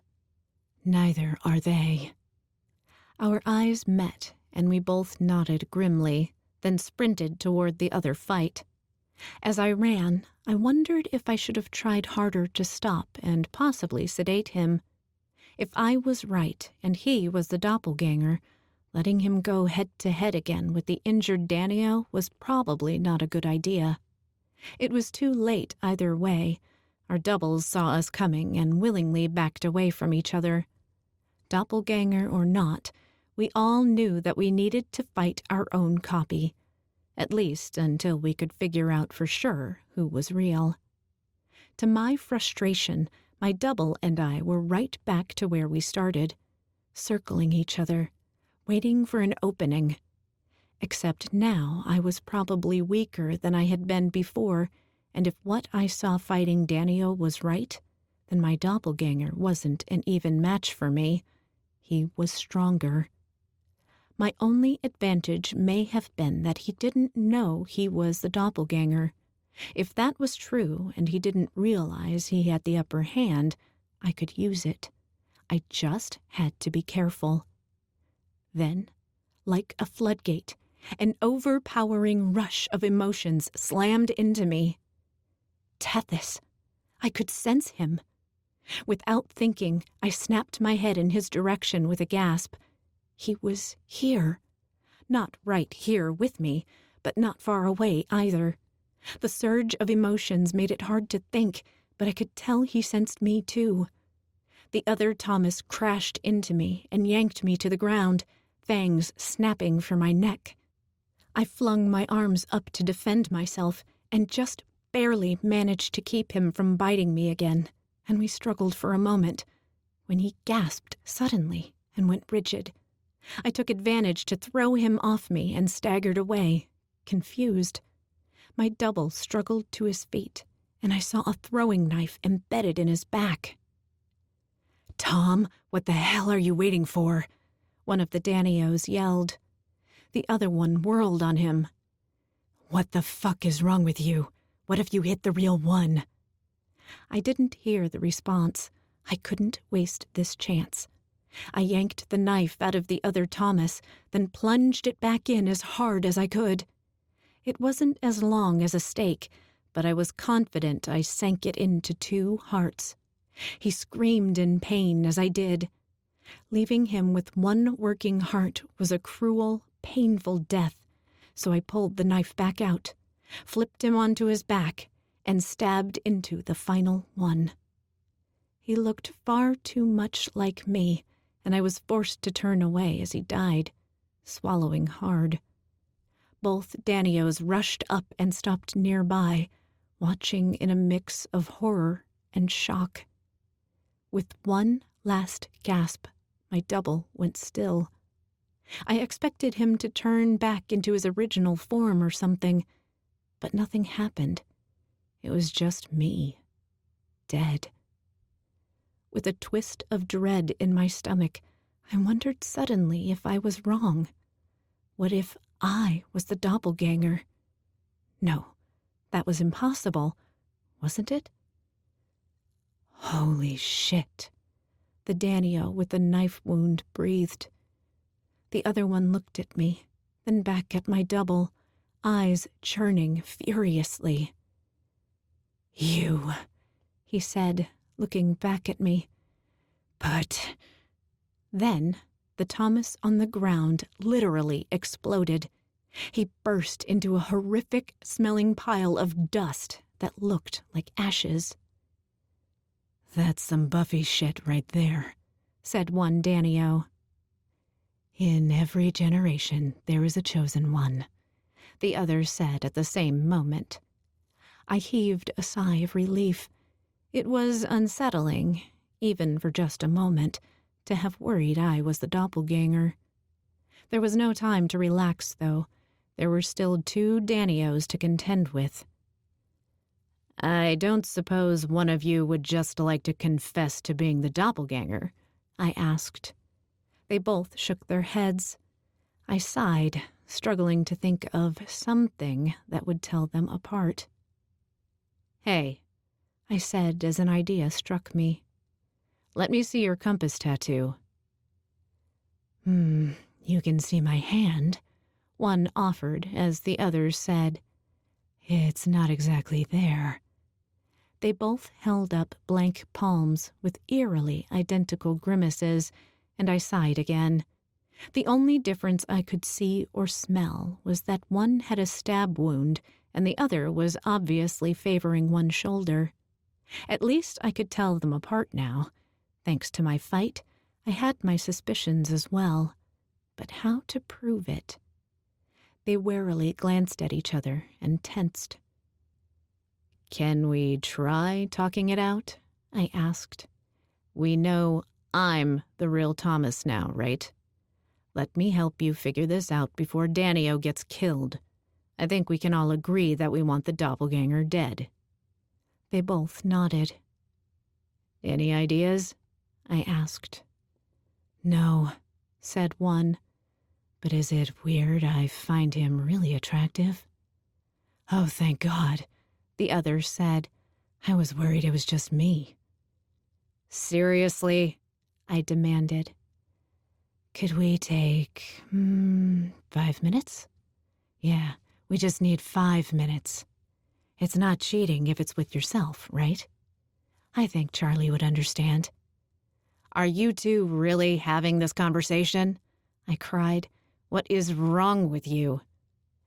"Oh, did you want in? Sorry, Tom. You can join us, of course." I gritted my teeth. "I suddenly want to kill both of you." Even their stupid sense of humor was the same. I sighed again. If only I could just ask some trick questions and trip up the doppelganger, but with Danio's exact memories and the fact he believed he really was Danio, it would be impossible. Their answers wouldn't be identical, but they'd be close enough I wouldn't be able to tell them apart. There had to be something. I went over it once again. Same physical abilities, same memories, same... Wait a minute. Suddenly, I remembered a tip from a long-forgotten Mez lecture about doppelgangers. They had our memories, but not our experiences. I had to find a way to do something that would prompt a subconscious response, not a verbal one. Easier said than done. First, I had to quickly think of something that would work. I needed to be sure that the real Danio would subconsciously respond to something differently than someone who only remembered things but hadn't actually lived them. Of course, then I'd have to actually know what the real one would do and do it all without letting them know what I was up to. Tricking them into a subconscious response would probably only work once. Otherwise, they'd overthink it and mess things up. But what to do? I frantically tried to come up with something as the three of us stood there nervously. I couldn't waste time either. For all I knew, the real Danio would drop dead before I could identify him. As a mixed blessing, I could sense Tethys getting closer. I couldn't wait to see him, but more people would only add to the chaos. If Tethys was with Charlie, there was no way Charlie would want me to kill either Danio. I knew I'd likely have to risk going with my gut, and that would not be good enough for him. It was barely good enough for me. Charlie probably didn't need to actually see it either, even if it was a doppelganger. He'd probably erupt anyway and kill us all. I had to solve this, fast. Frustrated and feeling a headache coming on, I raised my hands to my temples to rub them. My self-administered adrenaline boost was long gone, and the movement sent a stab of pain up my arm from where I had been bitten, and suddenly I had it. But how to get them to agree to it? "I have an idea," I announced. They both looked at me curiously. "I think I heard once that doppelganger blood tastes different. I should be able to tell that way," I lied. "Well," one said, gingerly prodding at his shoulder wound. "It should be as fresh as possible," I said, quickly improvising, just to be sure. They both looked skeptical, but no sign yet. "Okay," one finally said. "If that's the best way to tell." "Yeah, go for it, I guess." I slowly walked toward them and directed them farther apart. I started with the one with the stab wound. The other one had just been too skilled at fighting. He had to be the doppelganger. "Face that way," I instructed, "so I can see both of you." They obediently faced away from me, so I was able to stand next to one while keeping an eye on the other a few feet away. On the off chance he tried something while I was busy, I'd have plenty of warning. "Okay," I said to the first Danio. "Ready?" "Sure," he said with a shrug. "No big deal. Just the first time you've ever bitten me. Other than, that time I was dead." "Let's try not to have a repeat of that," I said. He nodded, and I carefully put one hand on his shoulder and the other on his head and gently pushed. He willingly tilted his head and exposed his neck. "Hold still." "I plan to." He did. I carefully licked the numbing agent onto his neck, which tasted exactly like I would have expected a water elemental to taste, as he patiently waited. I decided against telling him I had to stand on my tiptoes to reach him, There was something absurd about a short vampire. After he was numb enough, I hesitated. This was not at all the reaction I expected. Either I was wrong, or... Hating to actually go through with it, I forced myself to take a quick bite, just in case the doppelganger blood really would taste different. It was cold and gross, but nothing out of the ordinary. Through it all, he stood silently. After a very quick taste, I withdrew my fangs and licked the punctures closed. "All done," I said. "And?" "Tastes normal to me," I said, forcing a smile. "That's because I am normal," he said with a familiar smirk. "Well, I use the term loosely." I half chuckled, then had him turn around and went to the next one. "Turn that way." Like the first Danio, he obeyed. "Ready?" I asked. "Can't fucking wait," he said sarcastically. I reached up to put my hand on his shoulder and neck. The instant I touched him, he flinched, then took a deep breath and tilted his head to the side. Even before I started licking, I sensed his pulse speeding up, and I could hear each breath coming faster. "Hold still," I said, making sure I tried to do everything I had done with the first one. "'Kay," he said tightly. One lick, and his breath hitched. I could feel him trembling. This was enough. There was no question now. He couldn't fake this reaction. I wouldn't push him. Not like this. I released him and stepped around to face him. His eyes were squeezed shut, and he was biting his lower lip so hard I could see blood. "I'm done." His eyes flew open, completely gray and still, and he looked at me in surprise. "That was it?" "Not exactly." Before he could ask, and before the other could get suspicious, I gathered up my strength and lunged. I closed the distance in a split second and grabbed the doppelganger from behind with no warning. He started to struggle, but it was too late. With a silent prayer that I was right, I snapped his neck and let him drop. For several long, agonizing moments, I waited. Just before I could panic, he burst into ashes. I nearly fell to my knees in relief. "So that's what 40 years of pent-up aggravation looks like," Danio quipped from behind me. "Remind me not to tease you for a really long time." I laughed breathlessly and turned to face him. For a moment, I couldn't say anything. I just grinned, hardly able to believe we had done it. Danio grinned back and we hugged. I could still sense his pulse racing and squeezed tighter for a moment, then released him. "I'm so sorry," I said. "I shouldn't have done that to you." He shrugged, almost too casually. "It worked." "I'm still sorry." "I'll be all right." He nodded down at the pile of ashes. "Better off than that one." He narrowed his eyes and knelt down. "Damn, I was hoping his knives wouldn't," he said, adding a cringe-inducing mimic of the exact sound of the doppelganger exploding into ashes made.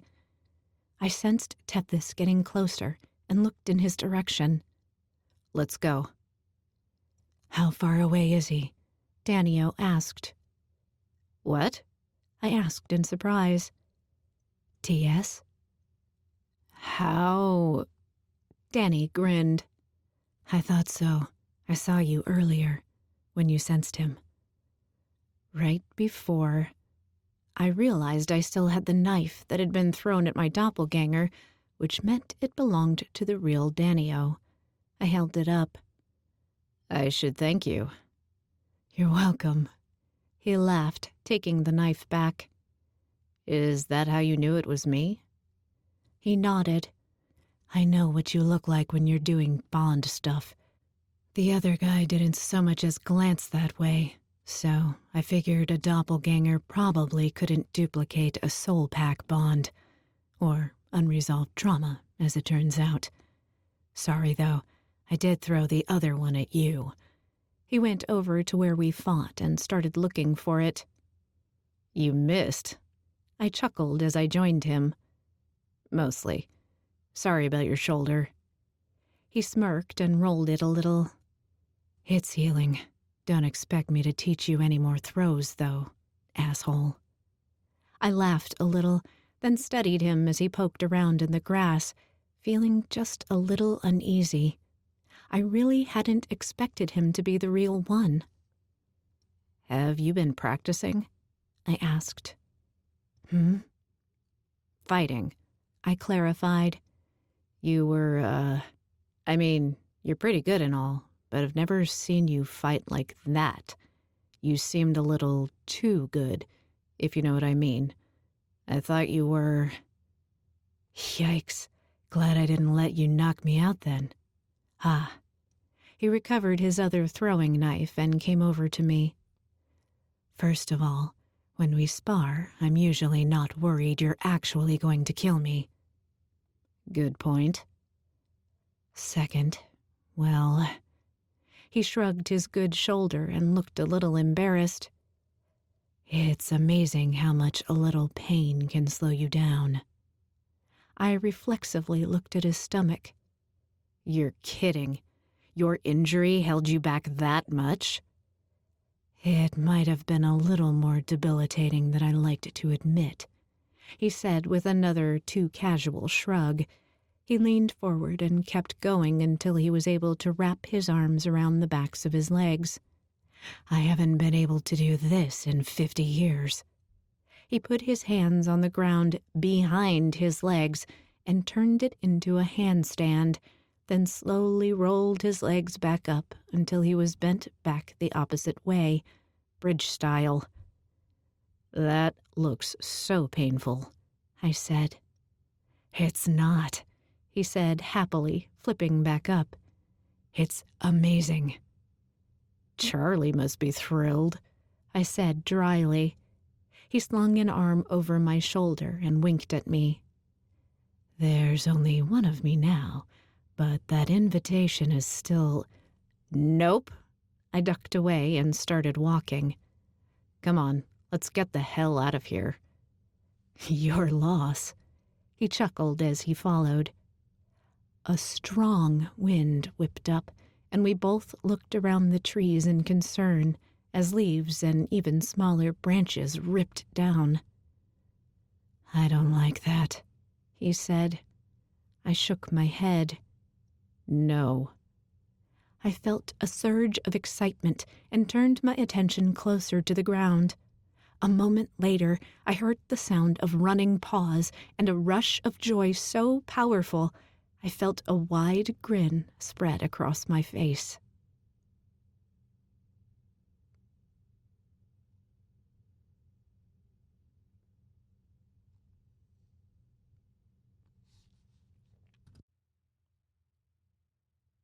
Chapter 10. T.S. Gross, Danio commented in amusement as I relentlessly licked Thomas's cheeks. Shut your gob, I told him between licks. Going to lick you next. Wait your turn, Charlie said, hugging Danio like he was never going to let go. Mariana giggled happily and put her arms around both of them. Thomas laughed and thumped me on the side. He didn't say anything, but was positively radiating relief and happiness. I gave him one last good lick, then sat back and let him up, knowing he was going to want to actually greet Jen as well. My tongue lolled out happily. Not being able to sense any of my soul pack mates had been torture. It was comforting to know that it was just interference from the labyrinth, but that knowledge made it no less difficult. Werewolves were pack animals, and being cut off from my soul pack mates especially when I had been bonded to one since I was 7, was almost physically painful. Words couldn't describe my relief when we entered another layer of the labyrinth and I felt Thomas. Of course, being able to sense he was injured, fighting, and scared had been stressful in its own right. Even so, I knew the sick feeling in my stomach, better now at least because I was with Tom, wouldn't go away until I was out of the labyrinth with my bonds firmly back in place. Well, my bond with Shannon, anyway. Delilah crossed my mind for just a moment, and I felt the usual gut-wrenching twist of agony. Ever since I bonded to her, I had done my best to not think about her. I usually succeeded, but now... Jen dropped to her knees next to Thomas and threw her arms around him. Grateful for the distraction, I smiled at the feeling of his contentment. The morbid thought that I hoped he'd survived me, that he could build a happy life with Jen, struck me, not for the first time, and I quickly pushed it away, fighting off the brief stab of nausea it caused. "If you thought I wasn't going to come find you and stay home where it was safe instead," Jen said. "Not for a minute," Tom chuckled, kissing her. "But don't ever freak me out like that again," Jen added. "Shit," Danio said suddenly.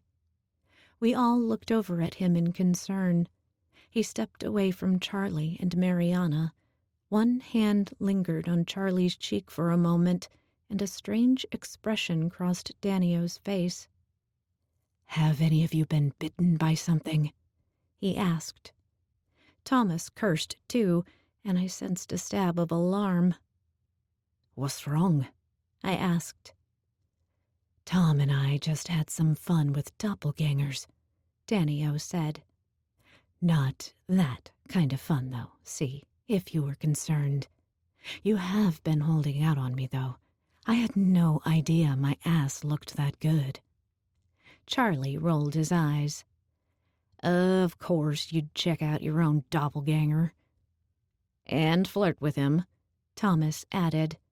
"You might be surprised to know Danio is twice as obnoxious when there are 2 of him." "No," Charlie said. "I would not be surprised at all." "Hey," said Danio. Thomas sighed. "We do need to check for bites, though." He nodded toward me. "I can sense TS, so he's clear." Mariana and Jen quickly checked each other over, while Tom described what sort of bite they were looking for. I could sense he wasn't satisfied, and he checked Jen himself when they were done. Then again, Danio must have checked Charlie at least 3 times. He was probably as unsettled about it as Thomas was. Based on the confusion and fear I sensed as Thomas fought the doppelganger, I couldn't blame them for being thorough. I frowned and looked at Mariana once we were certain everyone was real. "Would there be actual doppelgangers in a labyrinth?" She shrugged. Probably. They seem like the exact kind of magic a minotaur would like having around. I imagine they cause plenty of chaos and confusion the minotaur can feed off." "Minotaur?"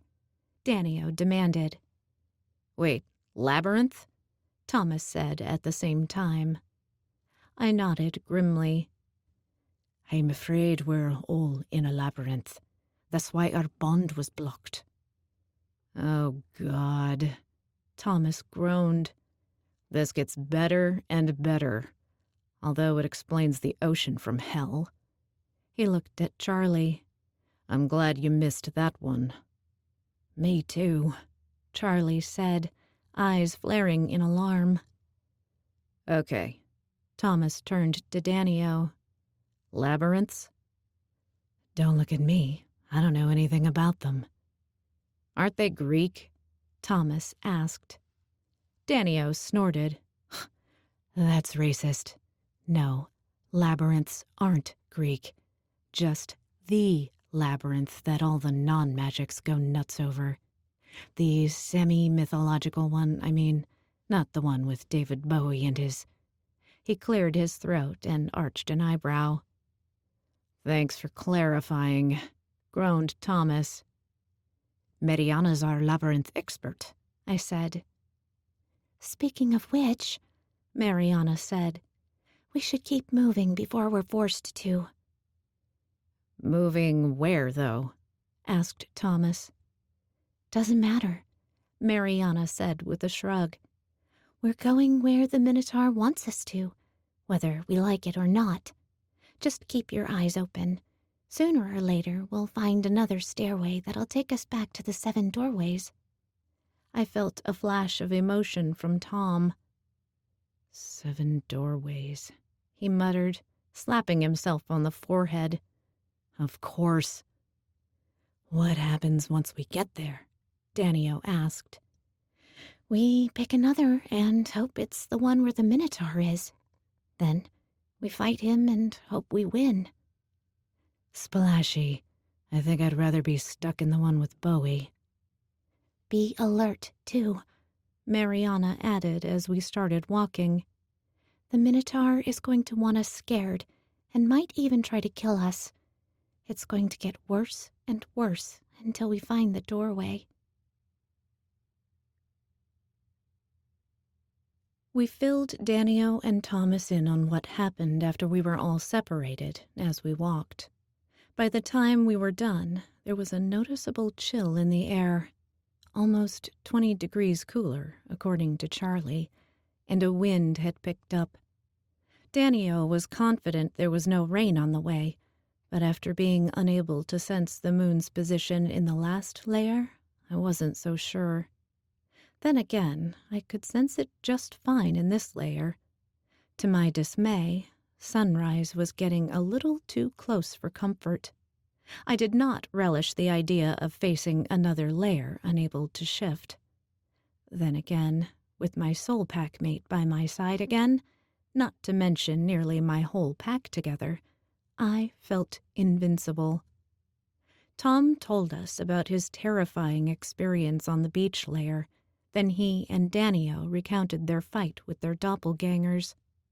Through it all, the wind kept picking up, a stark reminder that we were far from safe yet. We had to survive this layer and then face the Minotaur, assuming we didn't have to endure another layer or two first. Even though the sunrise was getting closer, it started getting noticeably darker. Oh no, Mariana said. I think this layer is going to mess with our night vision too. So it is getting darker, Danio said dryly.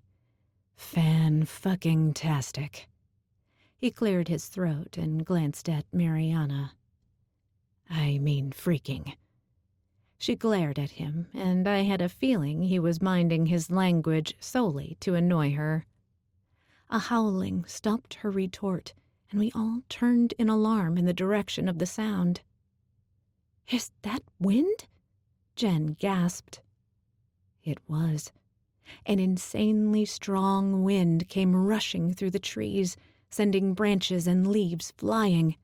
The wind stung our eyes and pelted us with dirt, grit, and twigs. Nobody had to suggest running. We just started. The others shielded their faces as they ran, and I veered around them and tried to put myself between them and the wind, hoping I could block some. Even with my fur protecting me, I could still feel debris hitting me as we went. Then I stopped. Something was wrong.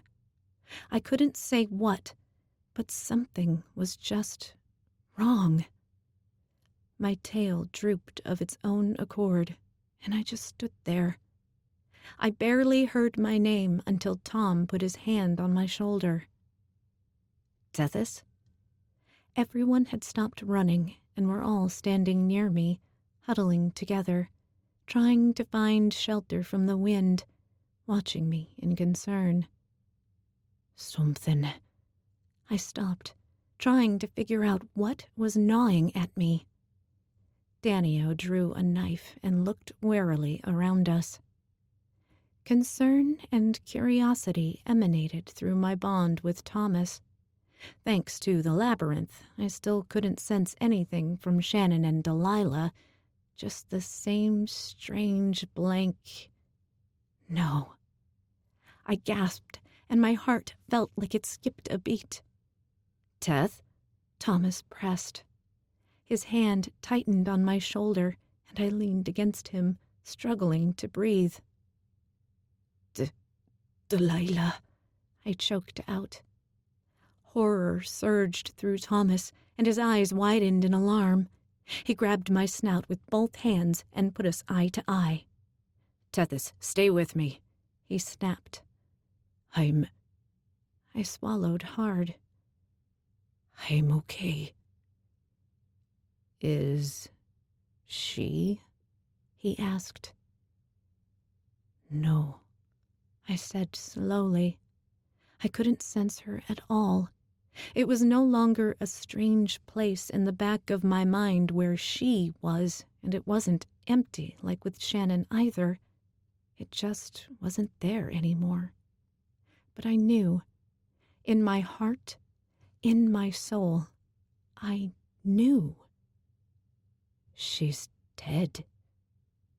I was sad, of course, but not shattered like I expected to be. If nothing else, I should have felt her death. It should have torn me apart at best. Just the thought of a soul packmate dying was agonizing. But now she was gone, and with the bond broken, it was almost as if the compulsion that caused a werewolf to care so unfathomably deeply about a soul packmate was gone as well. Suddenly, Delilah was just another non-magic. I felt guilt, yes, that she had died because someone was trying to kill me. But on the other hand, I did help save her life once as well. I supposed I could be grateful I helped her live a full life after that, even if she didn't know it. Beyond the guilt and the sorrow was relief, which I honestly felt a little guilty about as well. Nevertheless, I sighed as a decades-old fear of dying when she did simply evaporated.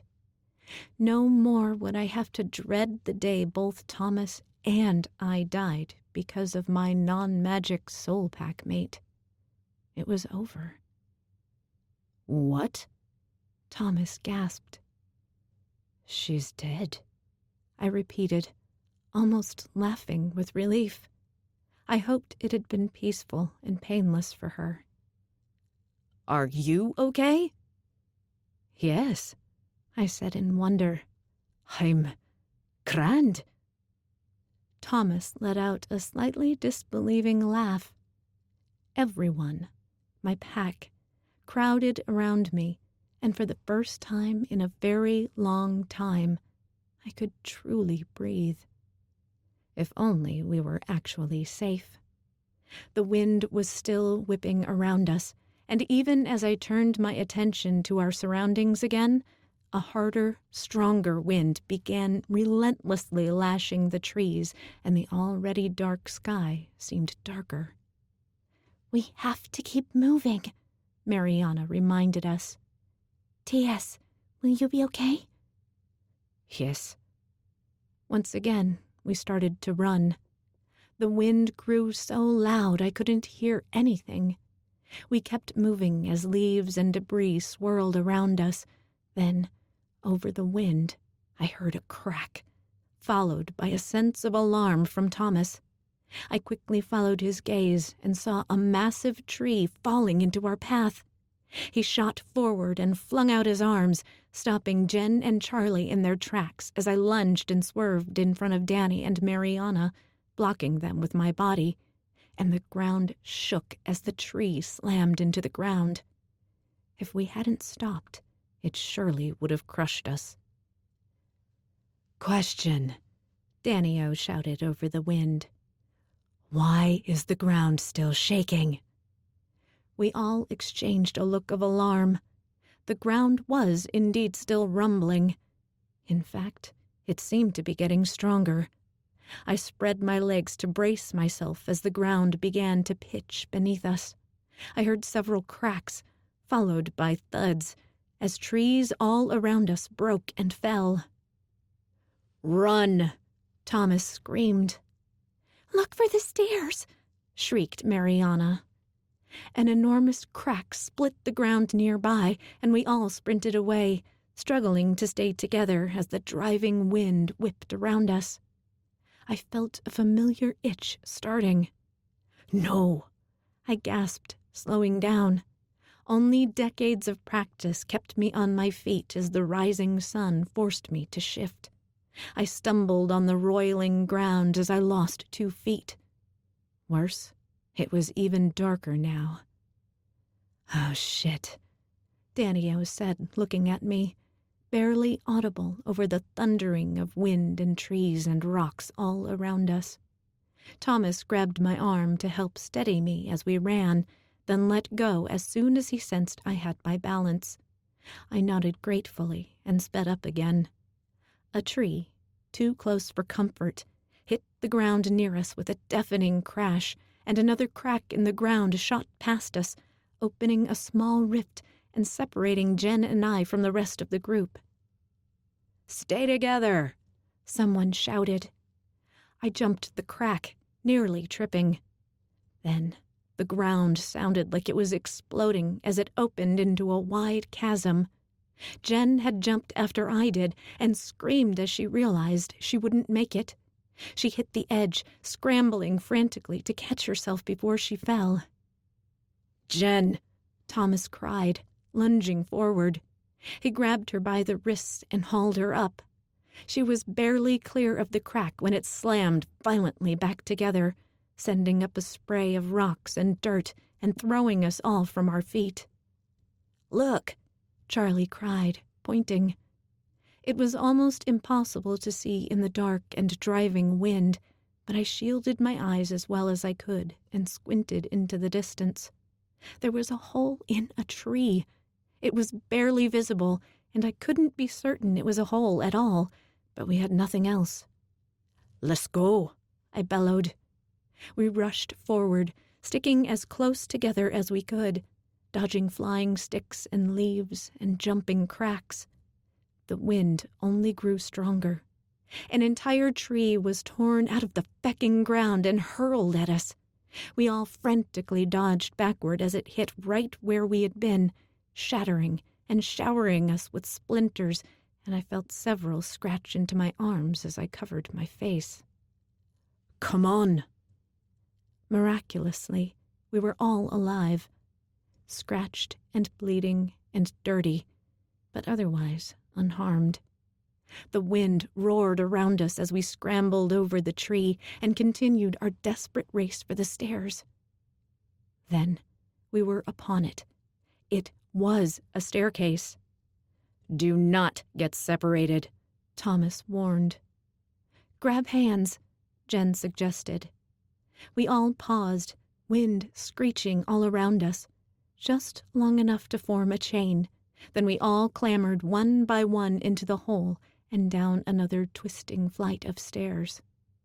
My heart was in my throat as we made our way down, but I realized I couldn't hear the wind anymore. Then we were all back in the room with 7 doorways. All of us. There was an audible mass sigh of relief.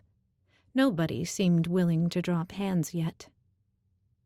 "They're still marked," Charlie said with relief. "Get that bloody one," I said. He stopped to squeeze Danny-O's hand, then turned and scorched the wall next to the staircase. "Okay then," Thomas said. "What now?"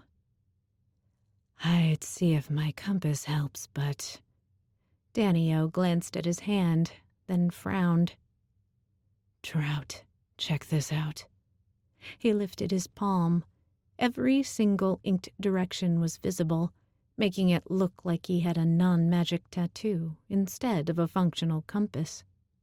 Freaky, Mariana said. Well, I'm going to assume that one is Tom's ocean, Danio said, pointing to one of the marked staircases. It's wetter than the rest. I think that one was the tunnel, Mariana said. and that's the forest with the shadows. Then the one we were just in, Jen said. 3 more, I said grimly. But which one do we choose? Danio asked. Someone's coming, Thomas cried, right before I heard the sound of footsteps, too. We all spun, just as a witch stumbled out of one of the staircases. "Oh," she gasped, looking at us. What are you all doing here?" "What are you doing here?" Charlie blurted. She cleared her throat. I was hiking and I saw the hole. I suddenly really wanted to take a look inside. I don't know what I was expecting. I should go." "Wait," I warned. "That won't lead you out." The witch turned back toward me with a weak laugh. "What do you mean by that?" This might be a bit hard to believe, but we're in a labyrinth." "A labyrinth?" She laughed. "That's absurd." "Can you sense you're familiar?" Jen asked softly. "Of course The witch trailed off as her bemused expression turned into one of shock. "Oh my God! She was right behind me!" She whirled to the staircase in alarm, then spun back to us. "What do I do?" "Come with us," Thomas said. "The only way out is to find the Minotaur that created this place." "And then what? Ask him nicely to let me out?" The witch snapped. "Kill him," Danio said grimly. The witch started to giggle nervously, then swallowed hard when it became evident Danio wasn't joking. I'll pass." It's that or try your luck lost down here until you stumble onto the Minotaur anyway, Mariana said. alone, instead of with the group. The witch sighed and cast a nervous glance behind her. She looked at all of us warily. "You're all serious?" We nodded somberly, and she took a deep breath. "Sorry, you have to admit it sounds a bit crazy. I'm Donna. Is this really a labyrinth?" We quickly explained the basics to her as she listened in a mix of concern and disbelief. When we were finished, she squared her shoulders. "Well, if we can't linger here, then let's get going. I need to find my familiar before she panics. You marked the ones you tried?"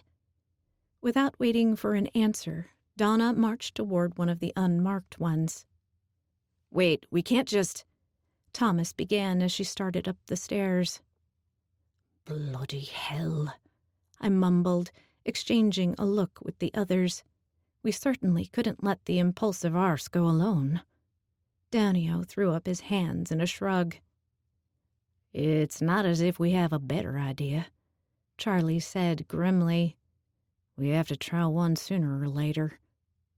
With a chorus of sighs, we all moved to follow her.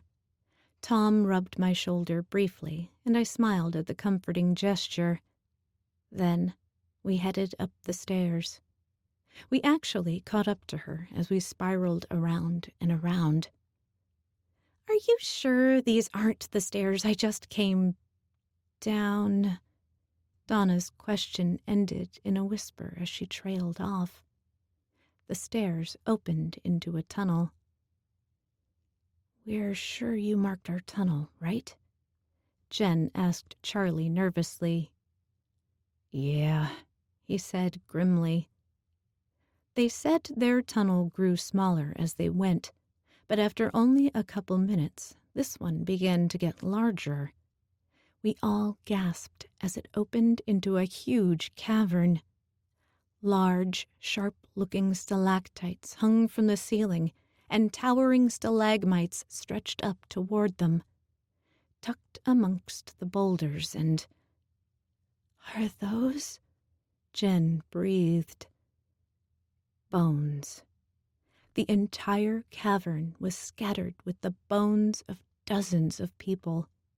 Some of them, based on the smell, fresher than others. "God," Thomas gasped, giving off a rush of shock and horror. His eyes were locked on a pile of half-eaten bones. "The werebear we were looking for." "What's left of him," Danio said grimly. "I think we've found the Minotaur," Mariana said. A sound. Then another. And another. Slowly, steadily, a clopping, like the sound of simply massive hooves, came toward us. Then, around a boulder that I couldn't believe had hidden it, loomed the Minotaur.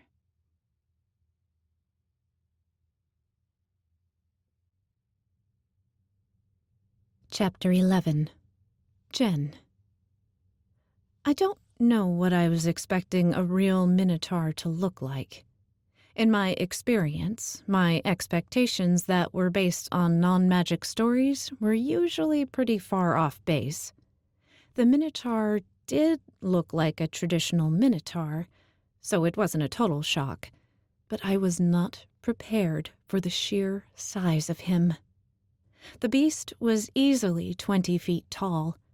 He took a step closer to us, rattling the rocks on the ground near him as he slammed down a wickedly sharp hoof the size of my head.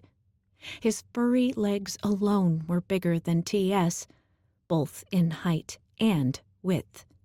He took another step, lashing a long, bull-like tail as thick as a rope. The Minotaur's torso was equally massive, leading to intimidating muscular arms, one of which held a long club as thick as a tree. The huge, terrifying body was topped with a bull's head so large it could have belonged to an elephant. 2 horns, longer than me, stretched out, one covered with rust-brown splatters. Bloodstains. "It's feckin' huge," T.S. cried. "We are so fucked," Danny said. I didn't think something so large could move so quickly, but the Minotaur suddenly began to run. He crossed the room in only a few steps and was right on top of us. The club swung around, and we frantically dodged as it slammed into one of the stalagmites near us. It exploded in a shower of rocks, and the club, impossibly fast, swung back the other way and smashed into a boulder on our other side. There was no time to regroup, no time to plan. We just scattered as the Minotaur swung the club over and over. The massive club sent rocks, some of them quite large, flying across the room as a dust cloud settled over everything. T.S. shifted and lunged at the Minotaur. Werewolves were much larger than normal wolves, and he always looked so powerful and intimidating. The Minotaur dwarfed him. I was reminded of some stupid video I saw of a little terrier barking at a bear. The bear lumbered away, but we wouldn't be so lucky with the Minotaur. It snarled and growled. Then the Minotaur let out a deafening bellow that echoed in my chest and seemed to shake the cavern itself. The Minotaur spun around, swinging the club at T.S. again and again. The distraction worked so well that I didn't even notice Thomas until he jumped from a large rock onto the Minotaur's back. He sank his fangs into the beast's neck, but my hope that maybe we had a chance died as the Minotaur grabbed him and yanked him away, heedless of Thomas's fangs ripping out of his flesh. Thomas flew through the air and smashed into a rock. T.S. froze in place, tilting his head almost comically in confusion. Then he dodged another swing of the club, and as he did, Danny took Thomas's place with an impressive leap from a boulder. He plunged a knife into the back of the Minotaur's neck, then flipped and slid off the beast's back and sprinted out of reach as the Minotaur swung at him with a roar. "Din!" I cried. My spell would have knocked a person out cold, but the Minotaur didn't even flinch. "Jan!" Charlie cried from partway across the cavern. I nodded to him, then raised my wand again, focusing on a large patch of fur on the Minotaur's back. "Mar!" The fur burst into flames. The Minotaur didn't seem to notice that either. My fire magic was my best, but I was no match for something like this. It didn't matter, though, not with a fire elemental on my side. Charlie flung out both hands, and the flames exploded into an inferno, almost completely engulfing the Minotaur. Furious bellows and roars echoed off the rocks, ringing in my ears and shaking the ground. All at once, Charlie cried out in pain and clutched one of his hands to his chest.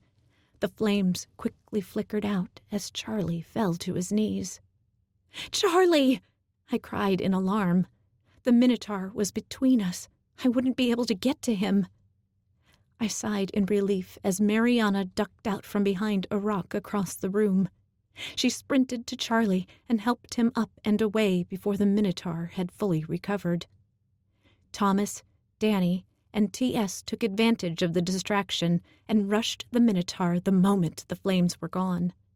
T.S. sank his large teeth into one of the Minotaur's legs as both Danny and Thomas scrambled on top, attacking the monster's exposed head and neck in a flurry of stabs and bites. The Minotaur bellowed, dropped his club, and tried to grab them, but they stayed out of reach.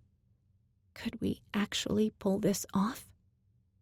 Then, the Minotaur successfully caught Thomas by the leg and swung him into T.S. They tumbled across the ground and into one of the boulders. Before they could recover, the Minotaur grabbed his club and swung it again. Thomas barely rolled out of the way, but the club bashed into the boulder and sent huge rocks tumbling down onto T.S. The Minotaur pitched backward, nearly smashing Danny into a large boulder behind them. Danny scrambled away, recovered, and quickly began looking for another opening. "Tethys!" Thomas screamed. He started to turn back like he was going to try to help, but the Minotaur lunged forward again and swung the club at Thomas, forcing him away. Thomas jumped away, staggered back to his feet, and cast a frightened look at the pile of rocks obscuring T.S. His brow furrowed for a moment, like he was confused. Then the Minotaur rushed him and sent him into a frantic series of dives as he tried to escape not just the club, but the spray of rocks that showered him after every hit. "Jen!"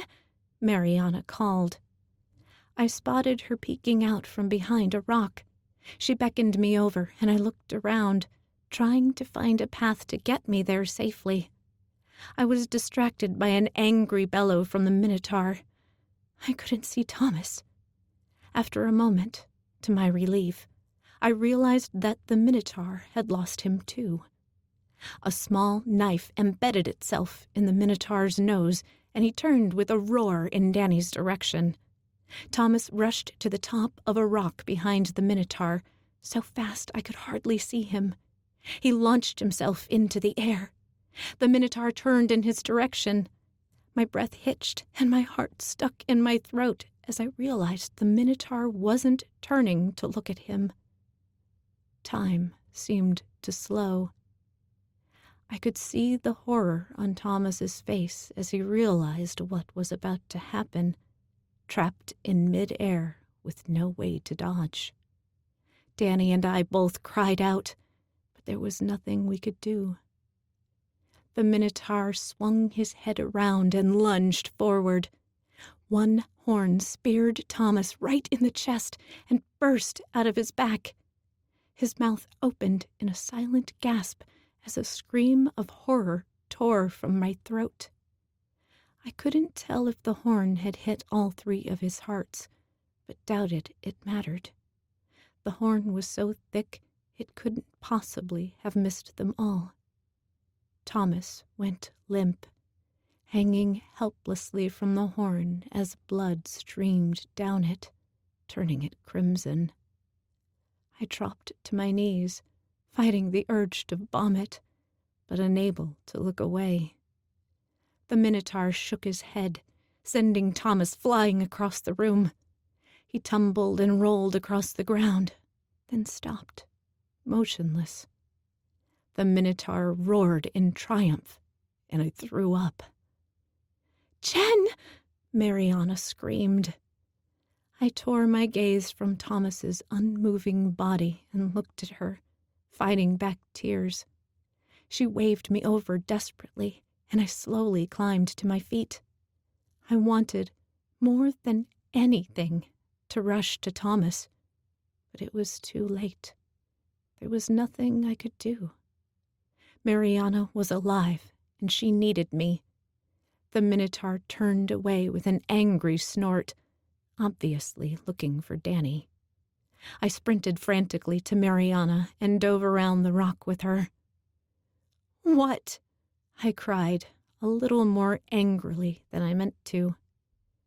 "Look!" Charlie was sprawled on the ground beside her, unconscious. I suppressed a sob as I knelt by him. "Is he okay?" I forced myself to ask. "Look!" she repeated, gently lifting his hand. The veins in his hand and up his forearm were swollen and black.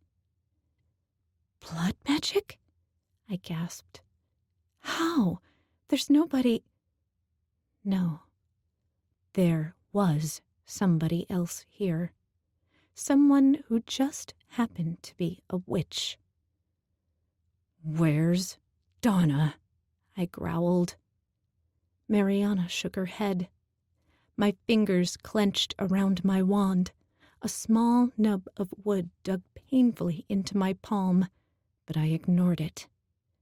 The Minotaur let out another roar, sending small rocks tumbling down from the ceiling as the cavern shook from the sound. I spotted Danny behind him, halfway up a boulder, but out of the Minotaur's sight. The Minotaur backed up a step, and Danny inched higher, ready to attack. Then I spotted Donna. She leaned out around a stalagmite, wand brandished, and before I could do anything, she muttered a spell. A small cluster of rocks near Danny shattered. He looked at it in surprise, and I realized Donna's plan as the rocks clattered down. The Minotaur whirled around in the direction of the sound and lunged forward. "Danny!" I screamed. Too late. He jumped frantically from the boulder as the club swung toward it. The club sailed over the rock, and for a moment I thought the Minotaur had missed. Then I realized it was on purpose. The Minotaur followed the club with one hand and snatched Danny out of midair. "No!" yelled Mariana. The Minotaur roared right in Danny's face, then slammed him down to the ground. Danny started to roll, trying to scramble away, but the Minotaur raised one massive hoof and stomped down. The cavern echoed with the sickening crunch of bone. I didn't know which was worse, Danny's scream of pain or the way it abruptly stopped.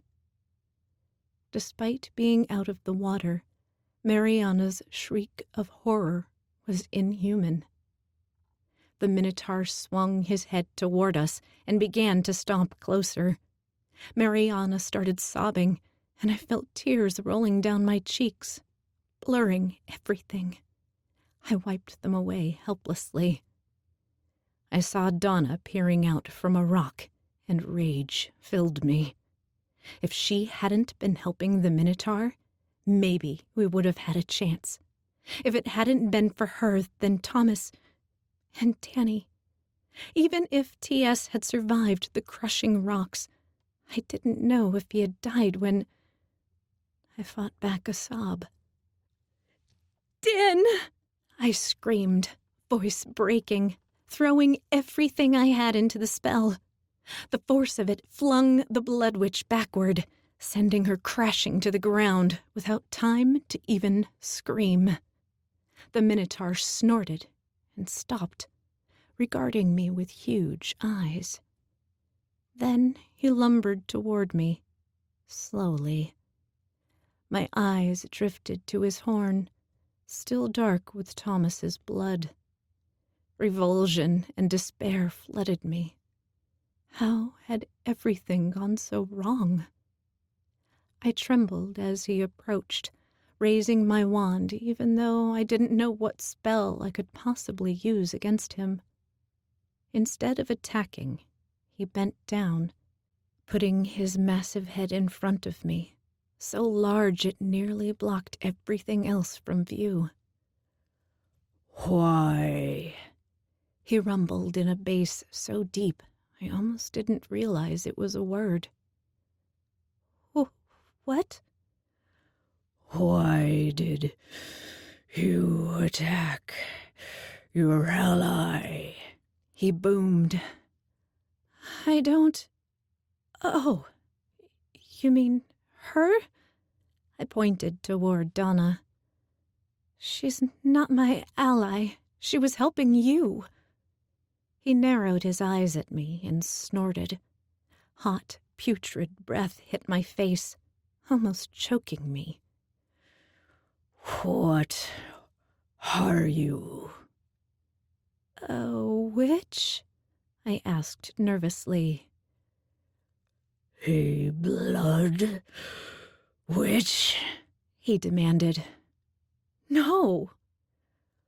"Why then have you come here?" I looked in Thomas's direction and swallowed hard at the sight of him, covered in blood and dirt. "To save him," I said, unable to contain a sob. "Is this a trick?" the Minotaur bellowed. "A test?" "No." "Who do you serve?" I don't know what you mean." I couldn't stop shaking. "I work for Mez?" "Hilaria!" he roared. I clamped my hands over my ears. He snorted again. "Do you serve Mistress Hilaria?" "I don't even know who that is." "She is my keeper." "So you serve her?" "Not by choice." he screamed, sending another shower of rocks down from the ceiling. "She makes you serve?" I asked, half because I was curious, and half because if he was talking, then he wasn't trying to kill the rest of us. "What do you do for her?" "I open doorways where she dictates. I grant bloodcasters safe passage through my domain." "Where do they go?" "In one doorway, then out another," he said cryptically. "What about everyone who isn't a bloodcaster? You kill them?" The question was like a knife through me, and I forced my eyes to stay on his face and away from the bodies. "Some," he said with a heavy sigh. Ilaria tells me who, and I keep who she desires. I allow her chosen passage as well.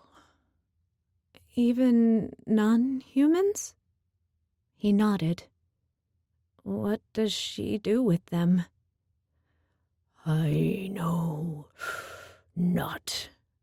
He swung his head toward Donna and snorted, then looked back at me. You are the enemy of the blood casters. Yes, I said. Is that what Ilaria is? A blood witch? Yes and no. She is something more. He snorted again, smothering me with another blast of hot air. If you are her enemy, then safe passage I shall grant.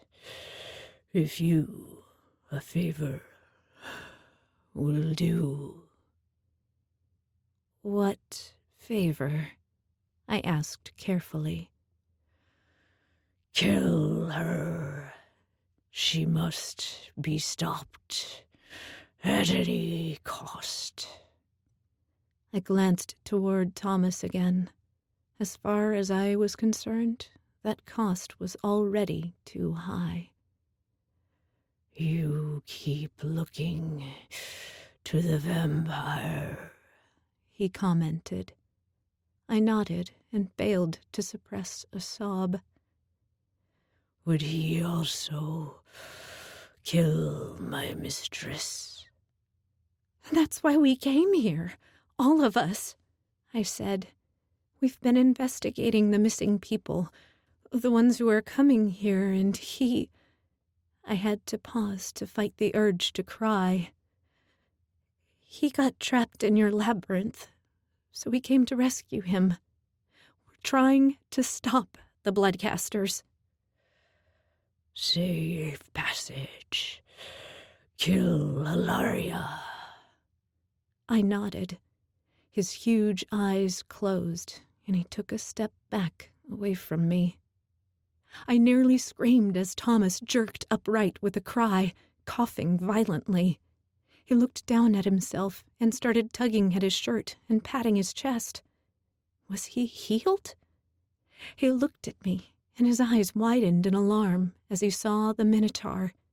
Thomas staggered to his feet and rushed over, selflessly throwing himself between us. He hissed furiously at the Minotaur. The Minotaur just let out a deep, rumbly, intimidating laugh. It's okay, I said. I grabbed Thomas by the shoulder, but I wanted to throw my arms around him and cry, or laugh, or shout for joy. He's going to let us go.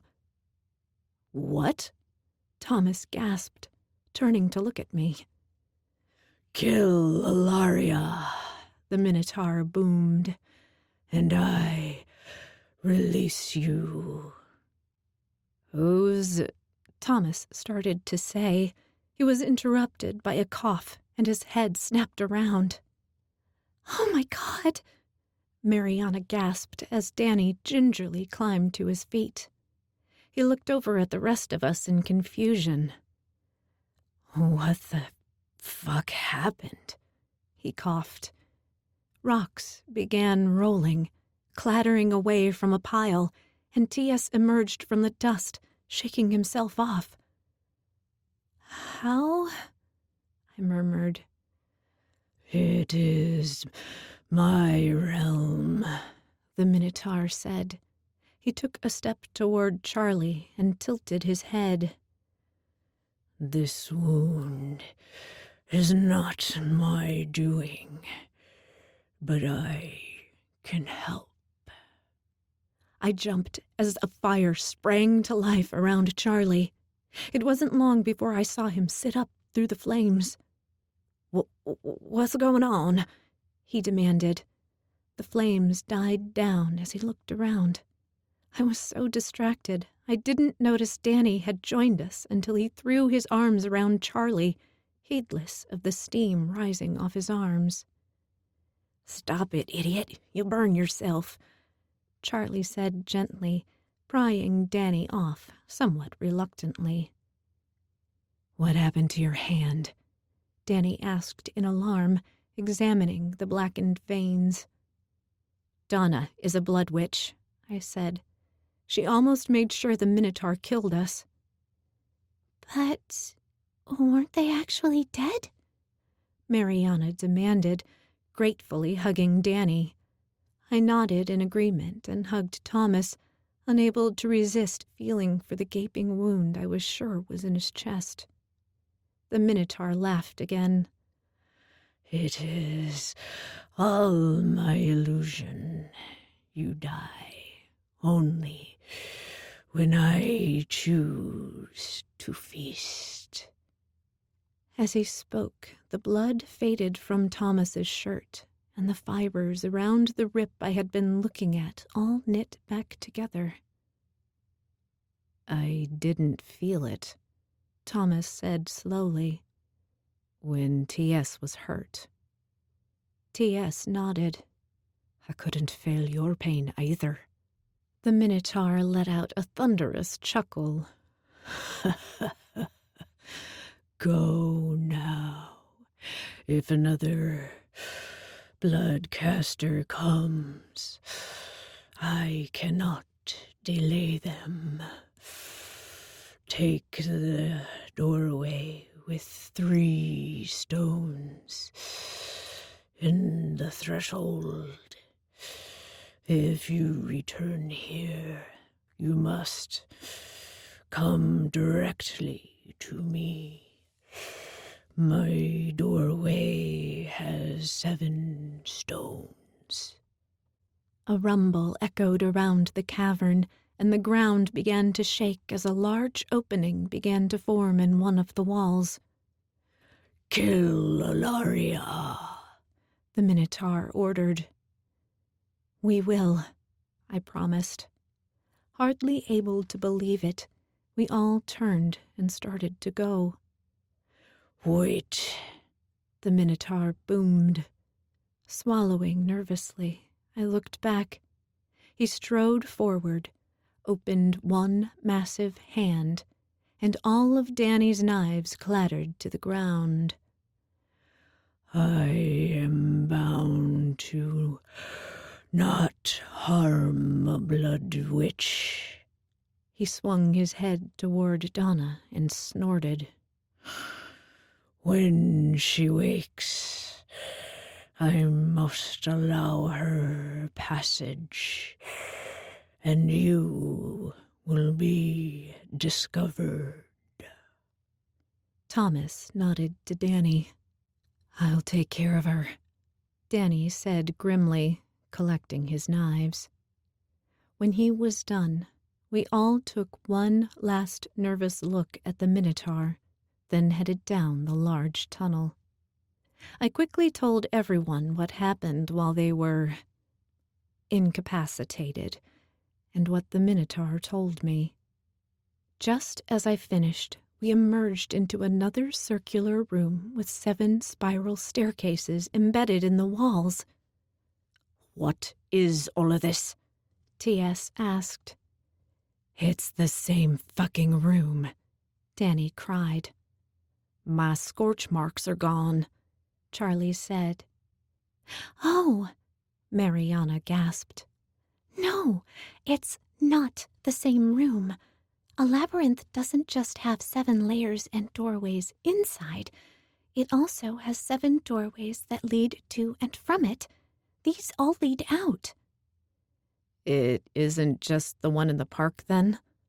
Thomas asked in horror. "The other 6 all lead somewhere else?" Mariana nodded. "That must be what he meant by giving the bloodcasters passage. He lets them in, and they use these doorways to travel in secret. They could go in from the park and come out literally on the other side of the world in minutes." "This is getting better and better," Danny grumbled. He said we want the one with 3 stones, T.S. said.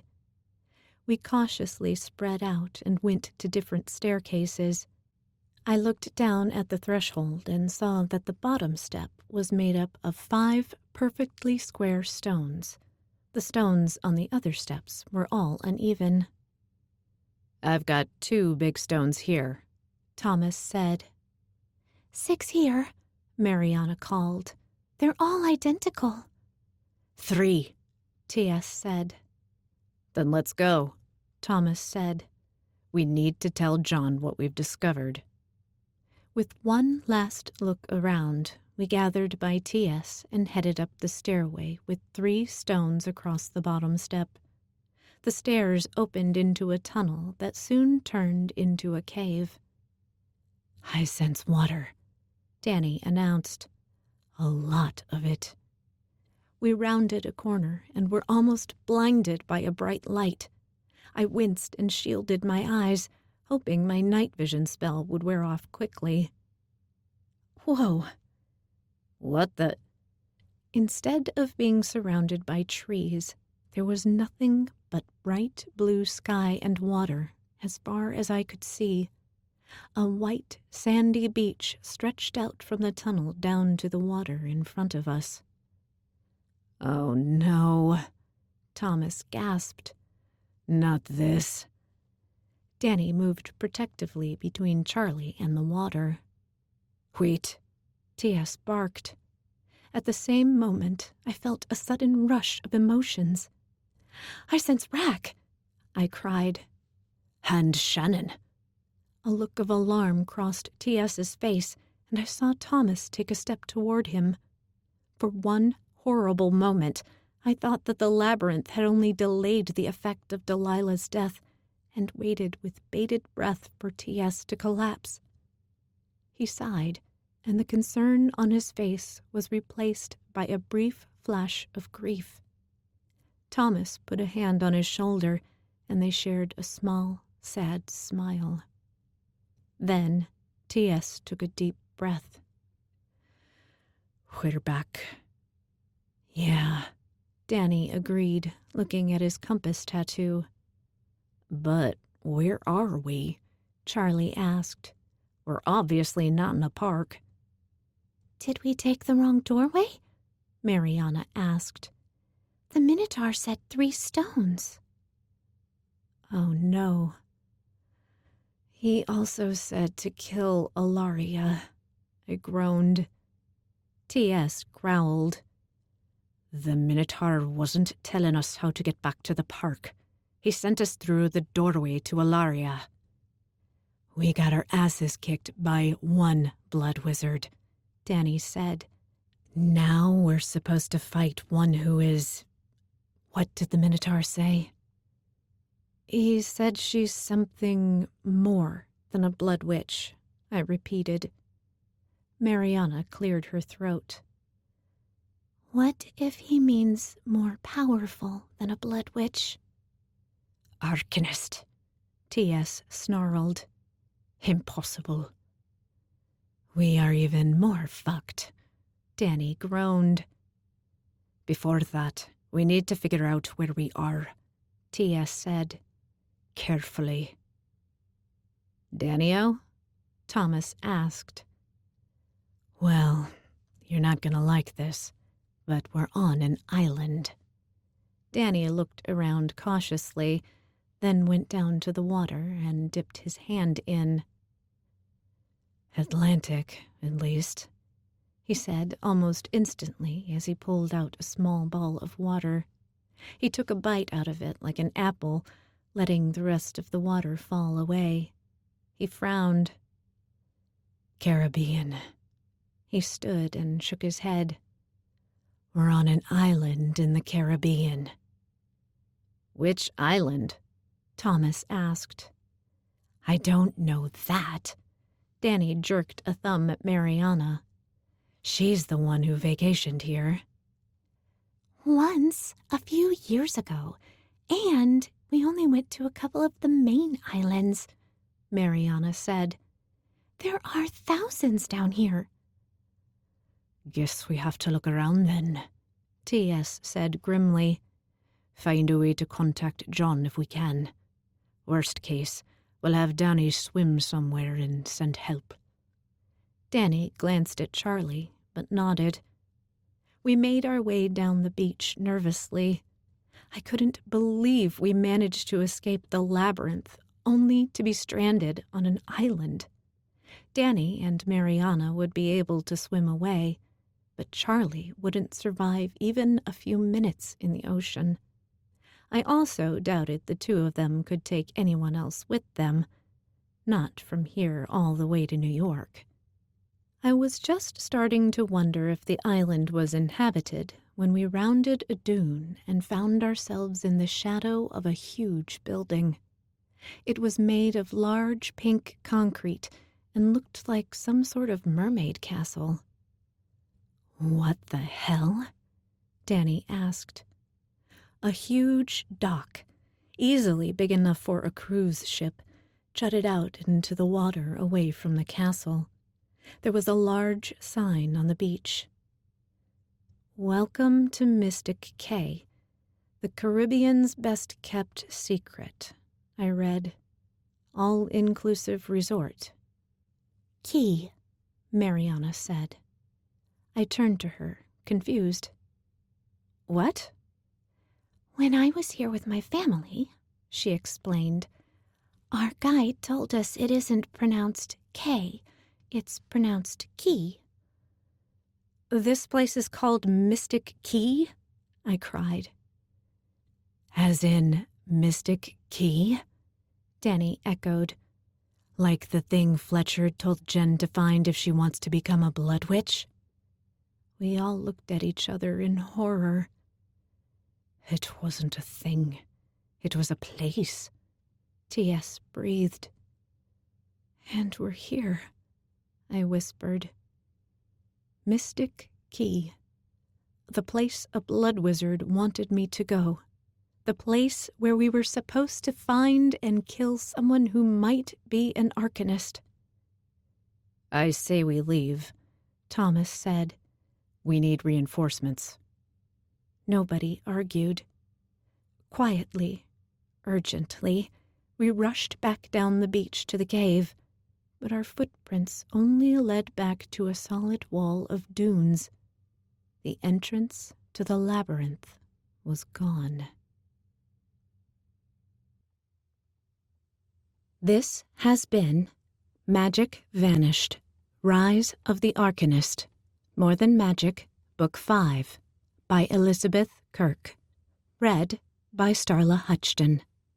Copyright 2020 by Elizabeth Kirke. Production copyright 2021 by Elizabeth Kirke.